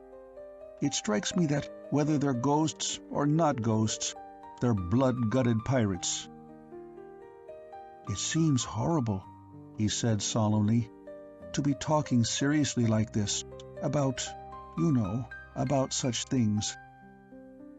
"I've tried to stop thinking that way," I told him. "I felt I should go cracked if I didn't. There's damned queer things happen at sea, I know, but this isn't one of them." "It seems so strange and unreal one moment, doesn't it?" he said. "And the next, you know it's really true, and you can't understand why you didn't always know. And yet they'd never believe if you told them ashore about it." "They'd believe if they'd been in this packet in the middle watch this morning," I said. "Besides," I went on, "they don't understand. We didn't. I shall always feel different now when I read that some packet hasn't been heard of." Tammy stared at me. "I've heard some of the old shellbacks talking about things," he said, "but I never took them really seriously." "Well," I said, "I guess we'll have to take this seriously. I wish to God we were home." "My God, so do I," he said. For a good while after that, we both worked on in silence, but presently he went off on another tack. "Do you think we'll really shorten her down every night before it gets dark?" he asked. "Certainly," I replied. "They'll never get the men to go aloft at night after what's happened." But, supposing they ordered us aloft," he began. "Would you go?" I interrupted. "No," he said emphatically. "I'd jolly well be put in irons first." "That settles it then," I replied. "You wouldn't go, nor would anyone else." At this moment the second mate came along. "Shove that mat and that sinnet away, you two," he said. "Then get your brooms and clear up." "Aye, aye, sir," we said, and he went on forward. "Jump on the house, Tammy," I said, "and let go the other end of this rope, will you?" "Right," he said, and did as I asked him. When he came back, I got him to give me a hand to roll up the mat, which was a very large one. "I'll finish stopping it," I said. "You go and put your sinnet away." "Wait a minute," he replied, and gathered up a double handful of shakens from the deck, under where I had been working. Then he ran to the side. "Here," I said, "don't go dumping those. They'll only float, and the second mate or the skipper will be sure to spot them." "Come here, Jessup," he interrupted in a low voice, and taking no notice of what I had been saying. I got up off the hatch where I was kneeling. He was staring over the side. "What's up?" I asked. "For God's sake, hurry," he said, and I ran and jumped onto the spar alongside of him. "Look," he said, and pointed with a handful of shakens right down directly beneath us. Some of the shakens dropped from his hand and blurred the water momentarily so that I could not see. Then, as the ripples cleared away, I saw what he meant. "Two of them," he said in a voice that was scarcely above a whisper. "And there's another out there." And he pointed again with a handful of shakens. "There's another a little further aft," I muttered. "Where? Where?" he asked. "There," I said, and pointed. "That's four," he whispered. "4 of them." I said nothing, but continued to stare. They appeared to me to be a great way down in the sea, and quite motionless. Yet, though their outlines were somewhat blurred and indistinct, there was no mistaking that they were very like exact, though shadowy representations of vessels. For some minutes we watched them without speaking. At last Tammy spoke. "They're real, right enough," he said in a low voice. "I don't know," I answered. "I mean, we weren't mistaken this morning," he said. "No," I replied. "I never thought we were." Away forward, I heard the second mate returning aft.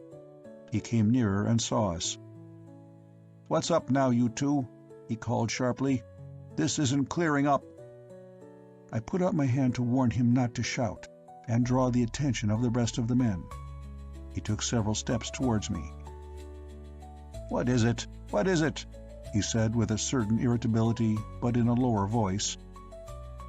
"You better take a look over the side, sir," I replied. My tone must have given him an inkling that we had discovered something fresh, for at my words he made one spring and stood on the spar alongside me. "Look, sir," said Tammy, "there's 4 of them." The second mate glanced down, saw something, and bent sharply forward. "My God," I heard him mutter under his breath. After that, for some half-minute he stared, without a word. "There are 2 more out there, sir," I told him, and indicated the place with my finger. It was a little time before he managed to locate these, and when he did, he gave them only a short glance. Then he got down off the spar and spoke to us. "Come down off there," he said quickly. "Get your brooms and clear up. Don't say a word. It may be nothing." He appeared to add that last bit as an afterthought, and we both knew it meant nothing. Then he turned and went swiftly aft. "I expect he's gone to tell the old man," Tammy remarked as we went forward, carrying the mat and his sinnet. I said, scarcely noticing what he was saying, for I was full of the thought of those 4 shadowy craft waiting quietly down there. We got our brooms and went aft. On the way, the second mate and the skipper passed us. They went forward too by the fore-brace and got up on the spar. I saw the second point up at the brace, and he appeared to be saying something about the gear. I guessed that this was done purposely to act as a blind, should any of the men be looking. Then the old man glanced down over the side in a casual sort of manner. So did the second mate. A minute or 2 later, they came aft and went back up onto the poop. I caught a glimpse of the skipper's face as he passed me on his return. He struck me as looking worried. Bewildered, perhaps, would be a better word. Both Tammy and I were tremendously keen to have another look, but when at last we got a chance, the sky reflected so much on the water we could see nothing below. We had just finished sweeping up when 4 bells went and we cleared below for tea. Some of the men got chatting while they were grubbing. "I have heard," remarked Quoin, "as we're going to shorten her down afore dark." "Eh?" said old Jasket over his pannikin of tea. Quoin repeated his remark. "Who says so?" inquired Plummer. "I heard it from the dock," answered Quoin. "He got it from the steward." "How would he know?" asked Plummer. "I dunno," said Quoin. "I s'pect he's heard him talking about it arft." Plummer turned to me. "Have you heard anything, Jessup?" he inquired. "What, about shortening down?" I replied. "Yes," he said. "Weren't the old man talking to you up on their poop this morning?" "Yes," I answered. "He said something to the second mate about shortening down, but it wasn't to me." "They are," said Quoin. "Haven't I just said so?" At that instant, one of the chaps in the other watch poked his head in through the starboard doorway. "All hands shorten sail," he sung out. At the same moment, the mate's whistle came sharp along the decks. Plummer stood up and reached for his cap.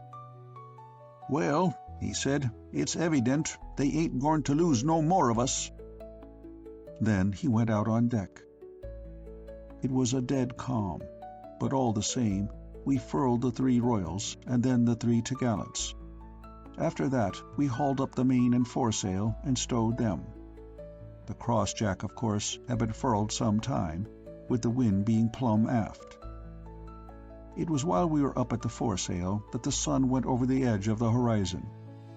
We had finished stowing the sail out upon the yard, and I was waiting for the others to clear in, and let me get off the foot-rope. Thus it happened that, having nothing to do for nearly a minute, I stood watching the sunset, and so saw something that otherwise I should most probably have missed. The sun had dipped nearly halfway below the horizon and was showing like a great red dome of dull fire. Abruptly, far away on the starboard bow, a faint mist drove up out of the sea. It spread across the face of the sun so that its light shone now as though it came through a dim haze of smoke. Quickly, this mist or haze grew thicker, but at the same time separating and taking strange shapes, so that the red of the sun struck through ruddily between them. Then, as I watched, the weird mistiness collected and shaped and rose into 3 towers. These became more definite, and there was something elongated beneath them. The shaping and forming continued, and almost suddenly I saw that the thing had taken on the shape of a great ship. Directly afterwards, I saw that it was moving. It had been broadside to the sun. Now it was swinging. The bows came round with a stately movement until the 3 masts bore in a line.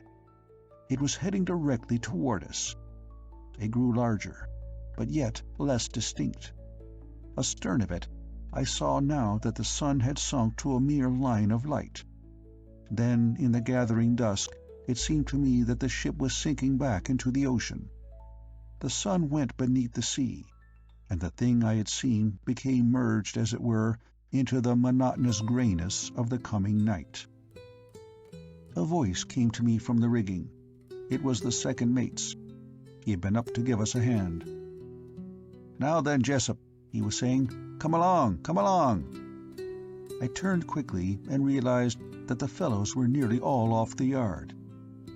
"Aye, aye, sir," I muttered, and slid in along the foot rope and went down on deck. I felt fresh, dazed and frightened. A little later 8 bells went, and, after roll call, I cleared up onto the poop to relieve the wheel. For a while, as I stood at the wheel, my mind seemed blank, and incapable of receiving impressions. This sensation went after a time, and I realized that there was a great stillness over the sea. There was absolutely no wind, and even the everlasting creak of the gears seemed to ease off at times. At the wheel there was nothing whatever to do. I might just as well have been forward, smoking in the forecastle. Down on the main deck I could see the loom of the lanterns that had been lashed up to the sherpoles in the fore and main rigging. Yet they showed less than they might, owing to the fact that they had been shaded on their aftersides so as not to blind the officer of the watch more than need be. The night had come down strangely dark, and yet of the dark and the stillness and the lanterns I was only conscious in occasional flashes of comprehension. For now that my mind was working, I was thinking chiefly of that queer, vast phantom of mist I had seen rise from the sea and take shape. I kept staring into the night towards the west, and then all round me. For naturally, the memory predominated that she had been coming towards us when the darkness came, and it was a pretty disquieting sort of thing to think about. I had such a horrible feeling that something beastly was going to happen any minute. Yet 2 bells came and went, and still all was quiet. Strangely quiet, it seemed to me. And, of course, besides the queer, misty vessel I had seen in the west, I was all the time remembering the 4 shadowy craft lying down in the sea under our port side. Every time I remembered them, I felt thankful for the lanterns round the main deck, and I wondered why none had been put in the mizzen rigging. I wished to goodness that they had, and made up my mind I would speak to the second mate about it next time he came aft. At the time, he was leaning over the rail across the break of the poop. He was not smoking, as I could tell, for had he been, I should have seen the glow of his pipe now and then. It was plain to me that he was uneasy. 3 times already he had been down onto the main deck, prowling about.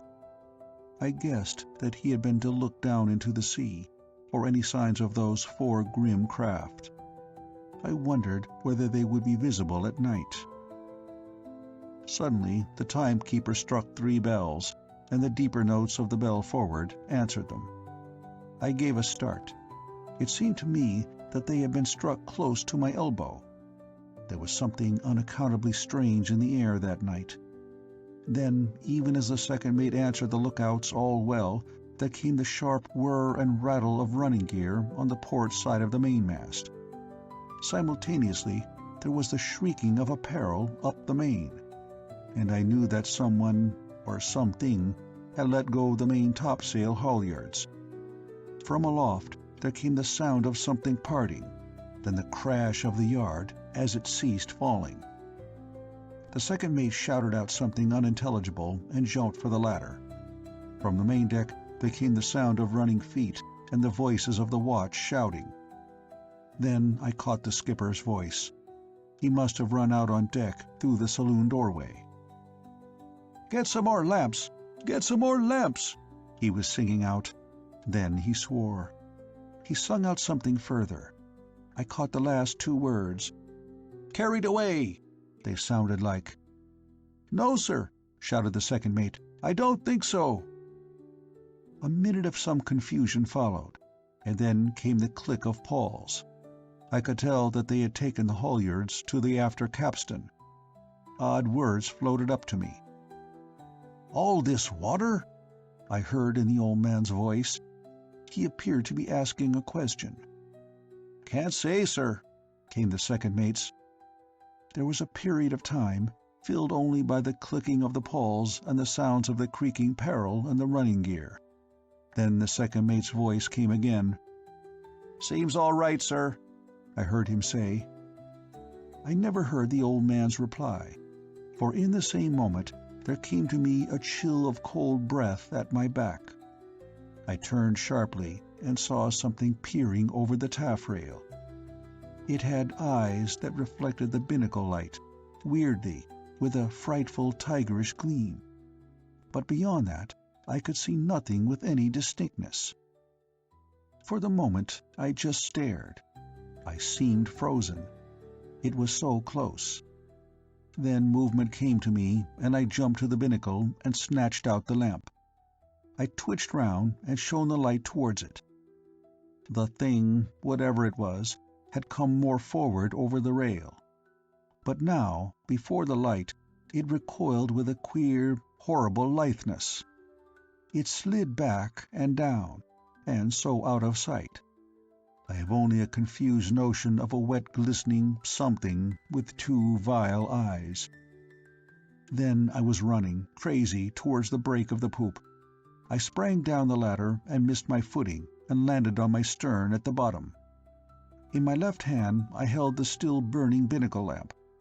The men were putting away the capstan bars, but at my abrupt appearance and the yell I gave out at falling, 1 or 2 of them fairly ran backwards a short distance in sheer funk before they realized what it was. From somewhere further forward, the old man and the second mate came running aft. "What the devil's up now?" sung out the second, stopping and bending to stare at me. "What's to do that you're away from the wheel?" I stood up and tried to answer him, but I was so shaken that I could only stammer. There," I stuttered. "Damnation!" shouted the second mate angrily. "Get back to the wheel!" I hesitated and tried to explain. "Do you damned well hear me?" he sung out. "Yes, sir, but—" I began. "Get up onto the poop, Jessup," he said. I went. I meant to explain when he came up. At the top of the ladder I stopped. I was not going back alone to that wheel. Down below I heard the old man speaking. "What on earth is it now, Mr. Tulipson?" he was saying.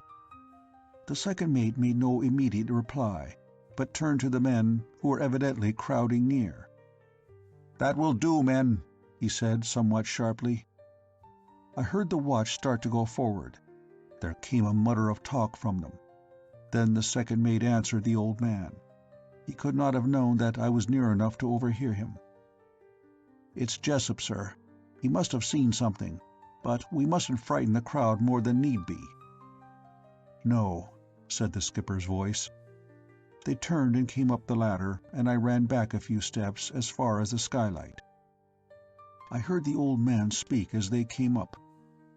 "How is it there are no lamps, Mr. Tulipson?" he said in a surprised tone. "I thought there would be no need up here, sir," the second mate replied. Then he added something about saving oil. "Better have them, I think," I heard the skipper say. "Very good, sir," answered the second, and sung out to the timekeeper to bring up a couple of lamps. Then the two of them walked aft to where I stood by the skylight. "What are you doing away from the wheel?" asked the old man in a stern voice. I had collected my wits somewhat by now.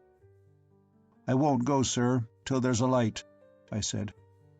The skipper stamped his foot angrily, but the second mate stepped forward. "Come, come, Jessup," he exclaimed. "This won't do, you know. You'd better get back to the wheel without further bother." "Wait a minute," said the skipper at this juncture. "What objection have you to going back to the wheel?" he asked. "I saw something," I said. "It was climbing over the taffrail, sir." "Ah," he said, interrupting me with a quick gesture. Then abruptly, sit down, you're all in a shake, man." I flopped down on the skylight seat. I was, as he had said, all in a shake, and the binnacle lamp was wobbling in my hand, so that the light from it went dancing here and there across the deck. "Now," he went on, "just tell us what you saw." I told them at length, and while I was doing so, the timekeeper brought up the lights and lashed one up on the sheer pole in each rigging. "Shove one under the spanker boom," the old man sung out as the boy finished lashing up the other two. "Be smart now." "Aye, aye, sir," said the prentice, and hurried off. "Now then," remarked the skipper when this had been done, "you needn't be afraid to go back to the wheel. There's a light over the stern, and the second mate or myself will be up here all the time." I stood up. "Thank you, sir," I said, and went aft. I replaced my lamp in the binnacle and took hold of the wheel. Yet, time and again, I glanced behind, and I was very thankful when, a few minutes later, 4 bells went and I was relieved. Though the rest of the chaps were forward in the forecastle, I did not go there. I shirked being questioned about my sudden appearance at the foot of the poop ladder, so I lit my pipe and wandered about the main deck. I did not feel particularly nervous, as there were now 2 lanterns in each rigging, and a couple standing upon each of the spare topmasts under the bulwarks. Yet, a little after 5 bells, it seemed to me that I saw a shadowy face peer over the rail, a little abaft of the 4 lanyards. I snatched up one of the lanterns from off the spar and flashed the light towards it, whereupon there was nothing. Only, on my mind, more than my sight I fancy, a queer knowledge remained of wet, peery eyes. Afterwards, when I thought about them, I felt extra beastly. I knew then how brutal they had been, inscrutable, you know. Once more in that same watch, I had a somewhat similar experience, only in this instance it had vanished even before I had time to reach a light. And then came 8 bells, and our watch below. End of chapter 14. Chapter 15. The Great Ghost Ship. When we were called again, at 3:45, the man who roused us out had some queer information. "Toppin's gone. Clean vanished," he told us, as we began to turn out. "I never was in such a damned hair-raisin' hooker as this here. It ain't safe to go about the bloomin' decks." "Who's gone?" asked Plummer, sitting up suddenly and throwing his legs over his bunk-board. "Toppin, one of the prentices," replied the man. "We've been hunting all over the bloomin' show. We're still at it, but we'll never find him," he ended, with a sort of gloomy assurance. "Oh, I dunno," said Quoin. "Perhaps he's snoozin' somewheres about." "Not him," replied the man. I tell you, we've turned everything upside down. He's not aboard the bloomin' ship." "Where was he when they last saw him?" I asked. "Someone must know something, you know." "Keepin' time up on the poop," he replied. "The old man's nearly shook the life out of the mate and the chap at the wheel, and they say they don't know nothin'." "How do you mean?" I inquired. "How do you mean, nothing?" "Well," he answered, "the youngster was there 1 minute, and the next thing they knew he'd gone. They've both sworn black and blue that there wasn't a whisper. He's just disappeared off the face of the bloomin' earth." I got down onto my chest and reached for my boots. Before I could speak again, the man was saying something fresh. "See here, mates," he went on. "If things is goin' on like this, I'd like to know where you and me'll be before long." "We'll be in hell," said Plummer. "I dunno as I like to think about it," said Quoin. "We'll have to think about it," replied the man. "We've got to think a bloomin' lot about it. I've talked to our side, and they're game." "Game for what?" I asked. "To go and talk straight to the bloomin' captain," he said, wagging his finger at me. "It's make tracks for the nearest bloomin' port, and don't you make no bloomin' mistake." I opened my mouth to tell him that the probability was we should not be able to make it, even if he could get the old man to see the matter from his point of view. Then I remembered that the chap had no idea of the things I had seen and thought out. So instead I said, "Supposing he won't?" "Then we'll have to bloomin' well make him," he replied. "And when you got there," I said, "what then? You'd be jolly well locked up for mutiny." "I'd sooner be locked up," he said. "It don't kill you." There was a murmur of agreement from the others, and then a moment of silence, in which I know the men were thinking. Jaskett's voice broke into it. "I never thought at first as she was 'aunted," he commented, but Plummer cut in across his speech.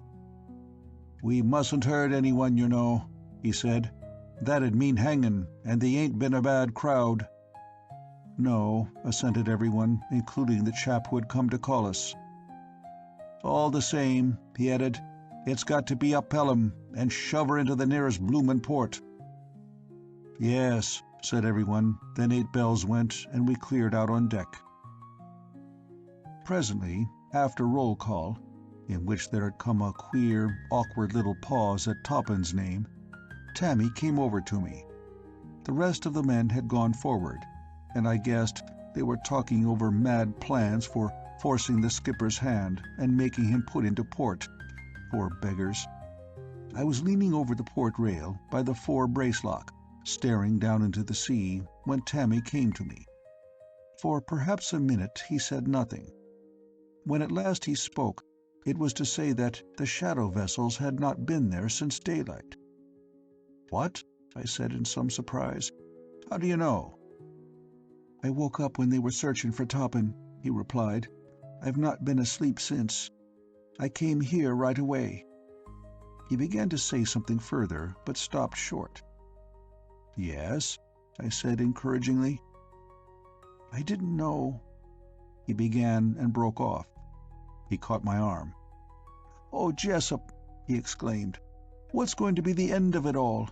Surely something can be done." I said nothing. I had a desperate feeling that there was very little we could do to help ourselves. "Can't we do something?" he asked, and shook my arm. "Anything's better than this. We're being murdered." Still I said nothing, but stared moodily down into the water. I could plan nothing, though I would get mad, feverish fits of thinking. "Do you hear?" he said. He was almost crying. "Yes, Tammy," I replied, "but I don't know. I don't know." "You don't know?" he exclaimed. "You don't know? Do you mean we're just to give in and be murdered, one after another?" "We've done all we can," I replied. "I don't know what else we can do, unless we go below and lock ourselves in every night." "That would be better than this," he said.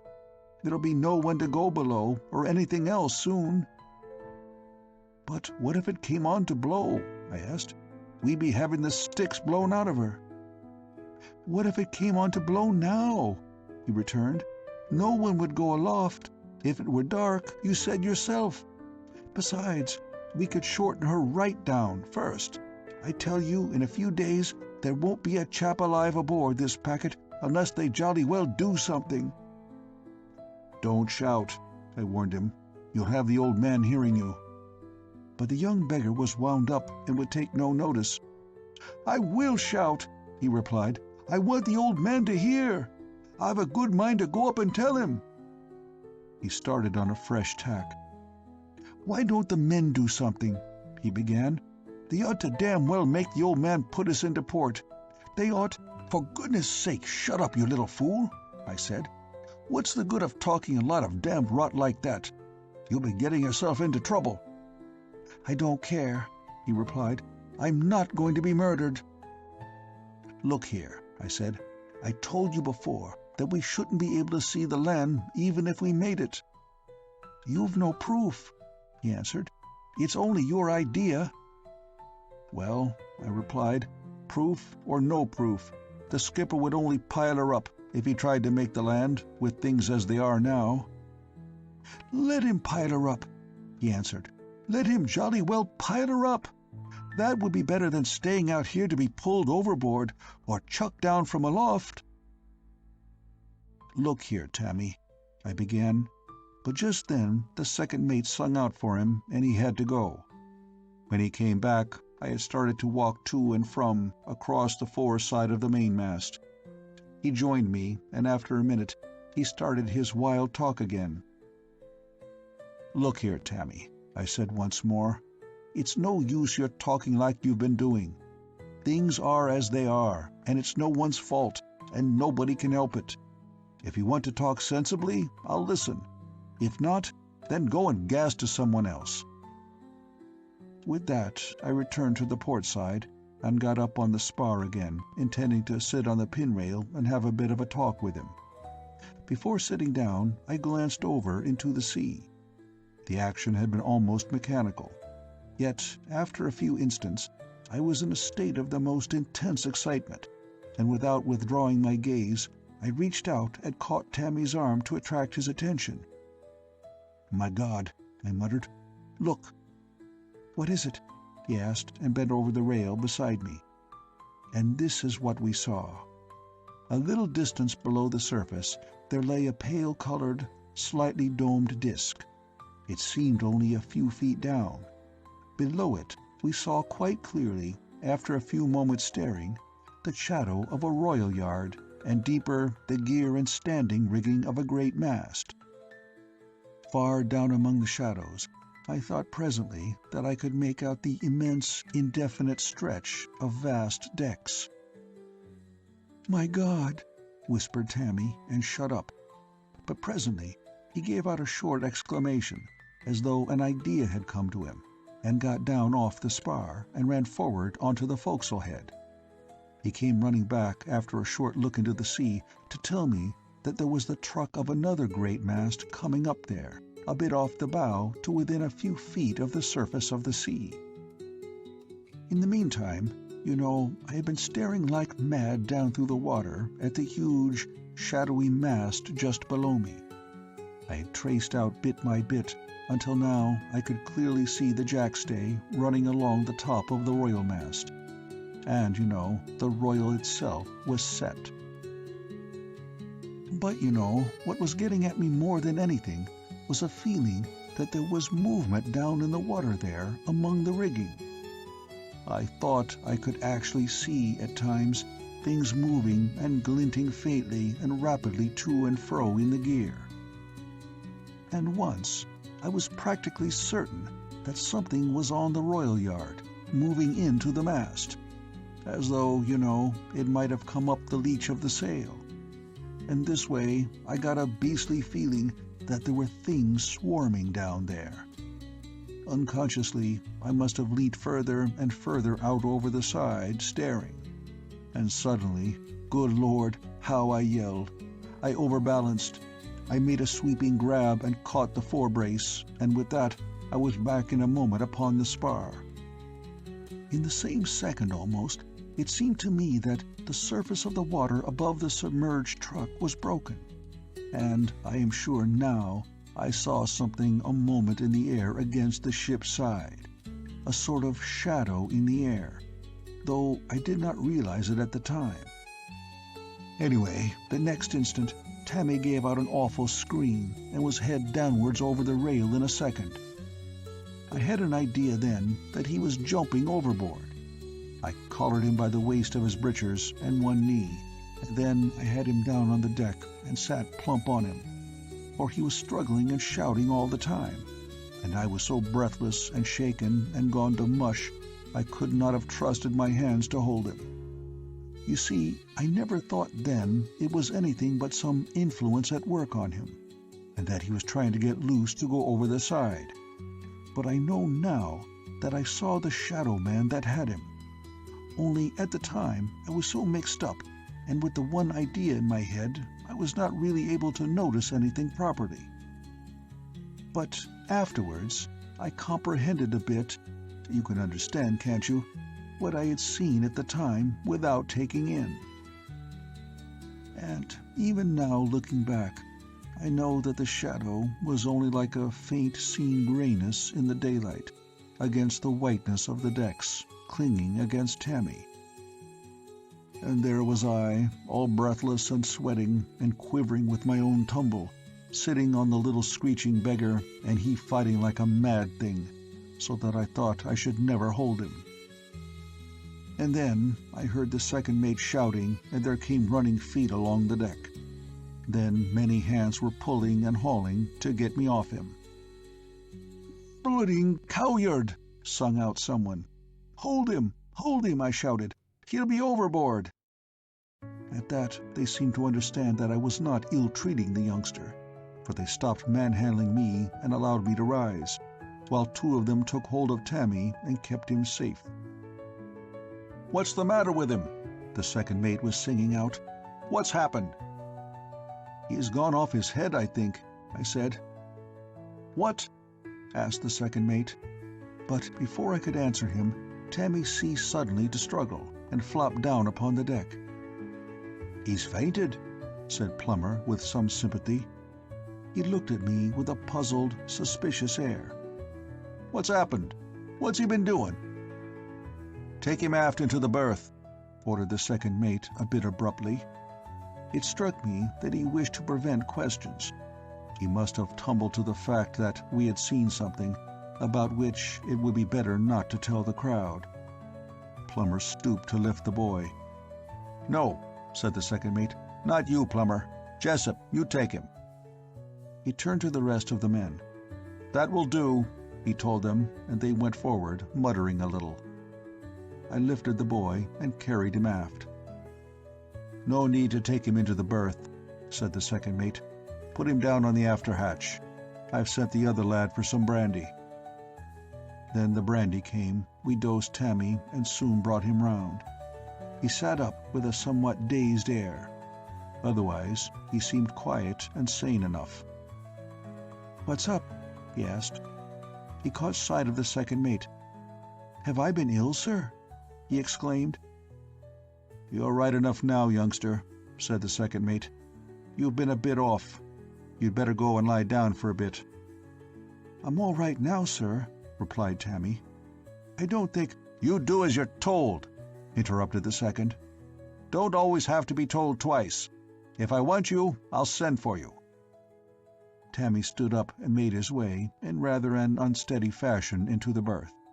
I fancy he was glad enough to lie down. "Now then, Jessup," exclaimed the second mate, turning to me, "what's been the cause of all this? Out with it now, smart." I commenced to tell him, but almost directly he put up his hand. "Hold on a minute," he said. "There's the breeze." He jumped up the port ladder and sung out to the chap at the wheel, then down again. "Starboard fore brace," he sung out. He turned to me. "You'll have to finish telling me afterwards," he said. "Aye, aye, sir," I replied, and went to join the other chaps at the braces. As soon as we were braced sharp up on the port tack, he sent some of the watch up to loose the sails. Then he sung out for me. "Go on with your yarn now, Jessup," he said. I told him about the great shadow vessel, and I said something about Tammy. I mean, about my not being sure now whether he had tried to jump overboard. Because, you see, I began to realize that I had seen the shadow. I remembered the stirring of the water above the submerged truck. But the second did not wait, of course, for any theories, but was away like a shot to see for himself. He ran to the side and looked down. I followed and stood beside him. Yet, now that the surface of the water was blurred by the wind, we could see nothing. "It's no good," he remarked after a minute. "You better get away from the rail before any of the others see you. Just be taking those halyards aft to the capstan." From then until 8 bells we were hard at work getting the sail upon her, and when at last 8 bells went, I made haste to swallow my breakfast and get asleep. At midday, when we went on deck for the afternoon watch, I ran to the side. But there was no sign of the great shadow ship. All that watch, the second mate kept me working at my paunch mat, and Tammy he put on to his sinnet, telling me to keep an eye on the youngster. But the boy was right enough, as I scarcely doubted now, you know. Though, a most unusual thing, he hardly opened his lips the whole afternoon. Then at 4 o'clock we went below for tea. At 4 bells, when we came on deck again, I found that the light breeze, which had kept us going during the day, had dropped, and we were only just moving. The sun was low down and the sky clear. Once or twice I glanced across to the horizon. It seemed to me that I caught again that odd quiver in the air that had preceded the coming of the mist. And indeed, on 2 separate occasions I saw a thin wisp of haze drive up, apparently out of the sea. This was at some little distance on our port beam. Otherwise, all was quiet and peaceful, and though I stared into the water, I could make out no vestige of that great shadow ship down in the sea. It was some little time after 6 bells that the order came for all hands to shorten sail for the night. We took in the royals and the topgallants, and then the 3 courses.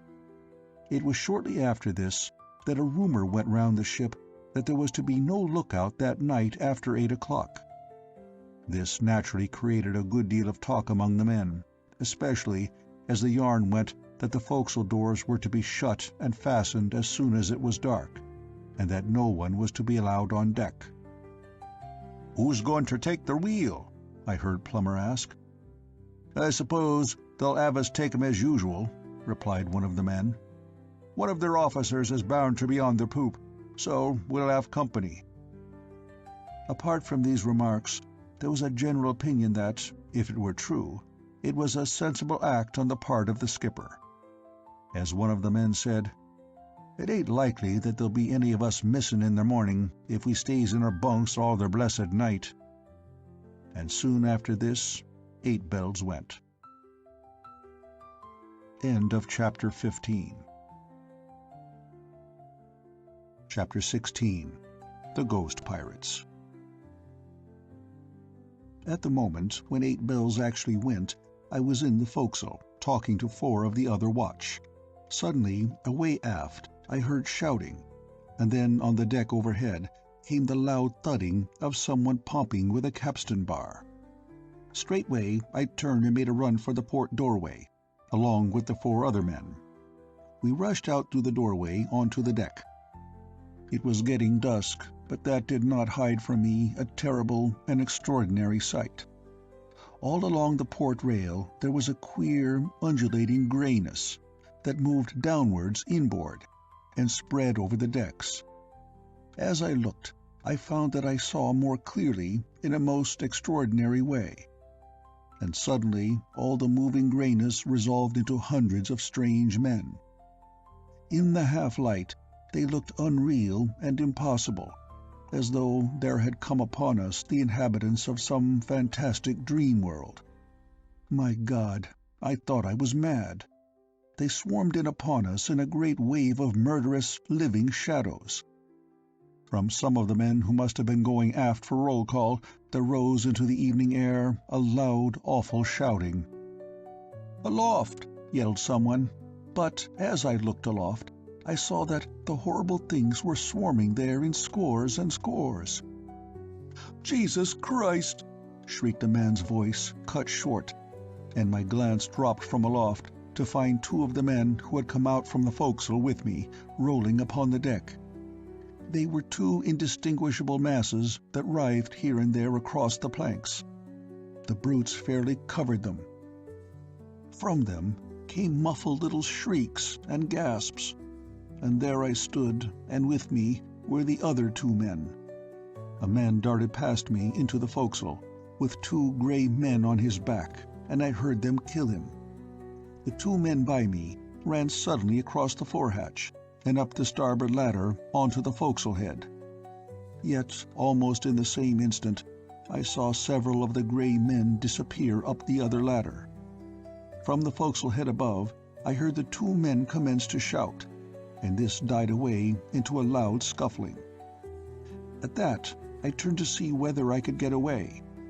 I stared round, hopelessly, and then, with two jumps, I was on the pigsty, and from there upon the top of the deck-house. I threw myself flat and waited breathlessly. All at once, it seemed to me that it was darker than it had been the previous moment, and I raised my head very cautiously. I saw that the ship was enveloped in great billows of mist, and then, not 6 feet from me, I made out someone lying face downwards. It was Tammy. I felt safer now that we were hidden by the mist, and I crawled to him. He gave a quick gasp of terror when I touched him, but when he saw who it was, he started to sob like a little kid. "Hush," I said. "For God's sake, be quiet." But I need not have troubled, for the shrieks of the men being killed, down on the decks all around us, drowned every other sound. I knelt up and glanced round and then aloft. Overhead I could make out dimly the spars and sails, and now as I looked I saw that the topgallants and royals had been unloosed and were hanging in the buntlines. Almost in the same moment the terrible crying of the poor beggars about the decks ceased, and there succeeded an awful silence, in which I could distinctly hear Tammy sobbing. I reached out and shook him. "Be quiet! Be quiet!" I whispered intensely. "They'll hear us." At my touch and whisper, he struggled to become silent, and then, overhead, I saw the 6 yards being swiftly mast-headed. Scarcely were the sails set when I heard the swish and flick of gaskets being cast adrift on the lower yards, and realized that ghostly things were at work there. For a moment or so there was silence, and I made my way cautiously to the after end of the house, and peered over. Yet, because of the mist, I could see nothing. Then, abruptly, from behind me, came a single wail of sudden pain and terror from Tammy. It ended instantly in a sort of choke. I stood up in the mist and ran back to where I had left the kid, but he had gone. I stood dazed. I felt like shrieking out loud. Above me, I heard the flaps of the course being tumbled off the yards. Down upon the decks, there were the noises of a multitude working in a weird, inhuman silence. Then came the squeal and rattle of blocks and braces aloft. They were squaring the yards. I remained standing. I watched the yards squared, and then I saw the sails fill suddenly. An instant later, the deck of the house upon which I stood became canted forward. The slope increased, so that I could scarcely stand, and I grabbed at one of the wire winches. I wondered, in a stunned sort of way, what was happening. Almost directly afterwards, from the deck on the port side of the house, there came a sudden, loud, human scream.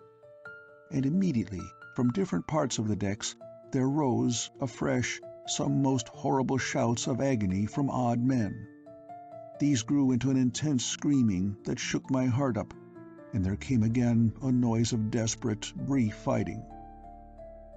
Then a breath of cold wind seemed to play in the mist, and I could see down the slope of the deck. I looked below me, towards the bows. The jibboom was plunged right into the water, and, as I stared, the bows disappeared into the sea. The deck of the house became a wall to me, and I was swinging from the winch, which was now above my head. I watched the ocean lap over the edge of the forecastle head and rush down onto the main deck, roaring into the empty forecastle. And still, all around me, came crying of the lost sailormen. I heard something strike the corner of the house above me, with a dull thud, and then I saw Plummer plunge down into the flood beneath. I remembered that he had been at the wheel. The next instant, the water had leapt to my feet. There came a drear chorus of bubbly screams, a roar of waters, and I was going swiftly down into the darkness.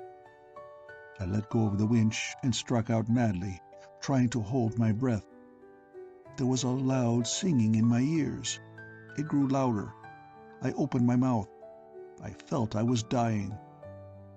And then, thank God, I was at the surface breathing. For the moment, I was blinded with the water and my agony of breathlessness. Then, growing easier, I brushed the water from my eyes, and so, not 300 yards away, I made out a large ship, floating almost motionless. At first, I could scarcely believe I saw aright. Then, as I realized that indeed there was yet a chance of living, I started to swim towards you. You know the rest. "And you think—" said the captain interrogatively, and stopped short. "No," replied Jessup, "I don't think. I know. None of us think. It's a gospel fact. People talk about queer things happening at sea, but this isn't one of them. This is one of the real things. You've all seen queer things, perhaps more than I have. It depends. But they don't go down in the log. These kinds of things never do. This one won't. At least, not as it's really happened." He nodded his head slowly and went on, addressing the captain more particularly. "I'll bet," he said deliberately, "that you'll enter it in the logbook something like this: May 18th, latitude south, longitude west, 2 p.m., light winds from the south and east. Sighted a full-rigged ship on the starboard bow. Overhauled her in the first dog watch. Signaled her, but received no response. During the second dog watch, she steadily refused to communicate. About 8 bells, it was observed that she seemed to be settling by the head, and a minute later she foundered suddenly, bows foremost, with all her crew. Put out a boat and picked up one of the men, an A.B. by the name of Jessup. He was quite unable to give any explanation of the catastrophe. And you two," he made a gesture at the first and second mates, "will probably sign your names to it, and so will I, and perhaps one of your A.B.s. Then when we get home they'll print a report of it in the newspapers, and people will talk about the unseaworthy ships. Maybe some of the experts will talk rot about rivets and defective plates and so forth." He laughed cynically, then he went on. "And, you know, when you come to think of it, there's no one except our own selves will ever know how it happened, really. The shellbacks don't count. They're only beastly, drunken brutes of common sailors, poor devils. No one would think of taking anything they said as anything more than a damned cuffer. Besides, the beggars only tell these things when they're half boozed. They wouldn't then, for fear of being laughed at, only they're not responsible." He broke off and looked round at us. The skipper and the 2 mates nodded their heads in silent assent. Appendix: The Silent Ship. "I'm the 3rd mate of the Sangier, the vessel that picked up Jessup, you know. He's asked us to write a short note of what we saw from our side and sign it. The old man set me on the job, as he says I can put it better than he can. Well, it was in the first dog watch that we came up with her, the Mortcestus, I mean. It was in the second dog watch that it happened. The mate and I were on the poop watching her. You see, we'd signaled her, and she'd not taken any notice, and that seemed queer, as we couldn't have been more than 300 or 400 yards off her port beam. It was a fine evening, so that we could have almost had a tea fight if they'd seemed a pleasant crowd. As it was, we called them a set of sulky swine and left it at that, though we still kept our hoist up. All the same, we watched her a lot, and I remembered even then I thought it queer how quiet she was. We couldn't even hear her bell go, and I spoke to the mate about it, and he said he'd been noticing the same thing. Then, about 6 bells, they shortened her right down to topsails. And I can tell you, that made us stare more than ever, as anyone can imagine. And I remember we noticed then especially that we couldn't hear a single sound from her, even when the halyards were let go. And, without the glass, I saw their old man singing out something, and we didn't get a sound of it, and we should have been able to hear every word. Then, just before 8 bells, the thing Jessop's told us about happened. Both the mate and the old man said they could see men going up her side a bit indistinct, because it was getting dusk. But the second mate and I half thought we did and half thought we didn't. But there was something queer. We all knew that, and it looked like a sort of moving mist along her side. I know I felt pretty funny, but it wasn't the sort of thing, of course, to be sure and serious about until you were sure.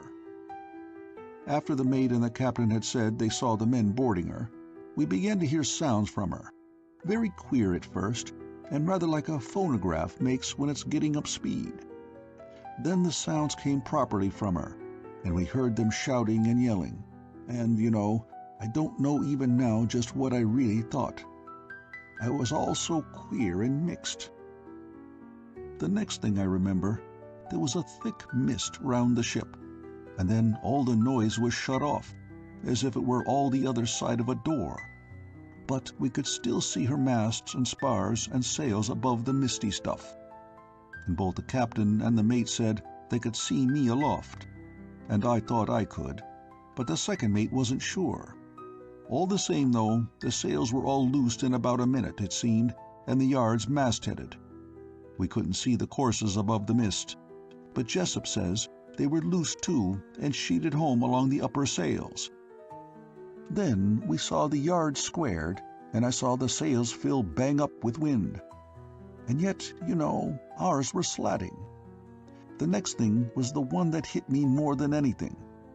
Her mast took a cant forward, and then I saw her stern come up out of the mist that was round her. Then, all in an instant, we could hear sounds from the vessel again. And I tell you, the men didn't seem to be shouting, but screaming. Her stern went higher. It was most extraordinary to look at. And then she went plunk down, head foremost, right bang into the mist stuff. It's all right what Jessop says, and when we saw him swimming, I was the one who spotted him, we got out a boat quicker than a windjammer ever got out a boat before, I should think. The captain and the mate and the second and I are all going to sign this. Signed, William Nawston, Master. J.E.G. Adams, First Mate. Ed Brown, Second Mate. Jack T. Evan, Third Mate. The End of The Ghost Pirates by William